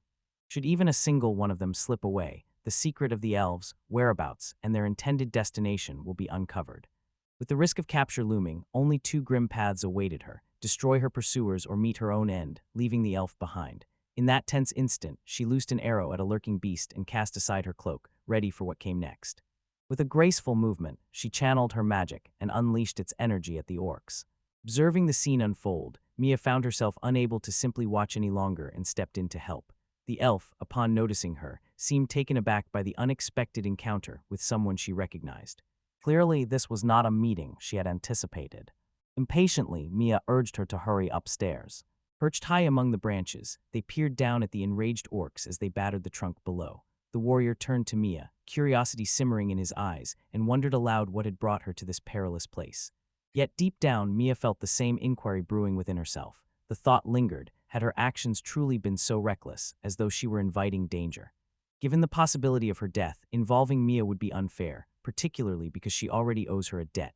Yet circumstances have left them with no alternative. Their only option is to take down the enemies, one after another. The monsters pounded the tree with renewed fury, their relentless assault finally toppling it. When the tree crashed to the ground, the girls sprang clear just in time, landing safely on the earth below. The group split and dashed off in separate directions, aiming to take the orcs by surprise. Yet the orcs pressed forward as one, converging on the elf warrior and launching their assault against her. This revelation caught Mia off guard. The group closed in, hurting the girl backward until her escape was blocked by the rough bark of a tree. Encircled on every side, she found herself trapped. A monster lashed out, its attack connecting squarely with the girl's hand. The force of the impact caused her hand to bruise and darken immediately. Overwhelmed by the sharp pain, tears streamed down her face. Lifting her by her injured arm, they ridiculed her with cruel laughter. Preparations for another assault were underway, and I had every intention of putting an end to the elf. Mia arrived just in time, launching an attack against the would-be assailant. Distracted by her sudden intervention, they turned their attention away from the elf. Seizing the moment, she unleashed her magic upon one of the unsuspecting foes. Without hesitation, I struck once more, bringing another foe crashing to the ground. The remaining pair bristled with anger and charged at Mia, hurling the elf aside in her direction. Steeling herself as her gaze fell upon the injured girl, she summoned a fresh surge of determination. Only two adversaries remained, while the elf lay too weak to continue the battle. 1-on-2, facing two orcs, her odds of victory seem uncertain, but determination burns in her eyes. The orc's attack came fast, but the girl dodged just in time, leaping clear of the blow. Any option besides fighting slipped away as the circle of monsters pressed in, hemming her on every side. This situation had turned dire. Swiftly weaving through the flurry of attacks, she struck back with determination, landing a cut on one of her opponents. However, the outcome fell short of what was hoped for. Victory hovered within reach as long as her efforts stayed strong, yet exhaustion had already pushed her to the brink. Time pressed urgently. First aid for the elf warrior could not wait. With abilities matching Satsuki's, victory might have been within reach. Each moment she lingered, her limbs felt heavier, and the absence of aura left her powerless to hasten her movements. Aura surrounded her completely. Memories surfaced of how everyone unknowingly relied on this energy at every moment. With its use, a refreshing lightness would fill her body. This sensation was exactly what she had been seeking. With determination sharpening her senses, she slipped past her opponent's attacks once more. Movement came easily now, her body unburdened and quick. Gratitude welled quietly inside her for Laphonia, whose gift had changed everything. The moment to attack had arrived. Mia couldn't match Satsuki's battle style, so she relied on her speed to make up for it. The monsters exchanged glances, uncertain. Inspired by memories of Laphonia, an idea began to form in the girl's mind. The monsters broke their gaze and darted away, scattering in the opposite direction. Stunned and confused, she struggled to grasp the situation as the figures fled before her eyes. Their sudden escape left her wondering if they intended to alert the orc headquarters. Unable to let their actions continue, she shouted out, demanding they put an end to it. Without hesitation, she set off in their direction. Yet, propelled by the powerful aura, her speed surpassed all expectations, leaving her momentarily unprepared for such a swift advance. With a swift, determined charge, she barreled into an orc, sending him sprawling across the ground. As her eyes fluttered open, the world appeared inverted, her body dangling near the rough bark of a sprawling tree. Not far away, the orc from moments before lay on the ground, trembling violently and struggling in vain to rise. The sensation felt undeniably real to her. Every joint in her body had been put to equal use a moment ago, leaving no room for doubt or imagination. Determined to succeed, she made another attempt. In a flash, she darted through the cluster of orcs and delivered a swift slash to one of them. The task proved more challenging than expected. York made an attempt to break free, but she closed in swiftly and delivered a powerful blow. The orcs staggered beneath the weight of their injuries as she resolved to end their struggle with a single, decisive strike. At last, their struggles ended as they collapsed onto the ground, utterly spent. The long ordeal had finished, and she sank down, exhausted, allowing herself a moment of rest. Without wasting a moment, she pushed herself upright, driven by the urgent need to assist the warrior. Yet her limbs remained unresponsive, causing her to collapse once more onto the ground.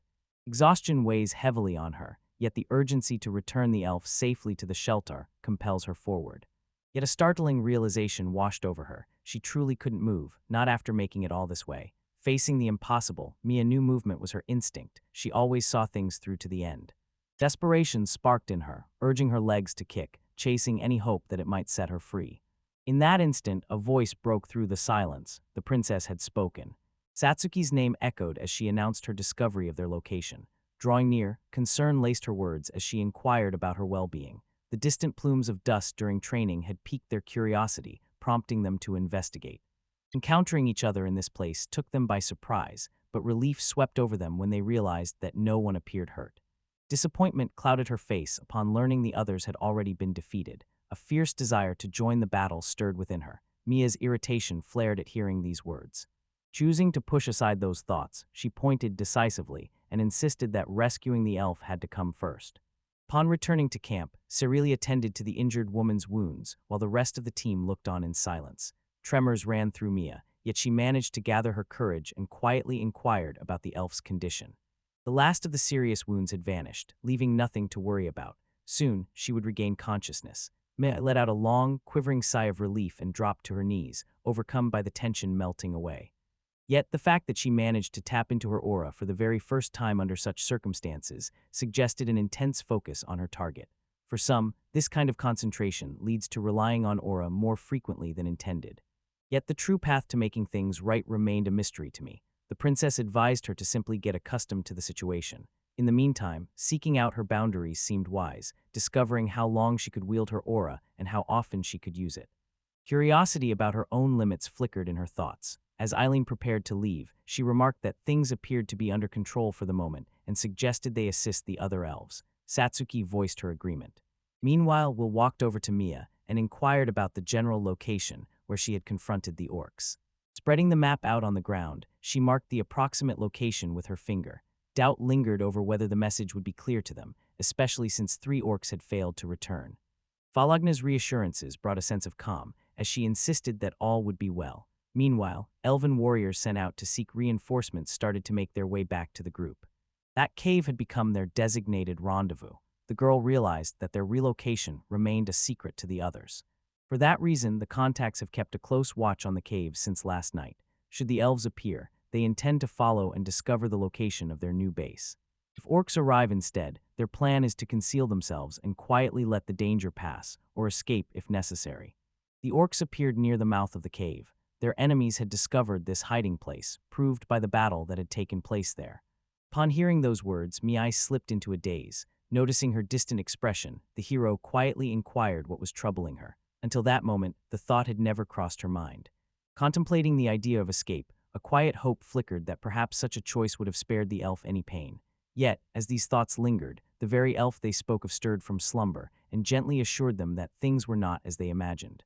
Victory belonged to Mia, who battled alone until the very end. At first, the elf wondered why Mia would bother rescuing someone destined for death. Once left by herself, the only option seemed to be escape. Refusing to surrender despite the odds stacked against her, she pressed on. Mia sank into utter despair. Yet witnessing her resilience sparked a newfound determination in the warrior, compelling her to rise and join the battle. At last, the promise of life flickered before her. Throughout his long elven life, memories of Mia will remain vivid, never fading from his heart. Battling desperately for survival, she became a small beacon of hope, ultimately sacrificing her own life in the struggle. Now the tables had turned. The person she had once rescued was ready to return the favor. With those final words, the girl gently collapsed to the ground, her eyes shutting as sleep overtook her. Gently, the young man rested his hand atop Mia's head, his eyes searching hers as if to ask whether this didn't feel wonderful. Almost at once, he withdrew his hand, a sheepish apology slipping from his lips. Expecting her anger after what he had done, he braced himself for the worst. To his surprise, she remained remarkably composed, a contented happiness lighting up her face.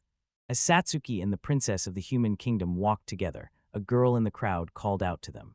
At her request, I began to call her simply Eileen. Focused on assisting with the housework, they matched her tireless efforts, unwilling to remain idle while she gave her all. During the chores, they mentioned that she possessed the ability to use aura. Noticing tears welling up in Lafonia's eyes, the girl quietly observed her sorrow. A sense of pure joy fills her heart, the result of tireless effort and unwavering determination. Though a thief by trade, she has proven herself a true warrior. Confidence follows her steps, no matter where her path leads. Yet a question lingers about her future. Perhaps someone wishes to see her wed. The topic of marriage prompted Lafon to pause and consider. Curiosity pushed her to inquire about the number of wives William had taken. The title of princess carried a weight of mystery. Uncertain of her intentions, Satsuki found herself being shaken, while questions swirled in the air about whether Will had married. No such news had reached her ears. Lafania then inquired if they belonged to Will's harem, deepening the confusion. The princess cried out, insisting that everyone was a polygamist. No one could understand where she had gotten such an idea. She might have known that people like that existed, but she was certain they did not belong to that group. In that moment, clarity washed over Lafania. Her true desire was simply to be included once everything had settled. The princess quivered at those words. Just then, a figure leaped from the bushes. Cries rang out as voices thundered with alarming news. Disaster had struck. The orcs had pushed forward. Triumph lasted only a heartbeat before the threat of fresh conflict loomed over everyone. Eyes fixed on Satsuki, the princess observed her clumsy attempt to mimic the elven gait stride while balancing on heels. An air of tranquility hung over the scene, the last peaceful moment before impending chaos. News soon arrived that a band of orcs had departed. The group made their way back to the cave that once served as their sanctuary. Evidently, the commander leading their pursuers was none other than an orc lord. Aura courses through them, bolstering a formidable defense. Around 30 to 40 orcs are expected to gather in that place, each one brimming with strength. This group represents just a third of the primary orc army. The full strength of the orc main force stands at roughly 100 units. In the past, they would dispatch a single detachment of 13 units. Now, however, the emperor is prepared to deploy an entire platoon. Such heartlessness knows no bounds. Had everyone joined forces from the start, they might have stormed the enemy's stronghold and freed the captives. Now, uncertainty looms over their next move. Facing a single platoon, a direct assault seemed the most straightforward approach. The girl nodded in agreement. With only around 30 elven warriors remaining, their forces were nearly evenly matched. Weariness clung to them, their strength nearly spent. Caution guided their actions, with every move calculated to minimize danger. The orcs, clearly under strict orders, were required to give immediate reports whenever something occurred. Their true strength and whereabouts remain a mystery to our enemies, a fact that offers us a significant edge. It is crucial that this information stays hidden. To prevent leaks and keep the situation under control, all of them must be eliminated without exception.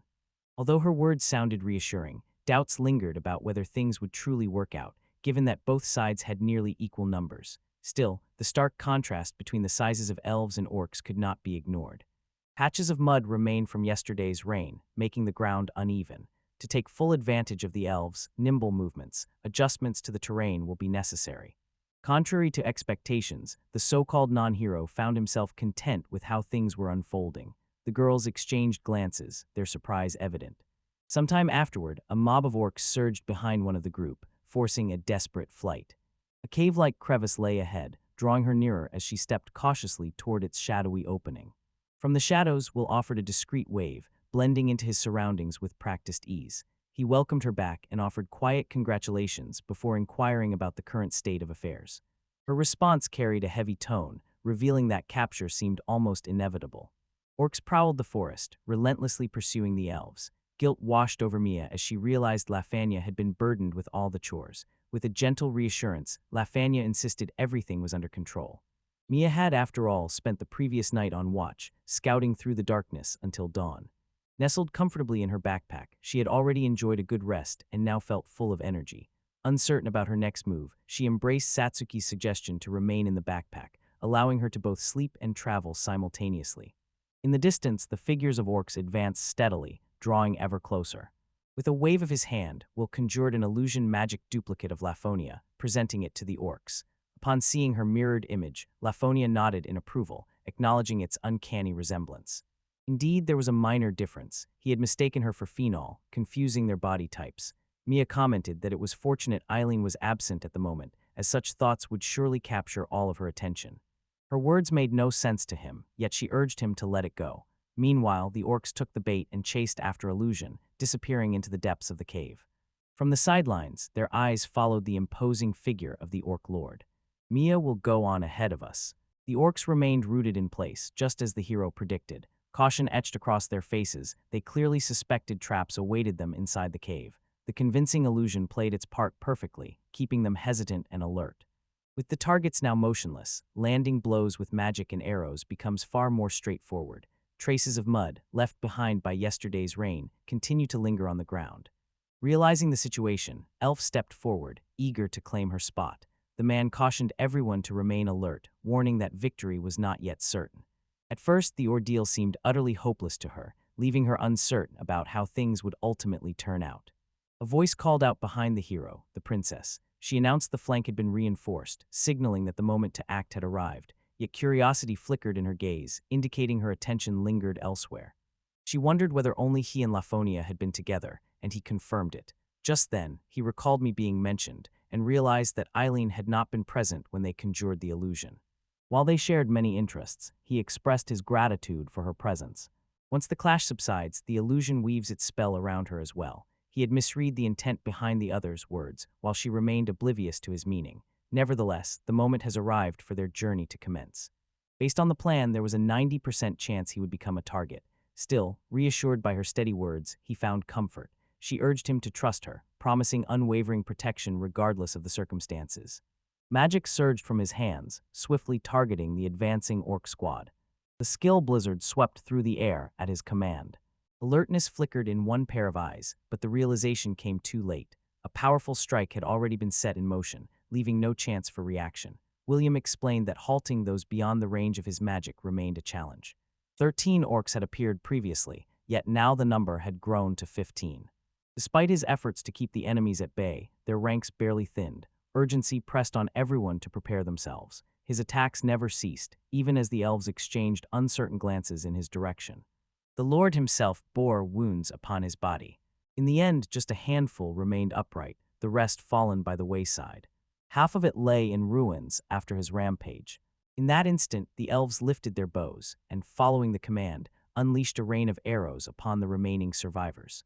Lafani urged them to stay alert, reminding everyone that danger still lingered. The battle was not over, not as long as a single orc remained. The orc lord remained standing, his gaze locking onto the hero as she advanced in his direction. The princess deftly blocked his attack, her eyes widening in astonishment as he managed to continue fighting. Forced into rivalry, the two began exchanging blows, each taking their turn to strike.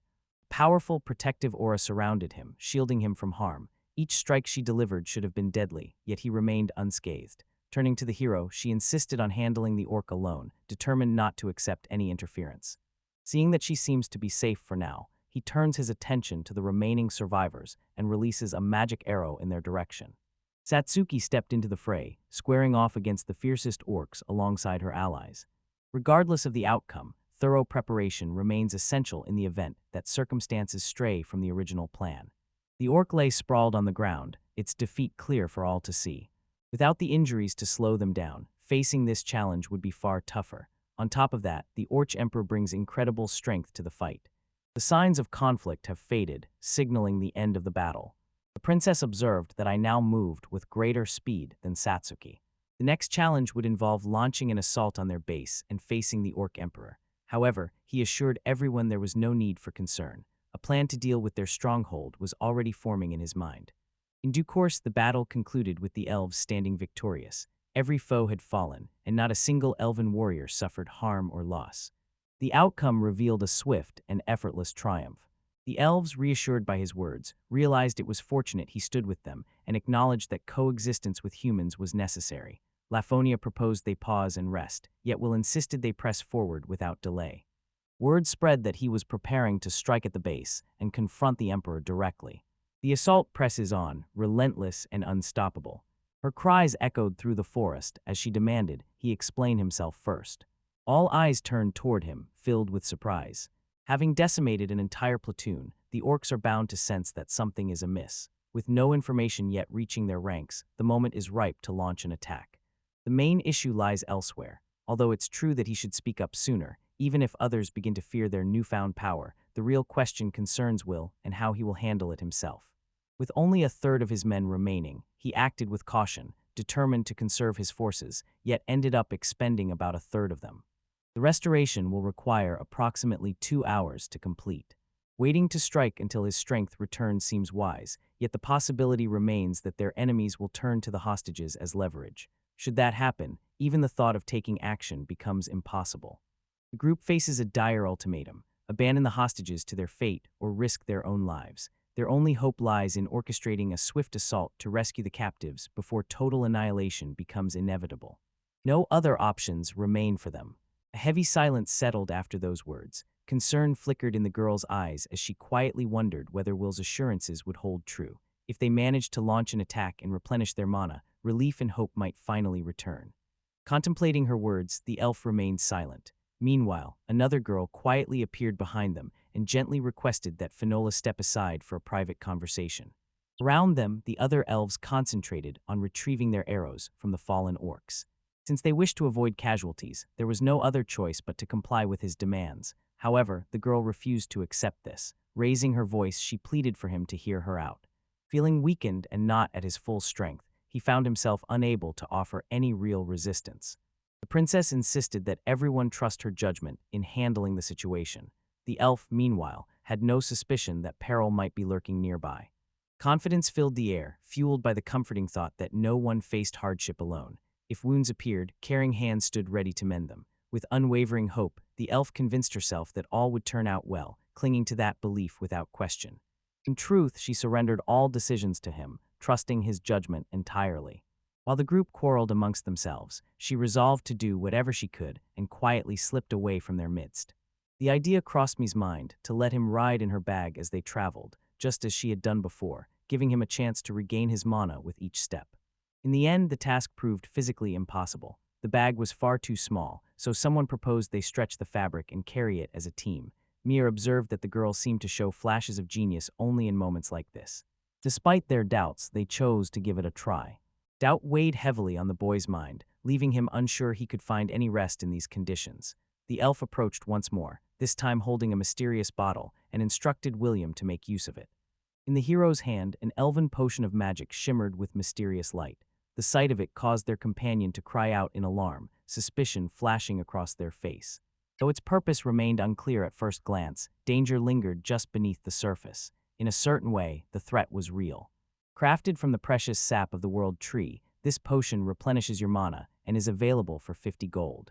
The price seemed absurd for a single potion, yet in the chaos of the orc assault, they successfully secured the funds from the treasury. Looking back, the choice felt justified. Still, disbelief lingered on the man's face as he realized they had simply handed it over. Still, everything turned out fine. Considering the dangerous work these mercenaries had taken on, their promised payment could never fully compensate them. Gratitude filled her heart for their efforts.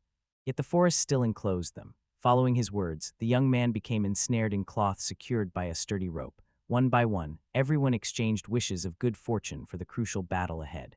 As they walked, the guy began to lay out the plan, detailing each step as they moved forward. Sometime later, the girls moved ahead, their hands bound together. A massive orc drove them forward. Mi observed that, despite his orc-like appearance, he carried the scent of determination. Sadoki warned that a slip of her hand could easily harm him. He suggested it would be much better if the tension between the two eased. Concern flickered across the princess's face as she considered the fate of his clothing. To her relief, camouflage proved to be a simpler incantation than metamorphosis, effortlessly cloaking not only the body, but also garments and gear. Disguises could only alter one's outward look. The princess found some comfort in seeing that he remained dressed. Cyrilla cast an odd glance at her, prompting the princess to quietly ask her to refrain. The group neared their destination, a sense of unease circulating among those unsure how they would locate the Orc Emperor. Unbeknownst to them, the hero had already dispatched the magic eye in advance, so everything proceeded according to plan. After drinking the potion gifted by the elves, a gentle radiance spread over him. At last, after mustering his remaining energy, he extended his hand and signaled for everyone to move forward. The scene carried a sense of absurdity. As they reached the entrance, another orc awaited them, his eyes lighting up at the sight of such an impressive trophy. The hero calmly explained that this one was reserved for the boss. It made sense considering the other one seemed quite pleased with his meal, yet he failed to recognize him at all. Anxiety tinged the air as they worried about being discovered, but fortunately, the man's ignorance shielded them. A bit longer without the help of the language borrowing spell, and the situation could have turned far more dire. The other girl had assumed from the beginning that the orcs understood human language. Will had clarified during the planning phase that he could communicate with the orcs to some extent. Excessive conversation might raise suspicion, so keeping quiet and behaving like true prisoners works in their favor. Advancing quietly, the group witnessed orcs feasting on fallen elves. Rage surged within them, yet they pressed on, forcing themselves to endure. Far off, a massive orc stood tall, clearly different from the ordinary kind. Recognizing the moment had come, the hero reached out to the elves to relay that their group had arrived alongside the emperor. With this message delivered, preparations were made to set off once more. She pleaded with them to spare their lives, insisting that victory held little value if it cost the entire team. Grasping the weight of her words, he vowed to seek a reward no matter what. After all, he owed her for the enchanted potion she had entrusted to him. She reminded him once again that the potion counted as part of his reward. Should he accomplish even more on their behalf, she would be obliged to grant him the entire treasure. The distance to the emperor narrowed steadily. Pausing mid-bite, he glanced at the approaching figures and remarked that the hero had an unpleasant odor. The scent carried a distinctly human, masculine note rather than anything feminine. Offering a portion of untouched food, he inquired about the stranger's identity. In that instant, a spell weaves through the air, unraveling the ropes that bind the girls and granting them their freedom. The group advanced toward the emperor. A hint of surprise flickered across his face as he saw the man standing beside Albert. Their arrival seemed almost unbelievable, had they truly come of their own accord, risking everything to stand before him. Drawing a massive club from his side, he observed the three girls and realized they possessed the ability to harness aura. Entranced by his prey, he waited patiently until it approached him. The princess observed his courage with admiration. The emperor's voice thundered across the battlefield, demanding every soldier gather around him within 30 seconds, under threat of death for those who disobeyed. Apparently, he chose to overwhelm them with sheer numbers, perhaps believing a direct confrontation would be unwise. Observing their strength, he evaluated the situation with surprising composure and intelligence. Nevertheless, they remained confident, holding a strategy of their own. The details of the plan remained somewhat muddled, yet it became apparent that they relied on a type of magic crafted specifically for emergencies like this. Attempts to summon aid from the orcs in the settlement would be futile. With a swift incantation, the hero conjured a shimmering portal, manipulating space itself to open a passageway to another place. The orc emperor's fate had already been sealed. Surrounded and cut off from any support, the once formidable adversary now stood alone. The defenders readied themselves for the upcoming confrontation. In their quest to approach the orc emperor, they don disguises and adopt unfamiliar languages. A magical connection allows them to pose as captives, transforming appearances to complete the illusion. They borrowed a local language, ensuring that if questioned, they could convincingly claim all was well. The magical bond would let them pass as prisoners, so that if their plan to overthrow the emperor succeeded, the orcs would be left bewildered. With their code of loyalty at risk, the elven warriors made preparations to encircle the enemy camp before the battle began. Upon arriving at the orc emperor's location, the plan is to activate the dimensional gate immediately, cutting off access before any reinforcements can assemble. First came a surge of magic as he wove a strengthening spell, followed by his companion murmuring a blessing. Meanwhile, the other girl wondered why they hadn't enchanted themselves beforehand, only to realize that no one could predict how long the journey would last. Expending energy too soon could prove futile if the spell faded before their destination was reached. Careful conservation of mana was essential. Additionally, there's a chance others might accompany him, yet their group remains determined to strike first and seize the upper hand. Pursuing their goal with caution and careful planning, just as before, appears to be the wisest course. Admittedly, their previous path to the orcs proved to be a formidable challenge. The princess offered an apology on his behalf, noting his small stature compared to the others. Now, they stood before the imposing orc emperor, the past exchange lingering in the air. Eileen and the orc emperor stand evenly matched, their powers balancing each other. Satsuki and the orc lord also mirror each other's strength, yet an additional lord and 3 common orcs tip the scales. Unless something changes, their groups remain lopsided, unable to find true equilibrium. Any extras must be eliminated before they can be sent to another dimension. The girls launched into battle as the young man gripped his staff, quietly calculating just how much harm he could inflict. The Emperor, his fury unmistakable, advanced toward them. Years of honing his reflexes gave him an edge in every move. He warned them to hold back their arrogance. Moving to dodge would ruin any hope of catching their enemy off guard. Evidently, the princess grasped this, which stirred a simmering anger within the Emperor. His attack aimed for her left arm, the blow landing with force. At this moment, Sadoki handled the other orcs with greater ease and efficiency. Mia followed closely, though ideally she would have conserved some of her aura instead of depleting it entirely. The surprise attack unfolded flawlessly, prompting Eileen to respond without hesitation, though her arm still suffered an injury. Satsuki launched herself into battle against one of the lords, yet she still found herself entangled in her usual preparations when the onslaught began. The Emperor accused the princess of insolence, questioning whether she truly intended to challenge him with just one arm. Duty-bound by her roles as both knight and princess, Eileen revealed the truth of her lineage. She stood before him as the first princess of the Greyzerod family, introducing herself as Eileen Greyzerod. With unwavering resolve, she vowed on her name to bring down the Orc Emperor. Uncertain glances at those around him left him questioning the identities they so confidently portrayed. A sharp quarrel erupted between them as the princess raised her voice in outrage. How dare he continue his efforts to take hold of the elven settlement? Clashing fiercely, they traded blows and insults in equal measure. Amid the struggle, the Orch revealed that the elves had chosen to make these lands their home, proudly naming the territory as their own country. Worse still, anyone discovered here would be hunted down and killed for being deemed evil. The relentless deaths arise solely from that fact. Observing in silence, they listen to every word. The princess, meanwhile, observes that orcs display just as much savagery toward elves. Doubt lingered, was that truly wickedness? According to the Emperor, they acted out of necessity, driven only by hunger and the need to endure. Where then did the evil lie? It seems they remain unaware that their survival depends on mating with females from different species in order to continue their line. Those seeking someone to blame might turn their eyes to the god who shaped this world. The princess, having heard his words, withdrew her previous statement. The fate of the orcs now hung in the balance as the threat of war loomed nearer. Nearby, the girl called upon her blessing to aid her companions. Miraculous moments offered purpose, a sense of divine safeguarding. Perhaps they merely soothed the heart and sparked a glimmer of hope, but that alone outweighed emptiness by 1,000-fold. Even the smallest reassurance possessed immeasurable value compared to having nothing at all. The situation becomes even more difficult given that Satsuki puts up a fight, yet never manages to claim victory. When divine protection holds the power to effect even this much, caution becomes necessary, and making use of it seems wise. A physical enhancement spell surged in my direction, cast by him with deliberate focus. At first, the surge of power coursing through her left her bewildered. A strange vitality spread through every cell, sharpening her senses and strengthening her limbs.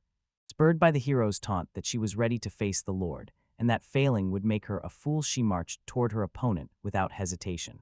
Previously, such a feat was impossible for her, and the blade seemed useless against it. Yet this time, victory came to her effortlessly.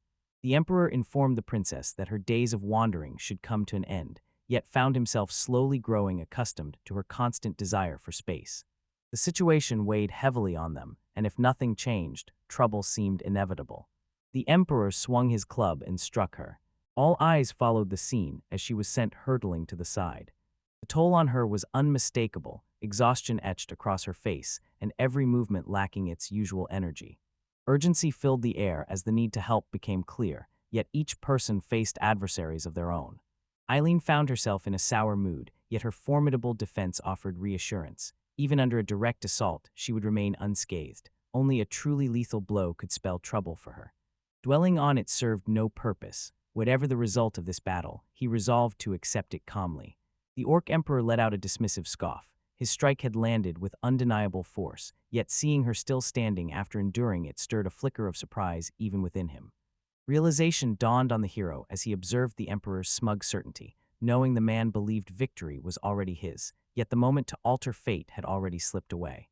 A powerful blast struck Eileen, prompting her to swiftly raise her sword in defense. The force delivered heavy damage to her adversary's weapon. Eventually, everything crumbled apart. The princess assured him that among them all, only the emperor faced the shadow of death. Once more, her attack landed with precision. The emperor suffered defeat and collapsed onto the cold earth. A wave of astonishment swept through the crowd as all eyes turned to witness the unexpected scene. Could it be that everything between us has truly come to an end? Sprinting across the room, the girl hurried to the princess's side, eager to tend to her wounds. True to her reputation, Eileen faced the Orc Emperor with a single hand, a feat that few knights could hope to accomplish. A gentle smile spread across her face as she told him how relieved she was to see he was safe. No sooner had these words left her lips than she lost consciousness, blood pouring from her wounds. Memories of his earlier resolve surfaced, accepting whatever fate awaited him at the end of this battle. Even if this strike proved deadly, and though grief washed over the island, he reassured himself that it was something he could bear. Perhaps this was simply the true cost of triumph. The rescuers hurried over, concern etched on their faces as they inquired about the princess's condition. Assurance came swiftly, her wounds could be treated. However, uncertainty lingered over when she might awaken. Even so, hope began to take root. As the hero spoke the name Eileen, the lingering enchantment unraveled and faded away. The heroes returned to the battlefield, now surrounded by throngs of orcs. News of the Emperor's defeat had already spread among the ranks, yet the victors stood weary, their strength nearly spent. Let's keep an eye on this. A large number of orcs gathered there. Overcoming them will not be easy, yet he stands resolute, determined to shield his comrades from further harm. With a swift incantation, fireball magic burst to life, aimed at crushing the orcs' resolve. Warriors on the verge of battle glanced over their shoulders, their eyes widening as a massive flaming orb streaked across the sky toward them. By then, madness had already consumed him, leaving no trace of his former self. The elves advanced in groups of 3, silently hunting down the orcs and eliminating them one after another. Fortune favored them as the elves had already begun their work. Lending a hand seemed the right thing to do. Once more, the hero conjured a blazing fireball into existence. As a monster advanced in his direction, Eileen, now fully alert, swiftly intervened and pushed the creature aside. Her legs wobbled beneath her, threatening to give way at any moment. With gentle strength, he wrapped his arms around her and helped her stand. A warm flush colored her cheeks as she quietly apologized, embarrassed by her weakness. Though not fully recovered, happiness radiated from her eyes. The enemy's gaze shifted to them, provoked by his spell, and regret filled his apology. Though anger seldom touched him, Eileen's fall shattered his usual calm. Curiosity lingers about the outcome had she remained asleep. In such a scenario, a protective force field would have enveloped her. The princess listened, but this response failed to draw the same approval as before. Curiosity shone on her face as she focused on the unfolding events. Both sides appeared nearly matched in strength. However, with their general missing, the orcs had begun to fall into confusion. Given the circumstances, assisting the others became necessary as well. The young man approached Eileen, gently took her hand, and inquired if she truly felt all right. Embarrassment colored her cheeks, yet a quiet happiness shone through. Though Eileen assured him that everything was fine, a faint tremor betrayed her nerves. Assuming her weariness stemmed from not having fully recovered, the young man readily agreed to cover for her should any trouble arise. Meanwhile, their companions battled fiercely on the front lines. Relief washed over her as he accepted, prompting her to step forward without hesitation. Gazing at it, memories from his childhood drifted through his mind. Orcs fell with little resistance, proving to be both reliable allies and effortlessly vanquished foes. Observing the scene, others found their actions charming and endearing. Within a few short hours, the entire group had fallen, each one overcome in turn. With heartfelt appreciation, the elf presented them with a bag, acknowledging that without their aid, she would have faced certain destruction. Her gratitude seemed boundless, and inside the bag lay the reward she had promised. Yet a closer look revealed even more than they had expected. The group swiftly caught on to this change. The alpha had chosen to double the reward, clearly hoping the increased offer would secure their agreement. With a daily rate of 20 gold coins for each person and a team of 4, the cost amounts to 80 gold per day. Over 2 days, that becomes 160 gold, and an end payment brings the total to 200. Adding everything together yields 360 gold, and doubling this sum gives a grand total of 720 coins. Lodging in the inn they frequent only costs 25 silver coins per night, including breakfast. A single gold coin more than covers 2 days' expenses, so with about 180 gold coins apiece, they have enough to live comfortably for an entire year without needing to work. Curiosity pushed the young man to double-check their findings, given how much was at stake. Yet without the hero's intervention, all would have slipped away. Fortunately, their self-reliance meant that wealth held little importance for them. These are reserved exclusively for dealings with others. With their help, the agreement was finalized. Understanding the situation, the young man fell silent. Accepting the decision, he prepared to receive the reward with gratitude. Near the hefty bag of money, the team lingered quietly, drawing glances from anyone nearby. According to the elves, each one of them is considered a hero, and the extraordinary deeds of the renowned hero, William and his companions, will be remembered and retold by future generations. Among the elves, one whom Mia had recently rescued approached her and called her a little hero, promising she would always remember her. The elves gathered to bid farewell to their heroes, offering parting waves as they said goodbye. At this stage, they were merely fledgling adventurers, a far cry from the heroes he had once admired in childhood storybooks. Yet, the people around them bestowed the title of heroes upon them without hesitation. Eileen revealed to the group that Will had always been fascinated by tales of heroes, often losing himself in those stories as a child. Will gave her a gentle tap on the head, quietly suggesting she had shared too much. The elf caught the meaning without a word. What exists between them may be admiration rather than love. Now, he finds himself unable to measure up to those heroes. He lacks the strength to fight until the very end. Approaching the princess, she wrapped her in a gentle embrace and confessed that, in her eyes, they were heroes no matter what. Blushing deeply, she found herself overcome with embarrassment. With a beaming smile, she hurried over to the hero, pressed a gentle kiss to his cheek, and whispered her gratitude. His own surprise was evident as she called him her hero as well, leaving those around them momentarily stunned.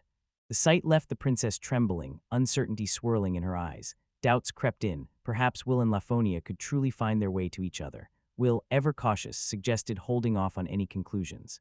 The unexpected turn left him unsettled.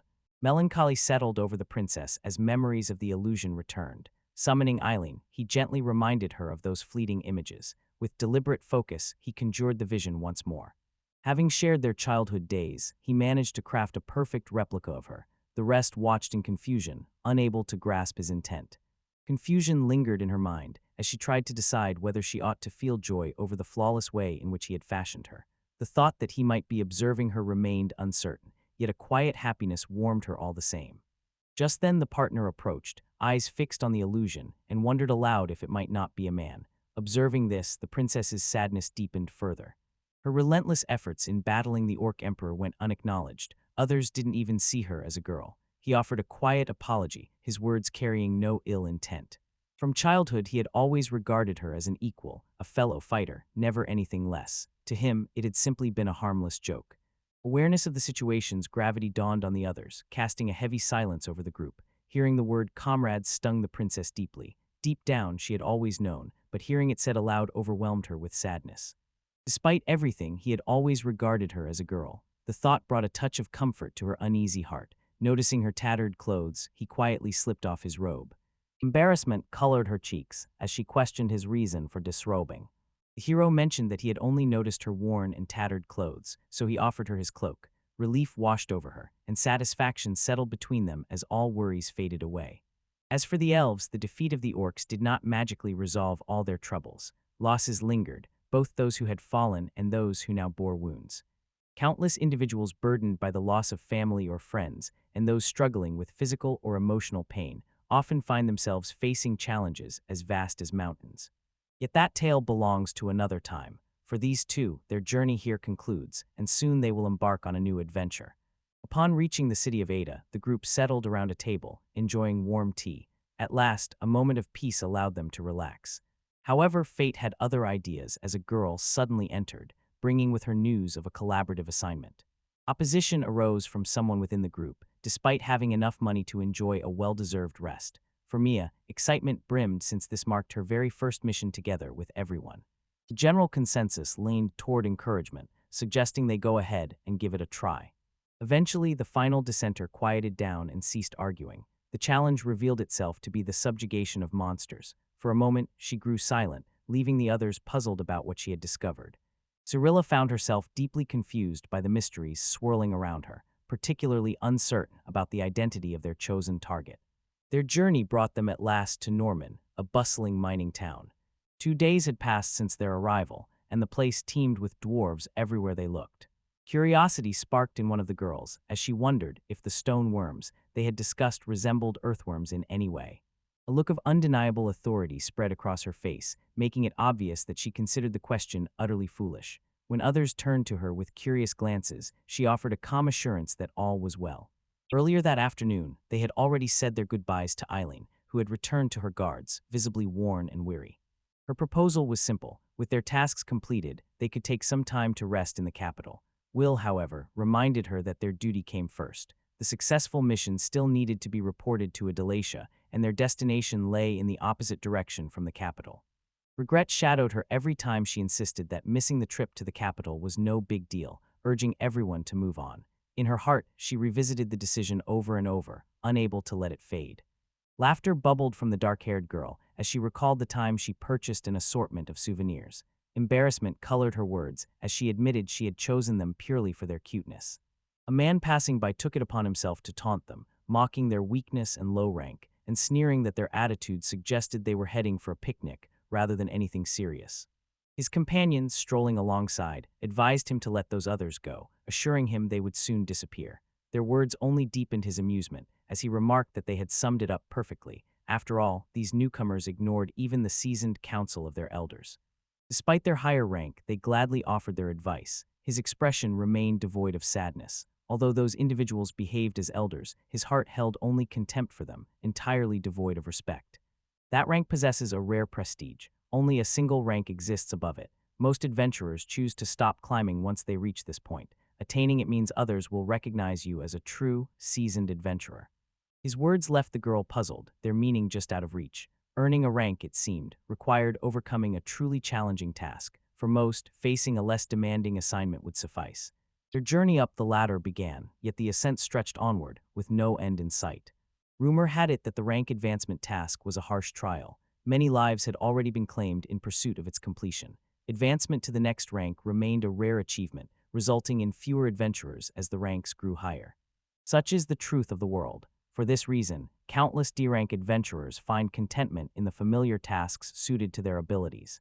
He encouraged the girls to take on the mission, reminding them it was just a simple D-rank assignment.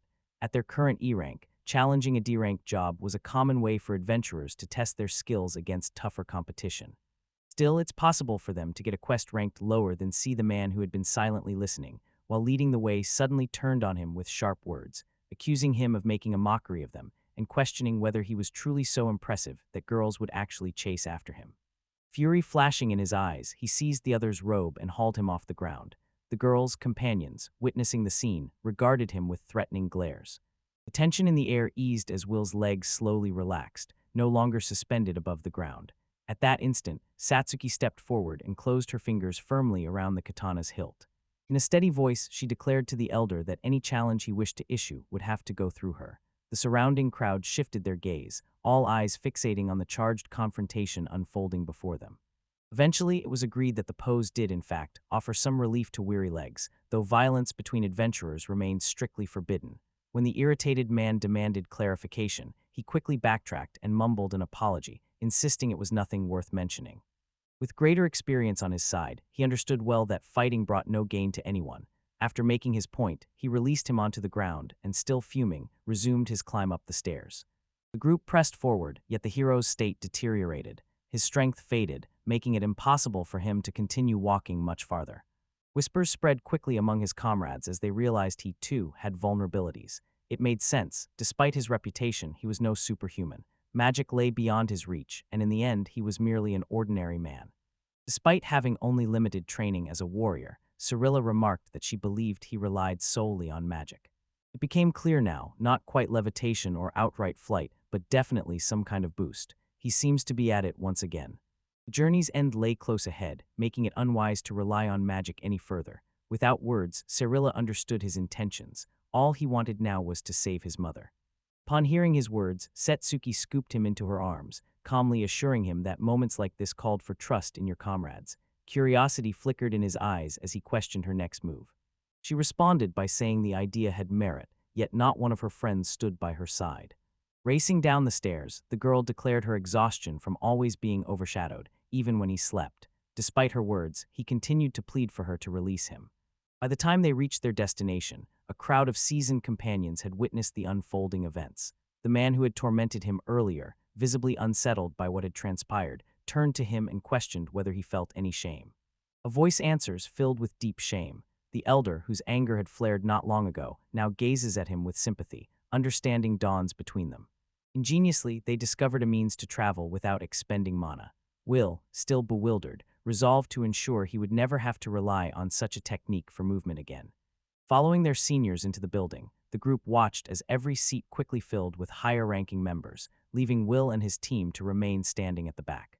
Seated upon one of the chairs, a young woman watched them closely. She held the position of mayor in Norbin, and a quiet satisfaction lit her eyes at their arrival. By her understanding, everyone present had come in pursuit of the quest involving the elusive stone worms. With a sly grin, the man gestured toward the group behind him, mentioning they were just E-ranked newcomers, quite a contrast to his own team of seasoned D-rank adventurers. He assumed she had already figured it all out on her own.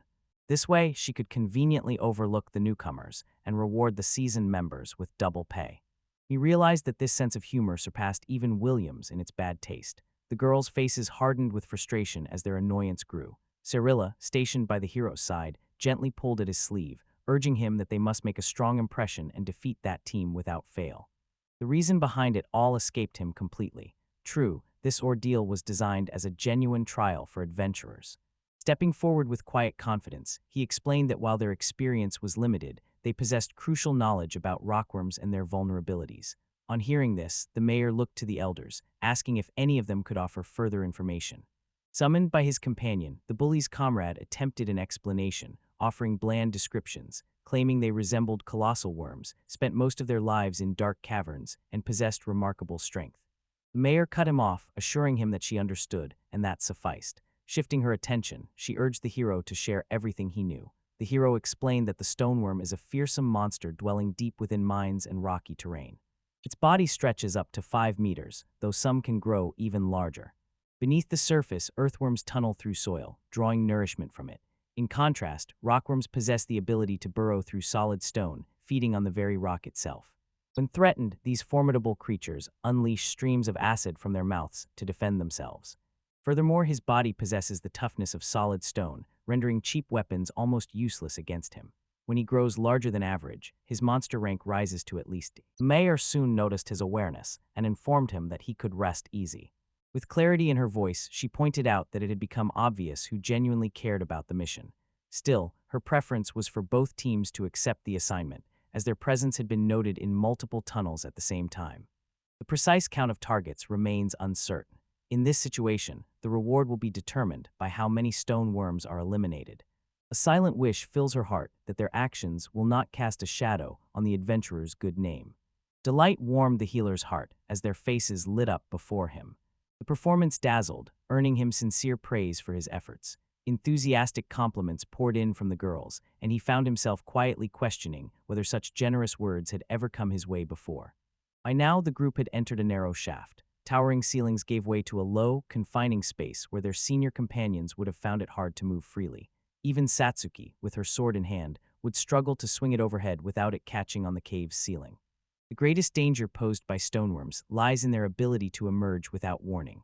While the group pressed on, one of the girls observed something off about Cyrilla and gently inquired if she was feeling all right. She assured everyone that all was well, and her mind remained clear and steady. Meanwhile, the older members of their group navigated a narrow cave. The one who had argued with the hero squad grumbled about the confined space, his frustration deepening at the way they were regarded as inferior to Will. The trouble began when their mage embarrassed the group in front of a client. One of the men questioned why the mage hadn't responded to the client's inquiry himself. However, the mage remained convinced that collecting information was part of the job. That belief had led the other man to provide the answer instead. It was mere luck on their part. One of the companions firmly believed his success was nothing but pure luck. With so many different monsters roaming the world, trying to remember each one seemed impossible. Even the most diligent college graduate, he thought, would struggle to recall all that knowledge. Without warning, the ground trembled violently, sending ripples of unease through the crowd. Confusion and fear swept over everyone as they searched for the source of the disturbance. In the midst of the chaos, the magician let out a sharp scream, instantly drawing all eyes in his direction. As it happened, he had neglected to cast the warning spell, a simple incantation that alerts its user when a monster creeps within 50 meters. Quiet confusion spread through the group as they tried to understand how such an important step had slipped his mind. Moreover, without conserving his mana for attack spells, his contributions quickly become negligible. Suddenly, the wall behind him crumbled away, revealing an enormous worm emerging from the wreckage. The creature parted its jaws, revealing rows of sharp teeth. Terror swept through the men, drawing panicked cries from their lips. The worm slithered their way, its presence looming ominously. Confusion spread among the group, unable to fathom how such a creature could be classified as D-rank. With a steady voice, the mage urged everyone to stay calm, assuring them that the monster's movements were far from swift. At the commander's command, he was ordered to step forward and summon a protective wall. Just then, the worm unleashed a torrent of acid, the sizzling liquid spreading out and scorching even the stone beneath their feet. The entire group froze in disbelief. The magician, caught in a sudden wave of panic, assured the chief that evading the danger would be trivial for him and casually wished the elder luck. The elder's face hardened with frustration, demanding to know if the magician truly believed this was solely an issue for their group. Faced with the prospect of retreat, which meant conceding defeat to their despised rival Will, the captain's resolve hardened. He seized his weapon and advanced, instructing his comrades to provide cover as he pressed ahead. In quiet solidarity, they offered him their silent support. The hero's companions found themselves in a quieter state than before. A subtle warning spell had picked up movement ahead and slightly below, off to the right. Curiosity sparked within the girl as she speculated about the possibility of encountering a stoneworm. The burst of mana had almost certainly occurred, given the overwhelming surge of energy. Yet, listening through her ears, I found the sound too scattered to identify anything with certainty. With that decision made, the group opted for the see-through spell. As the incantation took effect, a creeping worm appeared in the lower right corner of their vision, inching its way steadily toward them. Casting support magic, he swiftly shifted his stance, finding a more advantageous spot to launch his assault. Encouragement came from his teammates, who knew they were relying on the finest graduate the Institute of Witchcraft had ever produced. Weapons held high, they faced the approaching worm. Uncertainty hung in the air. Was it moving toward them because it sensed their presence? And if so, by what means did it know? Not even Will could answer that. Perhaps the faint magical aura surrounding them had attracted his attention. At that moment, he was already drawing near. No sooner had the words left his mouth than a worm burst from the earth, slithering straight for them. The hero unleashed a bolt of lightning, striking the creature dead on. Meanwhile, a different band of adventurers spotted the worm inching in their direction. The air around them crackled with a noise reminiscent of a thunderclap. The squad leader's urgent call jolted everyone into action, urging them to focus and strike the worm from afar. Without hesitation, his team followed the command precisely. Among them, one member seized the blades, raised them with steady hands, and directed their aim straight at the writhing creature. The creature's shell proved impenetrable, not a single blow breaking through. The team quickly called on the next member to take over, but cramped quarters made any attack impossible. Growing increasingly frustrated, the commander couldn't help but think the squad's efforts were sorely lacking. With a swift incantation, the magician conjured a glowing arrow of energy and sent it streaking straight into the heart of the giant worm. For a moment, the effort seemed to work. The worm twisted and writhed in an odd way, but the agitation only deepened its fury. It surged forward, closing the distance at an even greater speed. Taking matters into his own hands, the commander gripped his axe firmly and charged toward the worm without waiting for support. Delivering a powerful blow, he found it useless, as the worm merely tossed him aside, sending him crashing into the wall. The team faced a difficult struggle, uncertain of how to handle his situation. Dissatisfaction etched deep lines across the commander's face as his team delivered their final verdict. Raising his voice, he insisted victory was within their grasp if only they put in genuine effort. Though setbacks plagued them and cynicism crept in, they still bore the title of D-rank adventurers, a badge that demanded perseverance and belief in their own strength. Escaping from a mission of this caliber simply isn't an option. Completing it is the only choice they have. Meanwhile, William's other team observed in silence as the worm, weakened by magic, made its final, feeble movements. He entrusted the finishing blow to Satsuki, though she found it puzzling. For all appearances, the creature was already on the brink of death. Still, she intends to carry out her plan. According to him, that's just how things are, yet should he regain his senses, he could disrupt everything. The only way forward is to defeat him now, while his strength fails him. Upon hearing these words, the girl stepped forward and sliced the worm cleanly in half. The enchanted sword glided effortlessly through its flesh, meeting no resistance at all.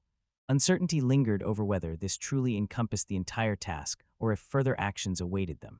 Yet they had already fulfilled every requirement. What remained belonged solely to those seeking an extra reward. Their hesitation stemmed from doubts about the existence of multiple rewards. With energy still remaining, they gather themselves and prepare to continue their journey. The healer watched their excitement with a puzzled expression. Noticing her uncertain look, they inquired whether something was wrong. She assured them that all was well, yet the concern etched on her face betrayed her true feelings. After 10 minutes, another worm fell before their combined strength, and 20 minutes later, a third monster met the same fate. Altogether, 3 formidable foes had been vanquished, prompting Surly to quietly wonder if their numbers were unusually high. Will nodded in agreement, both of them aware of how many they had run into recently. Mia speculated about the size of the group, her mind picturing clusters of rockworms moving together. At the mere mention of a colony, a chill ran down Cyrilus's spine. From what he understood, these creatures typically journeyed alone or in small clusters of 2 or 3. Navigating the rocky terrain proved difficult for larger groups, yet already 3 had crossed their path. Signs suggested that even more lingered nearby. Supplies of mana were dwindling, signaling it was time to return and relay their findings. Despite this, a sense of relief filled me at the news. When I inquired about the possibility of their return, the hero responded with an unwavering promise. With everyone in agreement, the decision to withdraw was made without hesitation. Late into the evening in the mining town of Norvin, a man and a woman strolled through the dimly lit streets. Curiosity sparked in his voice as he mentioned the rumor circulating about a trio of stunning girls said to be in town. Strolling beside him, the girl affirmed what Mr. Gurin had said, though she mentioned that a man had been journeying with them, too. Gurin remained puzzled by the source of Cecilia's irritation. Most people would feel a surge of anger if their beloved's thoughts wandered to someone else. A little jealousy seemed only natural, and that was the very quality he adored in her.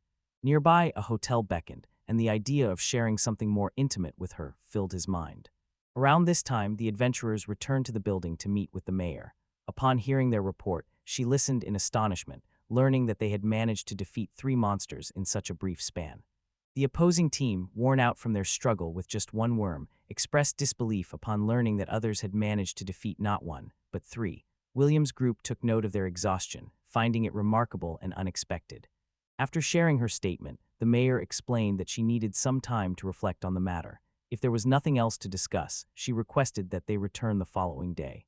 Though not pressing them, she expressed deep appreciation if they could reach a decision after considering what she had shared. The hero nodded in agreement, promising to visit her the following day. Grateful, she turned to the other team and inquired about their intentions. The other squad's commander, voice unsteady and body trembling, seemed ready to decline but finally agreed to join them. As tensions lingered, Cyrilia stepped forward, closing the distance between her and the weary rivals. She offered her assistance, but they politely declined, insisting that they were fine and only required a moment to rest. Satsuki voiced her concern, suggesting they reconsider risking their lives in such a way. The other team leader nodded in agreement. Once they exited the mayor's building, the realization struck they had already missed their chance. Hunger gnawed at Satsuki after the mission, prompting her to suggest grabbing a snack. Siri echoed the idea and inquired about the day's earnings. They discovered they had received 120 gold, a sum that instantly sparked Mia's sense of growing wealth. Cyrilla began to imagine all the intriguing things she could purchase with their newfound fortune, while Satsuki's thoughts drifted solely to sampling unusual foods. William reassured them that indulging oneself from time to time was perfectly fine. Buoyed by his words, the girls advanced with renewed excitement. Upon arrival at the bustling eatery, their tables soon filled with a colorful array of dishes. The charming and playful decor added to the pleasant atmosphere. Satsuki's eyes sparkled at the generous portions of meat, while Mia found delight in the impressive selection of drinks. Warm laughter and easy conversation flowed around the table as they settled into the cozy establishment. The healer mentioned the gathering would feel even more complete with Mrs. Eileen's presence. The hero nodded in agreement, appreciating Eileen's friendship and recalling her adventurous spirit. As William spoke, the 3 girls fixed their gaze on him, urging him to confess what he really thought about Mrs. Eileen. Mia leaned in and questioned if he had already figured it out, while he maintained an air of innocence, feigning ignorance. Confusion clouded his face as the conversation unfolded, leaving him uncertain about the subject at hand. Satsuki gently clarified that they were referring to the princess.